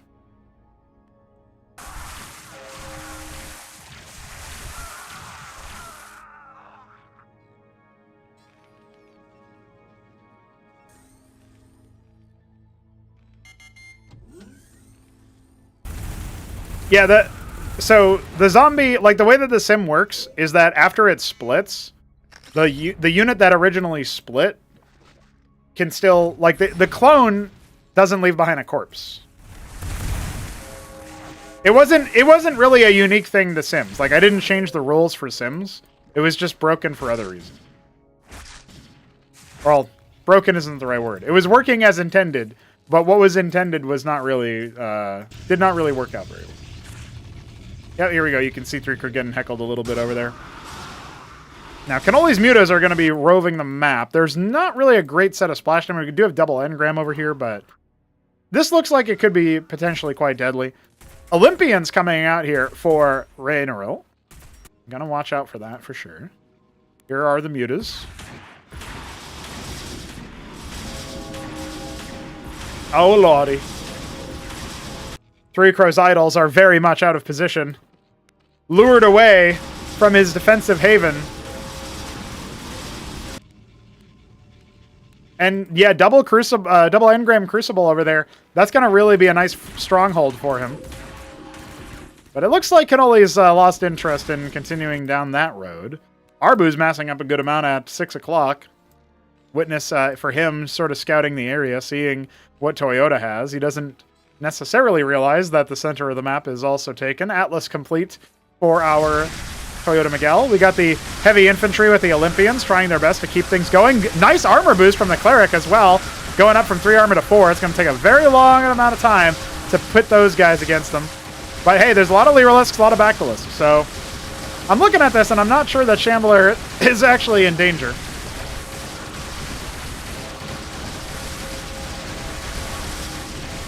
The problem is that the Olympians take so long to die. Raynero is got a very nice zombie farming tool, right?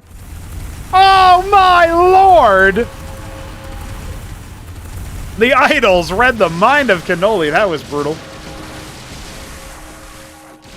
Just using the zombies as cover as more Olympians and clerics sort of file on in. The best. You know what I'm saying? Oh no, the cleric. Met a venomous end.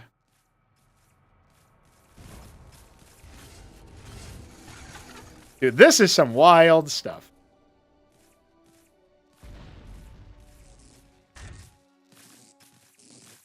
More Vestries. We need more clerics and more Olympians. That's the decree from Ray. Going straight for it. Uh-oh, Architect's forcing the issue. It's a huge muta stack along with some Izira cores. I don't see too much splash damage with this composition. There's just a couple of positrons coming in from the bottom flank. 42 Mutalisks from Cannoli. They are dive bombing Arbuz Budish's forces. Down to 33. The zombies gonna help clear the air. We got some more units coming in from their friendly fire on Toyota. As the Zerg reveal the center of the map, Shambler now recognizes Cannoli is being beaten back. He's starting up another round of Mutas and Izira cores. Some of Arbuz Budesh's forces are being pushed back and picked apart. But for the most part, here he comes.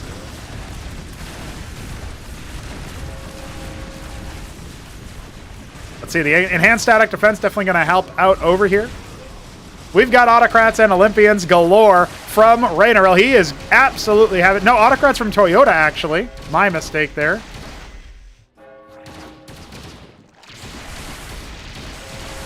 See here. I don't know. I'm liking the look of this for Ray. He's really got a lot of Olympians just gunning down what the Zerg has. And so many of Shambler's forces are kind of caught over there.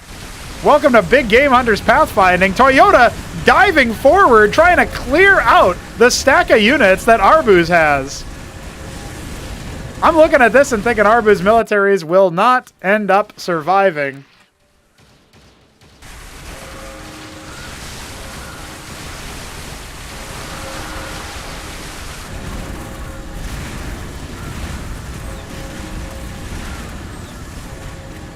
Zombies or no zombies, it's looking like Toyota's going to go ahead and push to the victor.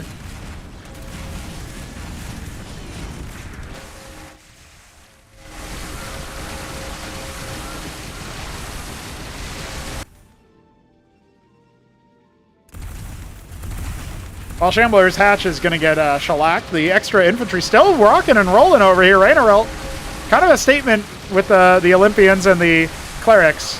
Perhaps Shambler will have a newfound respect for the unit going forward.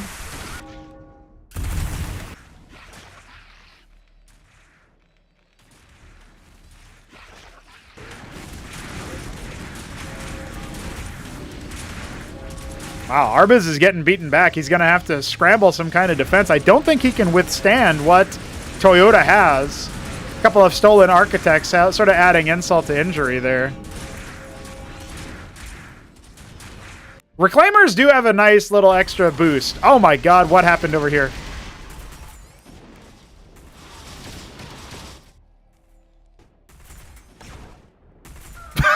What the hell? It looks like all the mutas from Cannoli ran over there and just shellacked Raineral's base, so he is out of money right now. He never expanded.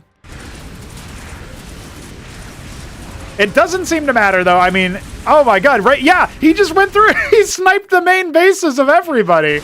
He's doing it again. Cannoli did it again. He just sniped the hatch, the central hatch. And now, oh my.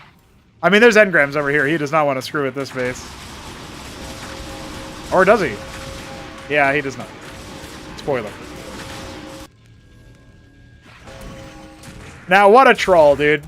Arbuz is out.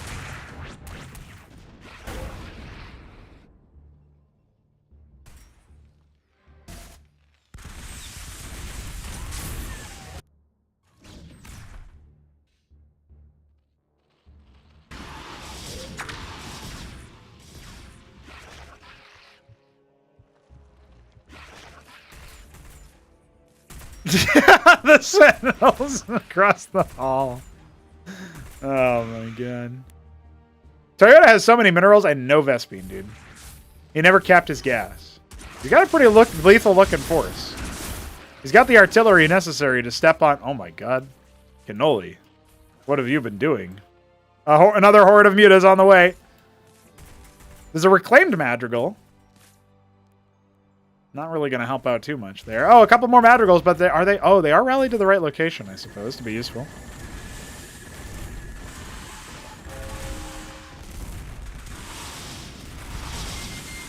No, not my ministry! He lifted it, but he's not pulling it away. What's he doing? No, he's abandoning his position. He doesn't believe. Oh, the ministry died. What a ridiculous amount of units Three Crow has here. Rainerol just doing his best to keep his bank down as well. Three Crow's got like crazy amount of cash right now. Where are his monuments of sin? He can afford one. Toyota pushing in on the Cannoli in the meanwhile. Will he possibly defeat what Cannoli? Look at the sheer number of Izira cores, dude.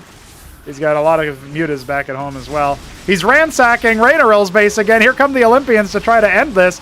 Watch how quickly they just tap down those mutas, bit by bit. And you know what? A redundancy ministry. I like that from Rainerol. He won't be out of eco for too long. He does have almost no money, admittedly. No workers. He's got 16 workers or something. What am I witnessing? I think Shambler put his Zorius on hold pause or something.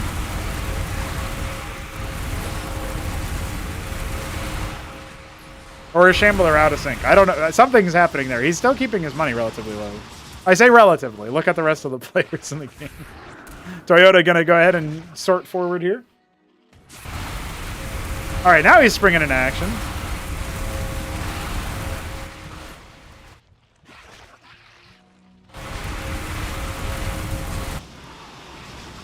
Dear Lord. Toyota's natural has been overrun. He's got his Atlas still.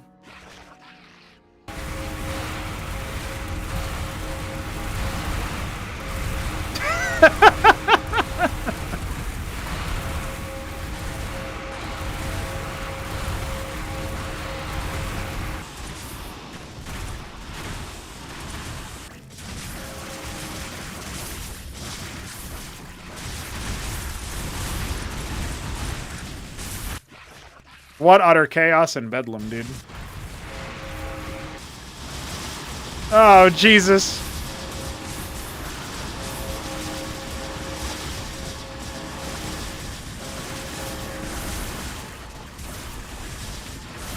What more can Toyota do? Rainerol's just massing up another round of Olympians, waiting for someone to come to him, I think.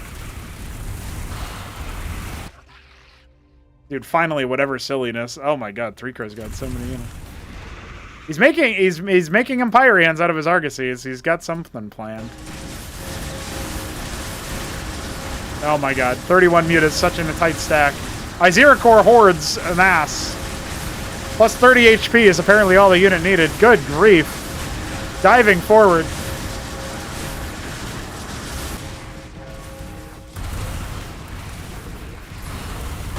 Rico's forces are engaged in silly, it looks like.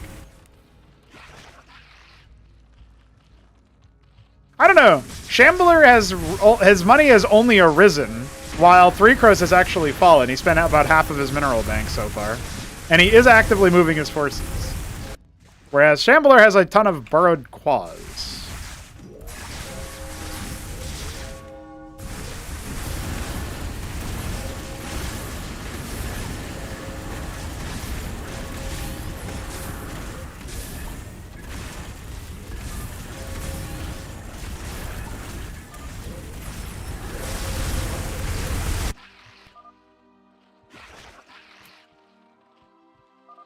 Maybe I'm wrong. Maybe he's fine. He doesn't have that much gas, right? So he could be gas gated. Anyway, Toyota's position in the middle of the map seems to have finally collapsed. A ridiculous amount of sims. Utterly devastating and ridiculous. Oh my god, the Empyreans are here! And Three Crow is going to push into Shambler's natural.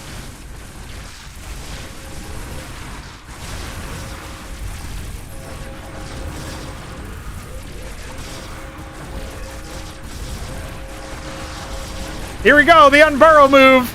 He is synced after all. But I think the Empyreans are still going to be fine. And now Three Crow holding it at bay. He's going to keep Cannoli at bay from the south, pulling his forces back. Interior 12 o'clock is his territory. Another round of Empyreans has joined the fray, or have they? They're not really shooting right now. Good lord, look at the sim count. Meanwhile, Toyota has, like, nothing. He's got no gas. He's putting down a ministry. He's got so many minerals, dude.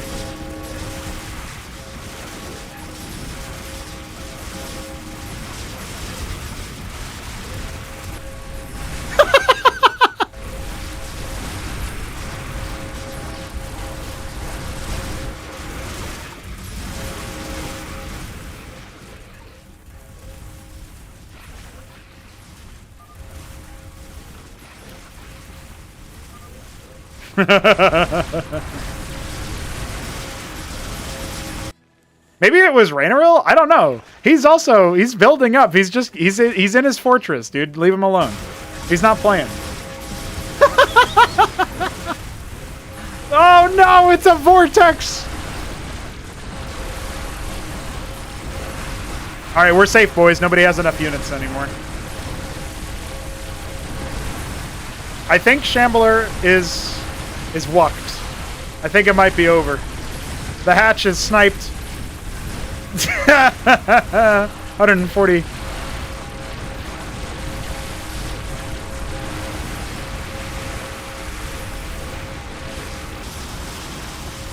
Cannoli strikes back, clearing out the horde of sims in the middle of the map. The Empyreans will make short work of him. He's up to 20. 20 Empyreans and 4 more on the way. I don't think Shambler is going to be able to handle that.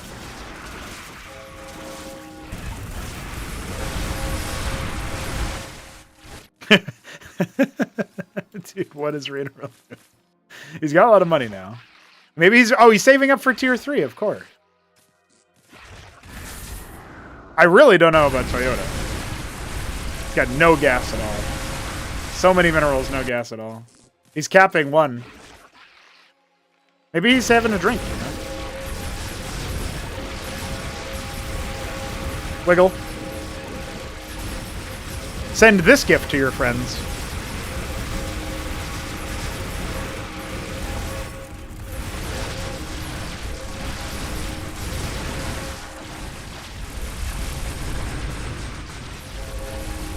Daedala on the way for Ray.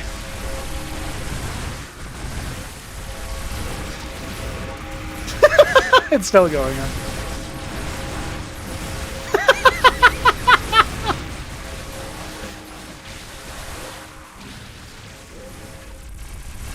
Oh, the calculists are here. The calculists are here. And there they go.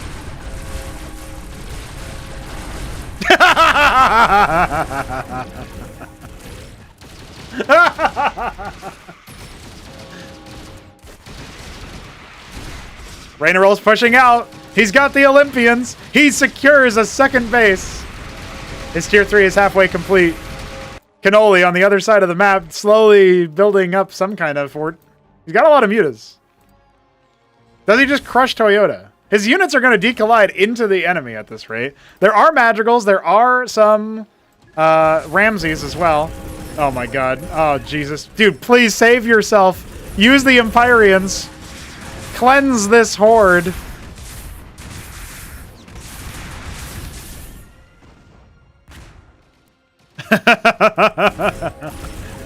Yep. It's still going, even in Shambler's death. So. Oh no! The Olympians are breaking through!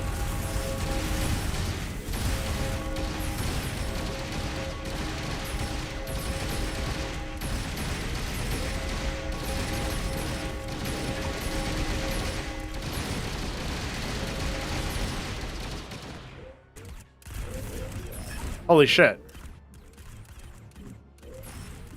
Dude, Three Crows Empyrean count is out the fucking wazoo, dude. He's got him coming out the walls.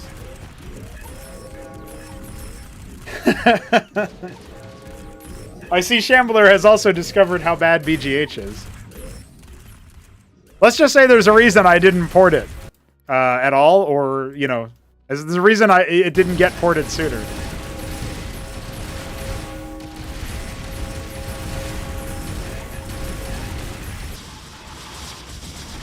Well, Toyota's responding to this threat of 55 mutas. It looks like he'll get one more autocrat out of that captaincy, at least.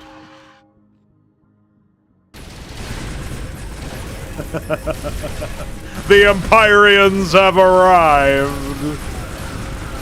They might be the best, but I don't think they can handle that.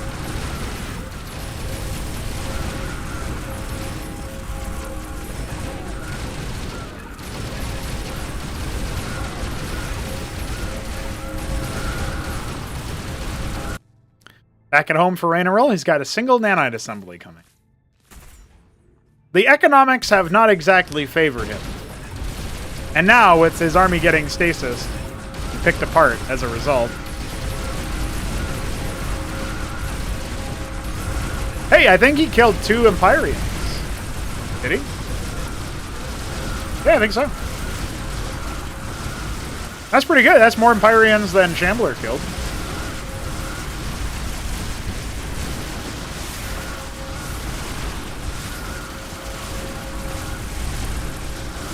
Oh my god. This is still going, by the way.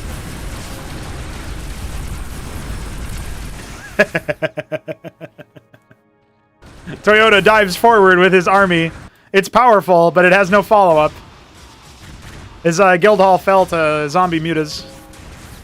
His captaincy, rather.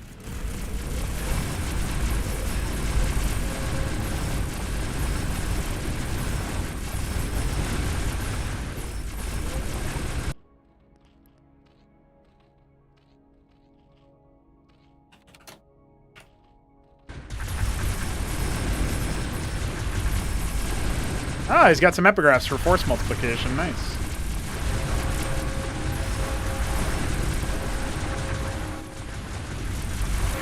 All right, you got to watch out. The big Terran army is coming. How many Sims are you going to sacrifice? Here comes the big air stack. The death stack.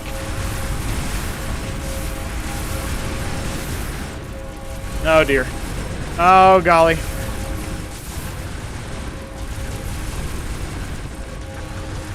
Big stasis. Meaty stasis. That's going to help him catch up. Oh, watch out for that Didac, though. Nerd.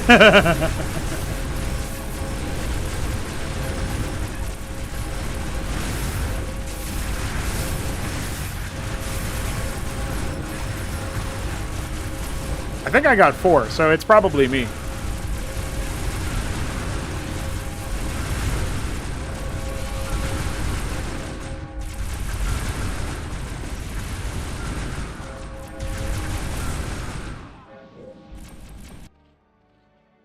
I'm pretty sure 3Crow has this.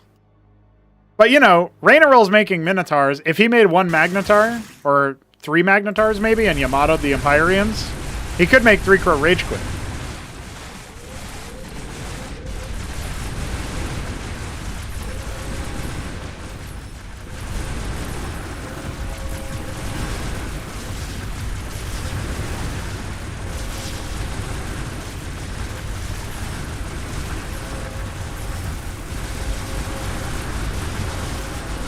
Oh my goodness. He's adding Magisters! He's adding Magisters!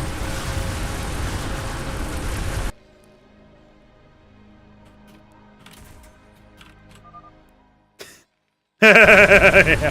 Here we go! It's a massive move! He wants to overwhelm him, but I don't think it's gonna happen. With 38 Empyreans to his name, 3Crow will eviscerate Cannoli's final air stack.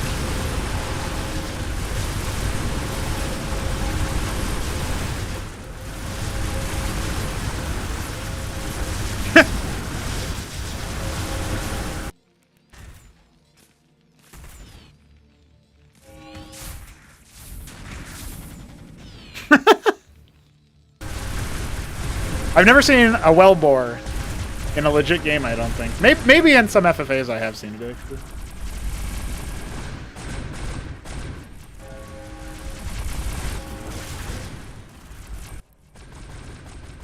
Cannoli has massed the last of his workers into Gosvaleths. He intends to use them for some dastardly purpose. He does also have 6 o'clock.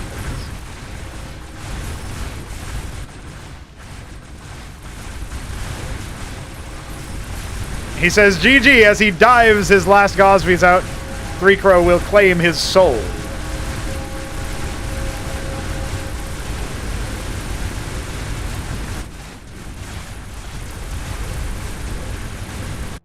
All right. Well, that leaves Toyota and Rainerill.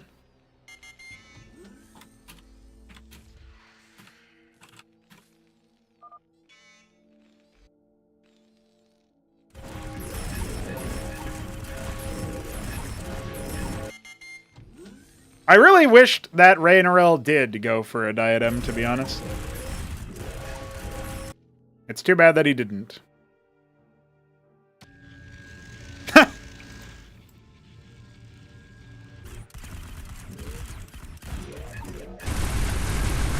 I'm impressed that 3Crow decided to clear out all of Cannoli's base. I guess that was like the satisfaction he wanted. I would have thought he just pulls back and leaves it there, but...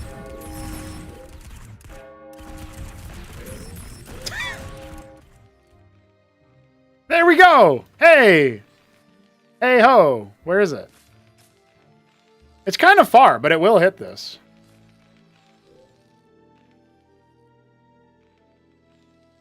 There are still Zerg to steal at 6 o'clock, but I don't know if he's going to do that.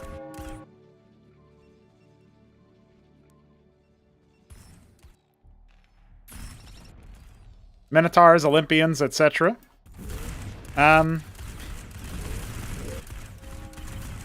Don't get me wrong. I very much appreciate Rainerill's efforts, and Toyota's as well. But 3Crow is about to mop the floor with these fools. There it is, the diadem.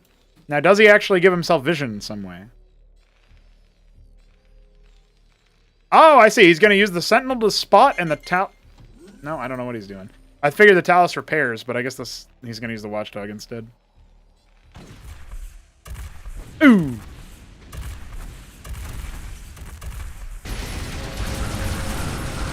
The Minotaurs are here, but they are no longer there.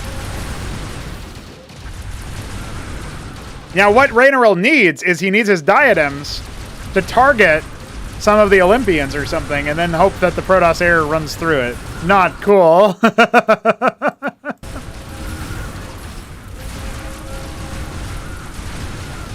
Hey, you brought the tanks. Oh, I see. He's made phalanx. Yeah. Hey, he snipes the Didax at least. That's not bad.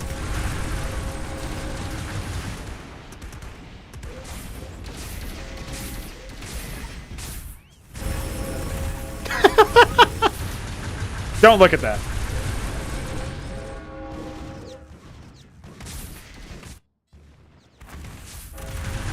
So I think it's safe to say that Toyota will soon be blasted out of this universe. Interesting that Raynaril is still hanging on, though. I guess 3-Crow didn't want to chance it versus the Diadem.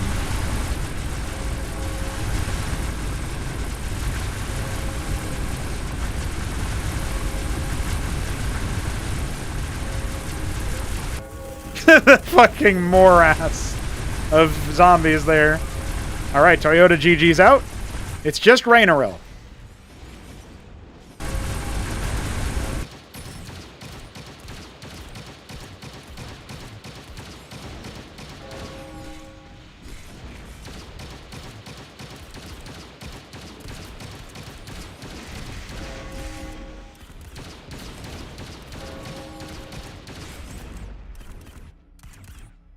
Honestly, that was impressive.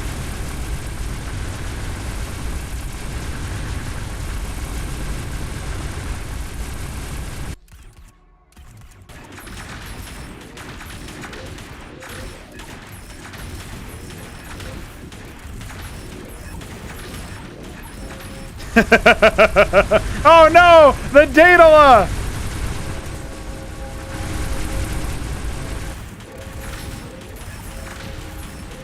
Well, this was by far our goofiest stream, and I hope you guys enjoyed it.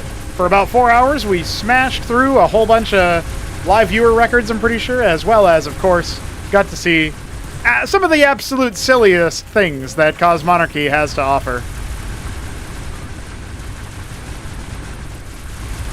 We got plenty more games going on anyway, but I have to get ready for some D&D later, so I will be seeing you guys in about 4 hours, a little bit less, for the D&D stream. Hope you guys are excited for that. But anyway, GG's, we're out of here for the day. Winterwar continues in day 2 tomorrow. So FYI, there will be more games then. Bye!